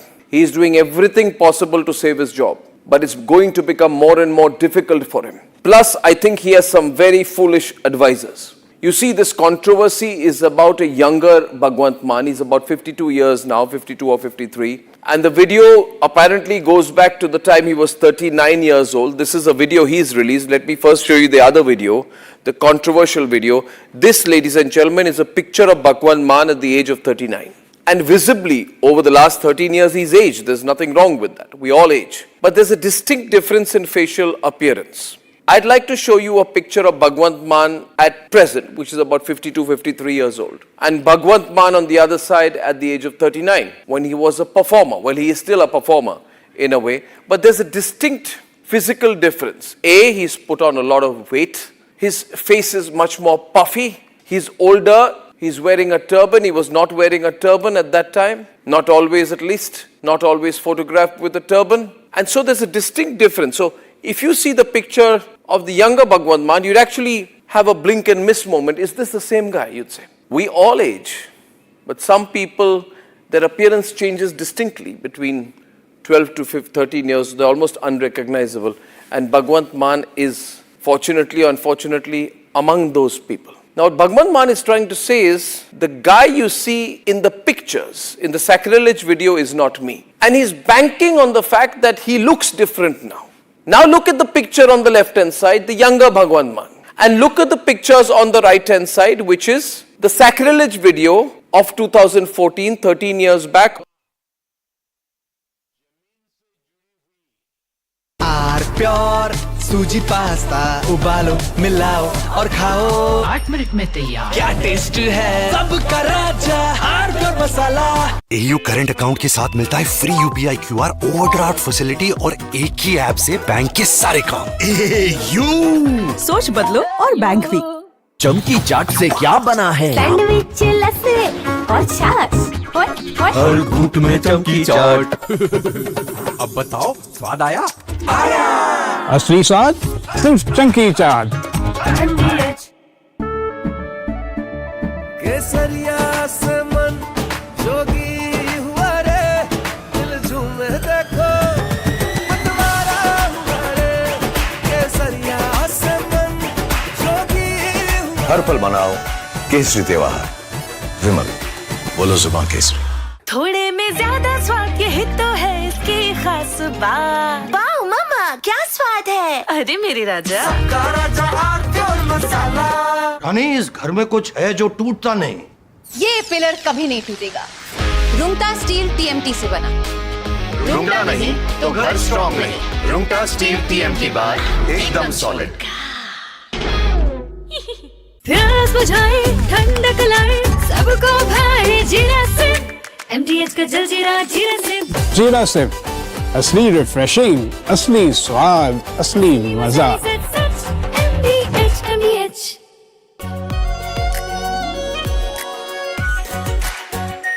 Are pure shahi paneer masala, delicious, healthy every day.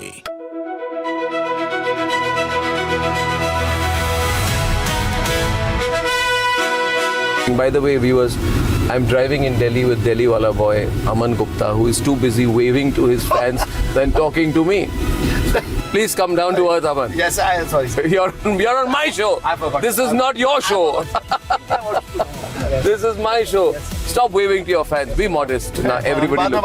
अरे आप politician हो. आप politician हो. आप ये क्या कर रहे हो? This is too much. आपने बोला humble हो, मैं humble हो रहा हूँ.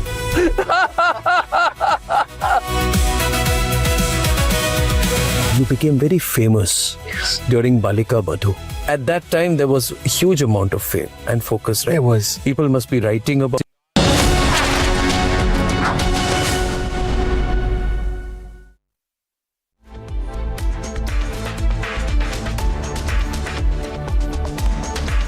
Good evening, welcome to Republic Global. Our top focus today. In this edition, we begin with Prime Minister Modi's crucial 6-day 3-nation tour of Indonesia, Australia and New Zealand. At the heart of the tour is India's expanding Indo-Pacific leadership, discussions expected on maritime security, critical minerals, defense cooperation, counter-terrorism and supply chains.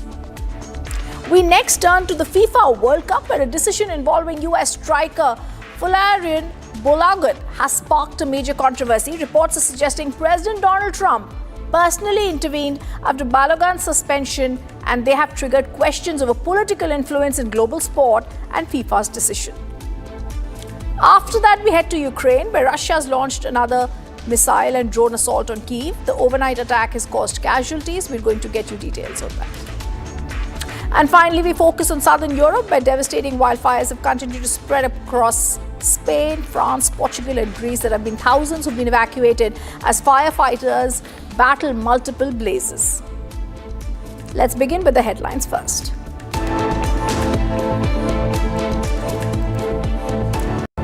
Prime Minister Modi's leadership at sea. He begins his three-nation tour aimed at boosting India's strategic footprint.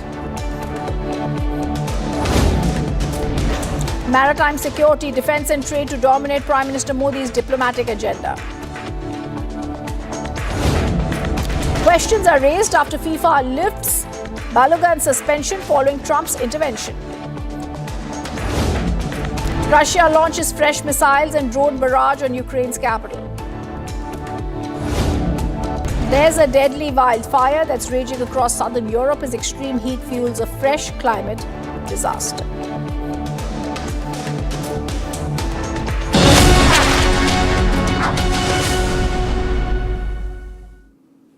India is set to expand its strategic footprint across the Indo-Pacific. Prime Minister Modi begins the six-day three-nation tour, starting with Indonesia.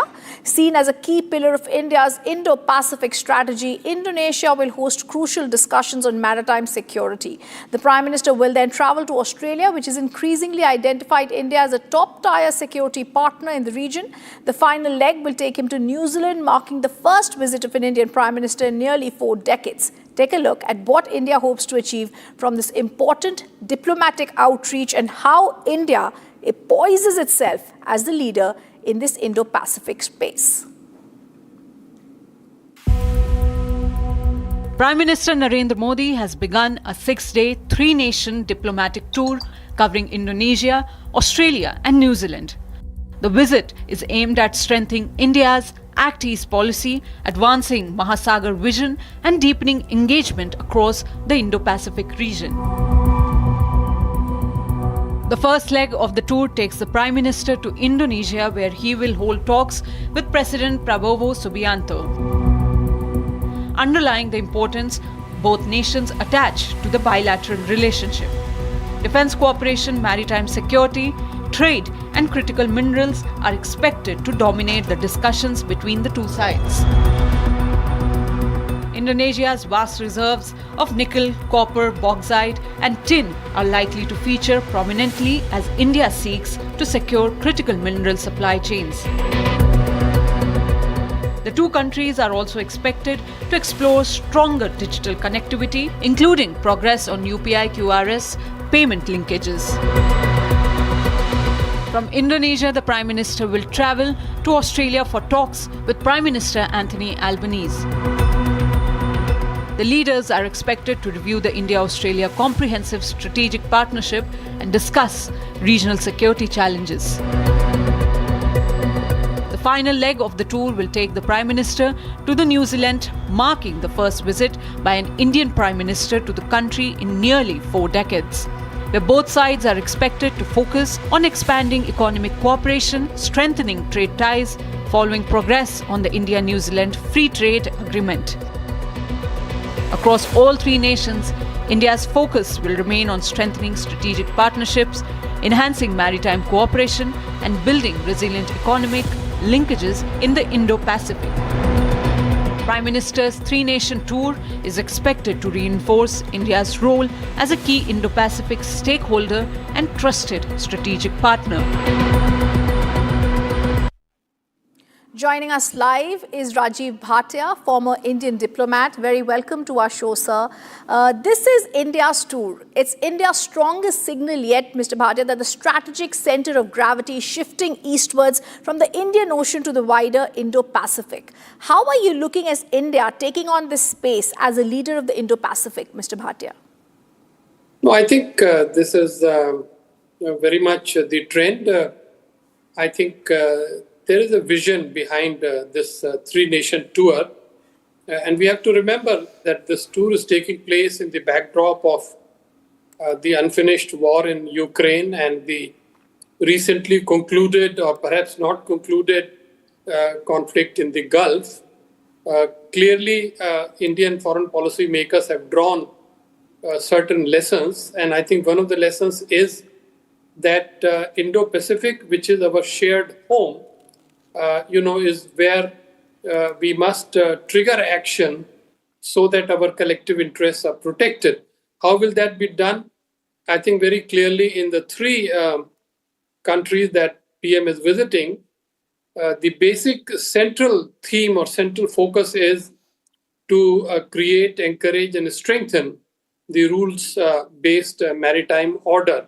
So in every place that he would go, Indonesia, Australia, and New Zealand, there will be a special attention paid to maritime security issues and defense and security in general.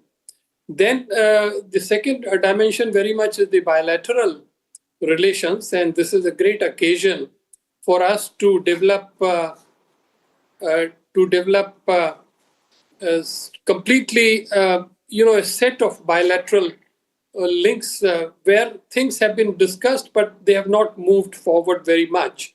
So, for example, in case of Indonesia, it is now time to intensify defense cooperation, and media has already been speculating about whether a major agreement for BrahMos might be concluded now. Similarly, trade is not moving forward in a satisfactory manner, so practical steps will be taken and decided on how to secure that. Then in Australia, the same thing. Time has come to upgrade the economic and trade relationship and see that the bilateral mechanisms which are already in place perform to the optimum results. New Zealand, of course, will be a somewhat virginal territory. This is the first time an Indian PM is going there after 4 decades. So this is significant in itself. In short, we must look beyond the headlines and look beyond, all the spectacle and see at the end as to how this result produces very concrete and tangible results. And I therefore also want to ask you, sir, China's naval footprint in the Indian Ocean continues to expand. Does a deeper engagement with Indonesia, Australia directly strengthen India's maritime deterrence? Thought-provoking question. I think we have to give a realistic answer. We have to remember that the military power balance does favor China, but military power alone is not enough. I think what is very important is to create a political, diplomatic, and public platform or forum where all those countries which favor a proper maritime order work together. Now, this was the intention of the Quad, the forum of 4 countries, US, India, Australia, and Japan. It has had some difficulties, as you know, in the past, essentially due to the lessening interest on part of Washington. So many scholars think that we should think of a plan B. And I think to deal with China politically, diplomatically, in terms of postures, in terms of economic cooperation, to me, the best forum that we can create is indeed of India, Australia, Japan, Indonesia, Philippines, and South Korea. 6 Asian democracies in the Indo-Pacific region which can work together. It is not about combating China. It is about constraining China through greater cooperation among us. Absolutely. And after Operation Sindoor, Mr. Bhatia, India has taken a far more assertive global campaign against cross-border terrorism, Sikh extremists. Do you think Prime Minister Modi is also going to use this tool to ensure Australia and New Zealand's actions against extremist networks match their public commitments against terrorism? Well, you are absolutely right. I think terrorism will receive a high priority in all the 3 capitals in discussions with the heads of state or government. I don't see any serious difficulty in India securing its objectives there. And while on that, I can mention that in each capital, a prime minister is likely to very much concentrate on the multilateral global issue. I think the intention is to align better India's worldview with the worldview of Indonesian, Australian, and New Zealand leaders. For example, with Indonesia, there would be very much discussion about ASEAN and BIMSTEC, but also BRICS, of which Indonesia is the new member, whereas India is the founding member. And then with regard to Australia, naturally, there would be discussion on the membership of both the countries in G20 and Quad. And New Zealand, of course, I expect that they may receive a new designation of the relationship. It probably could be strategic partnership or some such thing in order to indicate that India is now giving greater attention to this region and they are reciprocating fully. Yes. Thank you, sir, for joining us. It's been incredible to really understand how India is going to be leading this space. Very gracious of you. Thank you for inviting me. Thank you, sir. This is a top focus story. We're also going to now move across to the other big story, and this is coming from the United States. There's furor that's erupted at the FIFA World Cup after US President Donald Trump intervened reportedly following the suspension of American striker Folarin Balogun. The US forward was also shown a red card against Bosnia and Herzegovina, triggering an automatic one-match ban. However, after a reported conversation between Trump and FIFA president, FIFA's disciplinary committee suspended the ban, allowing Balogun to remain available for selection. It's an unprecedented decision. It sparks debate over political influence in sport. It draws criticism from Belgium and triggers discussions over FIFA's decision-making process. A World Cup red card has sparked a global political and a sporting controversy. US striker Folarin Balogun was sent off during America's clash against Bosnia and Herzegovina. The dismissal carried an automatic one-match suspension, ruling him out of the next fixture against Belgium. But the story quickly took an unexpected turn. Reports suggest US President Donald Trump personally contacted FIFA President following the match. According to reports, Trump urged FIFA to review what he described as an unfair decision against the American forward. Soon after, FIFA's disciplinary committee suspended the ban while keeping the red card on record. The decision means Balogun remains eligible for selection despite the sending off. Reports describe it as an unprecedented move during a FIFA World Cup. Trump later welcomed the decision, calling it a correction of what he termed a great injustice. The development has triggered sharp debate across the football world as supporters argue that the move ensures fairness for a key player, while critics see it as troubling precedent. FIFA has rejected suggestions of political interference and insists the ruling was made independently. With the tournament entering its decisive stages, Balogun's decision is likely to remain a major talking point both on and off the pitch. Russia launched another large-scale overnight missile and drone strike on Kyiv. Ukrainian authorities report fatalities, injuries and damage to buildings. Russia, meanwhile, says the overnight strikes targeting Ukrainian military and defense industrial infrastructure was not in civilian areas. Moscow maintains its operations are in response to what it calls continued Ukrainian drone and missile attack deep inside Russian territory. Russia launched waves of ballistic missiles, cruise missiles and drones targeting Kyiv overnight.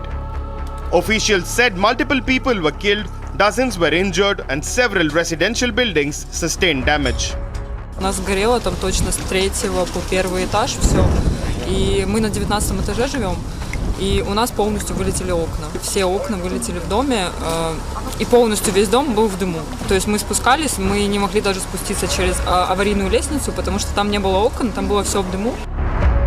Authorities in Kyiv said a residential building in the Podilsky district partially collapsed, while multi-story buildings in the Darnitsia district were also damaged as emergency teams continue to carry out rescue operations. Як бахнув, почав дом валитися, оце все падати, усе. Почала вода бігти, дим. Нас ДСНС виводили усіх людей. І воно потім повторно знову бахнуло. І оце в 2 години перший, а в другий тоді пізніше. Ну, він не пізніше, минут 5 і знов повторно.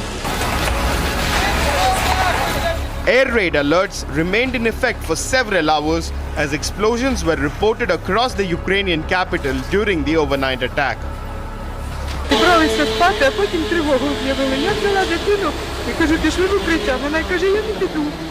А я її просто, можна сказати, змусила. І ми тільки вийшли на вулицю і почали гепати. І ми просто ледь встигли, ледь добігли туди без укриття.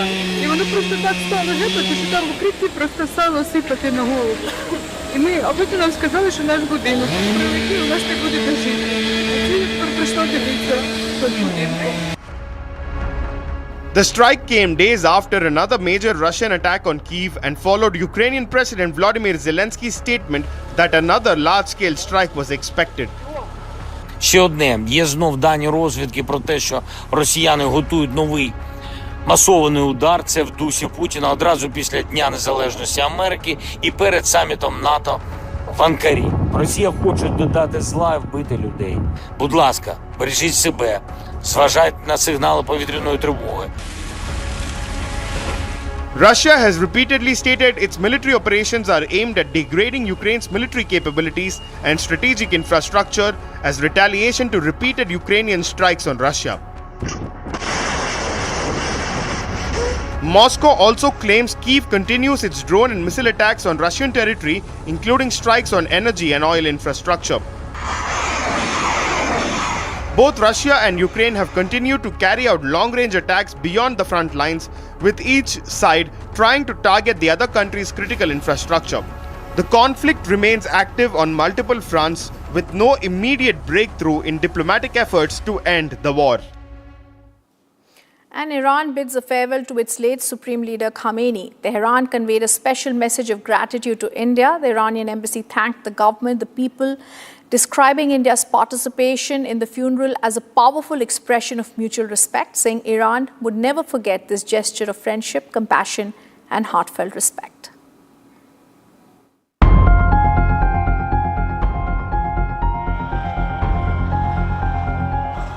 Thousands of black-clad mourners poured into the streets of Tehran as Iran held a massive funeral procession for Supreme Leader Ayatollah Ali Khamenei. Khamenei's flag-draped coffin was carried through the capital alongside the coffins of family members killed during the conflict that erupted earlier this year. The procession stretched across major roads in Tehran, with authorities shutting down parts of the city as crowds gathered in huge numbers. For Iran's leadership, the funeral has become a powerful display of national solidarity at a time of heightened regional tensions. حضرت آقا 47 سال جونش رو برای مردم داد. اما اوچه گذاشت. ما کمترین کاری که میتونیم اینه که تجهیزنامه خود و خانواده‌اش شرکت کنیم. But alongside grief, there were also visible signs of anger and demands for retaliation as protesters carried banners targeting the United States and Israel. The funeral comes as Iran continues negotiations with Washington over a long-term settlement following the conflict that claimed the 86-year-old leader's life. Yet many in the crowd made it clear that they want those responsible to be held accountable. مهمترین خواستمون اینه که داغی که به دل ما نشسته با قصاص قاتلای رهبر شهید تا یک حدی کاملا نمیشه تا یک حدی بتونه التیام پیدا کنه. Calls for revenge echoed throughout the procession, with mourners vowing that Iran would not forget the death of its supreme leader. Images from the funeral showed crowds carrying portraits of Ayatollah Ali Khamenei, Iran's new supreme leader Mojtaba Khamenei, and Islamic Republic founder Ayatollah Ruhollah Khamenei. Iranian President Masoud Pezeshkian also joined mourners as the procession moved through the capital amid tight security. The funeral ceremonies are expected to continue for several days before Khamenei is laid to rest in Mashhad, his birthplace. Wildfires continue to rage across southern Europe as extreme heat and dry conditions fuel blazes in Spain, France, Portugal and Greece. Thousands have been forced to evacuate with homes, forests Protected natural areas under threat. Firefighters backed by aircraft are battling multiple fronts as authorities warn that soaring temperatures and strong winds could worsen the situation.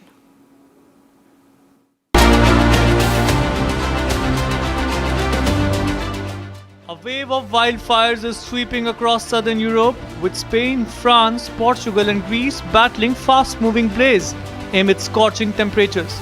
In eastern Spain's Castellon province, around 500 residents were evacuated after a wildfire spread into a Sierra de Espadon natural park, burning nearly 150 hectares.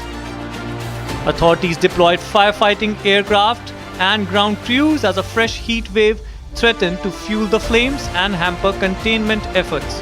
In southwestern France, an out-of-control wildfire forced the evacuation of nearly 10,000 people and has already scorched around 4,600 hectares of forest near the Spanish border. French officials warned that strong winds and dry conditions could intensify the blaze, with hundreds of firefighters continuing round-the-clock operations. On Spain's Catalonia border, another wildfire has burned over 2,200 hectares, while police have arrested a worker suspected of accidentally sparking the fire during a roadside maintenance. With extreme heat and a dry weather gripping the region, emergency services remain on high alert as firefighters race to contain multiple wildfires across southern Europe.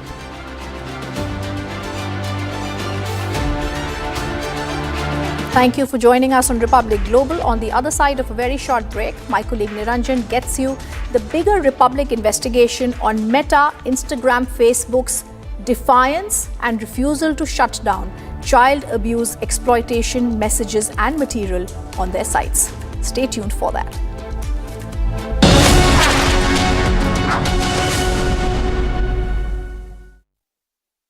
Co-powered by Crystal Crop Protection, देश का किसान, देश का hero.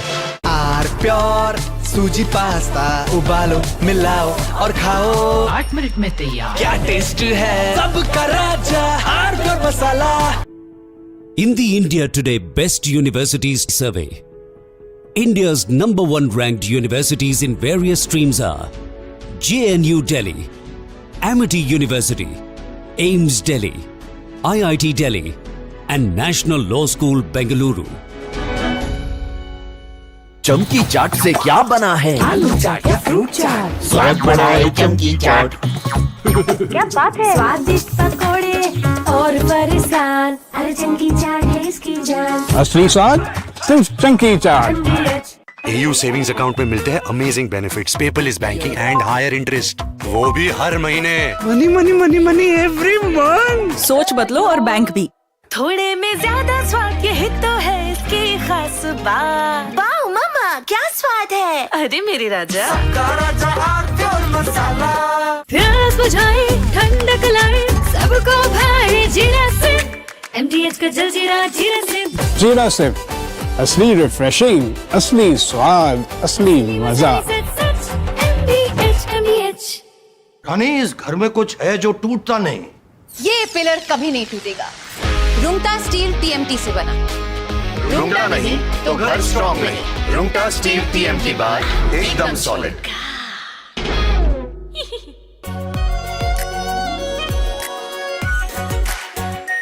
Are pure shahi paneer masala, delicious, healthy everyday. चमकी चाट से क्या बना है? सैंडविच, लस्सी और छाछ.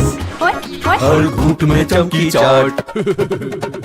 ड्राई फ्रूट और दही बड़े. चमकी चाट से स्वाद बढ़े. असली स्वाद सिर्फ chunky chaat.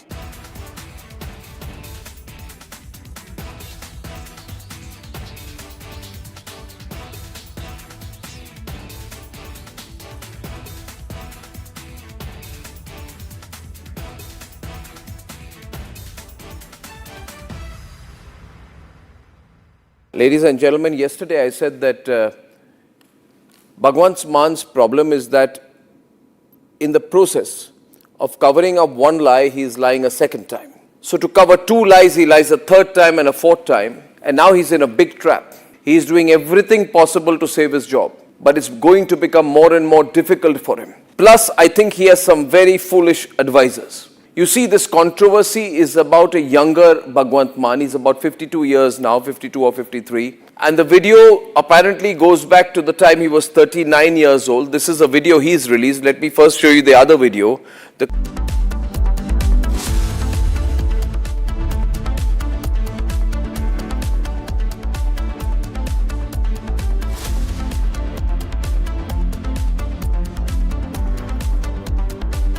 Co-powered by Crystal Crop Protection, देश का किसान, देश का हीरो। आर प्योर सूजी पास्ता उबालो मिलाओ और खाओ 8 मिनट में तैयार। क्या टेस्ट है सबका राजा R pure masala. AU current account के साथ मिलता है free UPI QR overdraft facility और एक ही ऐप से बैंक के सारे काम। AU सोच बदलो और बैंक भी। चमकी चाट से क्या बना है? सैंडविच लस्सी और छाछ हर घूंट में चमकी चाट। ड्राई फ्रूट और दही बड़े। चमकी चाट से स्वाद बढ़े। असली स्वाद सिर्फ चमकी चाट। केसरिया से मन जोगी हुआ रे, दिल झूमे देखो मतवारा हुआ रे। केसरिया से मन जोगी हुआ। हर पल मनाओ केसरी त्योहार।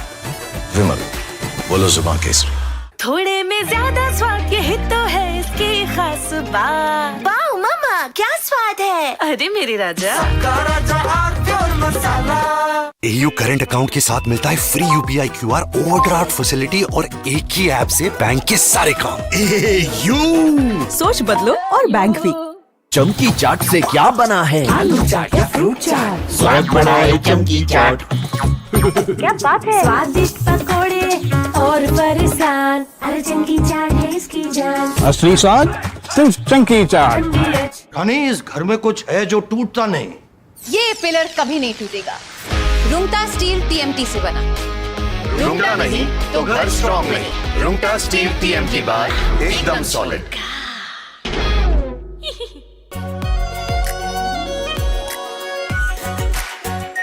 Are pure shahi paneer masala, delicious, healthy everyday. चमकी चाट से क्या बना है? आलू चाट या फ्रूट चाट। स्वाद बढ़ाए चमकी चाट। क्या बात है, स्वादिष्ट पकोड़े और फरसान, अरे चमकी चाट है इसकी जान। असली स्वाद सिर्फ चमकी चाट।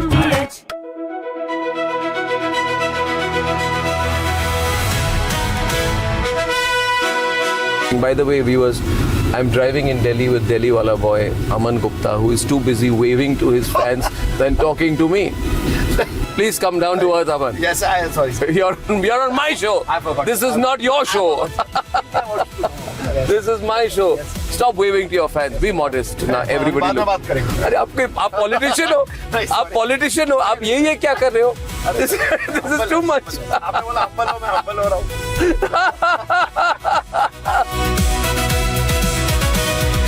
You became very famous during Balika Badhu. At that time, there was a huge amount of fame and focus. Right? There was. People must be writing about you. The paparazzi would have written about you. There were no paparazzis at that time. You're not that old. Don't No, I mean it. There were no paparazzi. You were no paparazzi at that time. There were no paparazzis. This has happened now? This is There was no Viral Bayani then? Back then, it was just, What do you mean back then? No, if you keep talking, I'm over a decade older to you. If you keep saying back then I'll stop driving the car here. No, I'm sorry. I don't mean. What am I then? Back then.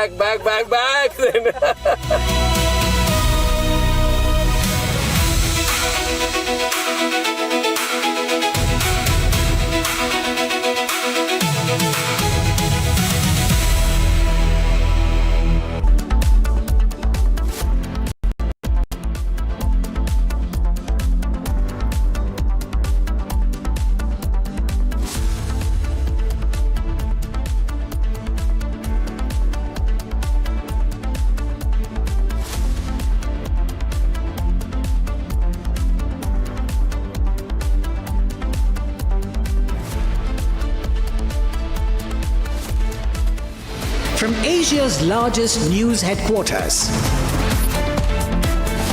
setting the agenda for Bharat.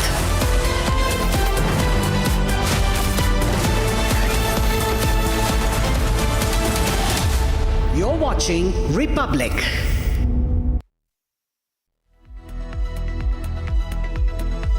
Start.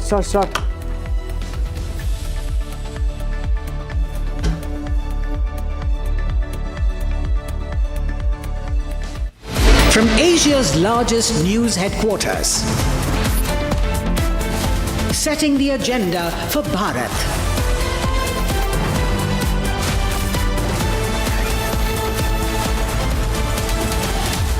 You're watching Republic.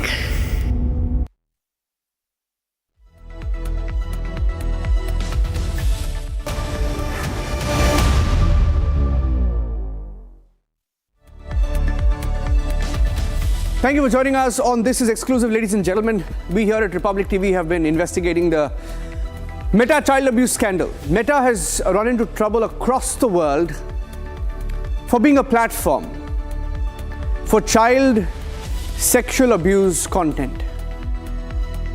CSAM. And the government of India has pulled up Meta, and despite being pulled up by the government of India, Meta has not acted. Meta has not acted on the content which is available, freely available. By the way, as of this evening, it is still available. Republic did an investigation, and what showed up rather in the reels, we'll tell you all about it, send shockwaves at least across our newsrooms. We'll tell you all about it in the next few minutes. Here are the headlines.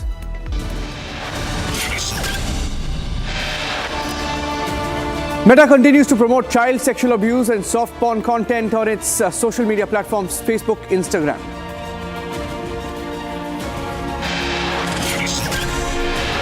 Meta openly defies the Indian government's guidelines, continues to push child abuse content.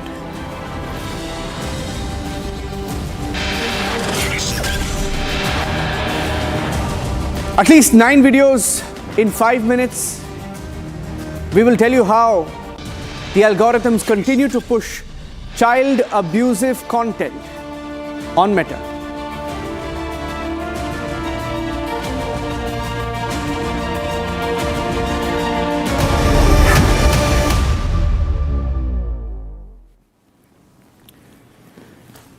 So, ladies and gentlemen, in the last few days, Meta, the parent company of Facebook, Instagram, WhatsApp, has run into big trouble in India for hosting child sexual abuse material despite being pulled up by the government of India. And yet Meta has not taken this controversial content down as of this minute. A Republic investigation in the last 1 week has shown some uncomfortable truths for Meta. Our investigation has today confirmed that the child sexual abuse material is still online, easily accessible to users, irrespective of their age.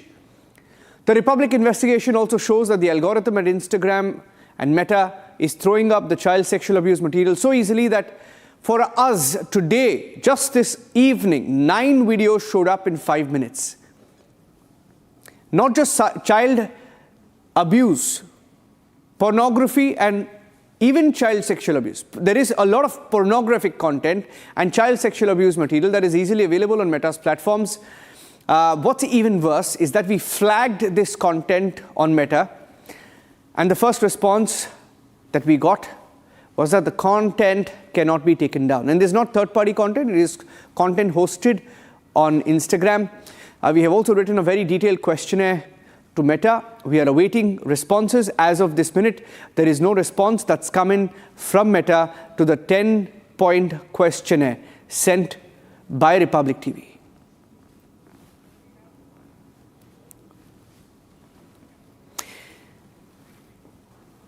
Okay, let me first up introduce Mr. Pawan Duggal. Pawan Duggal is one of India's leading cyber experts. Mr. Duggal, thank you for joining us here on Republic this evening. And Pawan Duggal ji, for many years you've been, I'm sure you've been following this story and this, how child sexual abuse content is pushed on social media, on these platforms. Sir, I want to tell you today, what we searched for was simple: child content. Child content. And when we searched for child content, in about 5 minutes of all the reels that showed up, 9 videos were of child abuse. And then apart from that, ads that popped up of pornographic content as well. So what it confirms is that platforms like Meta continue to defy the Indian government. They were pulled up last week, but it's not been brought down.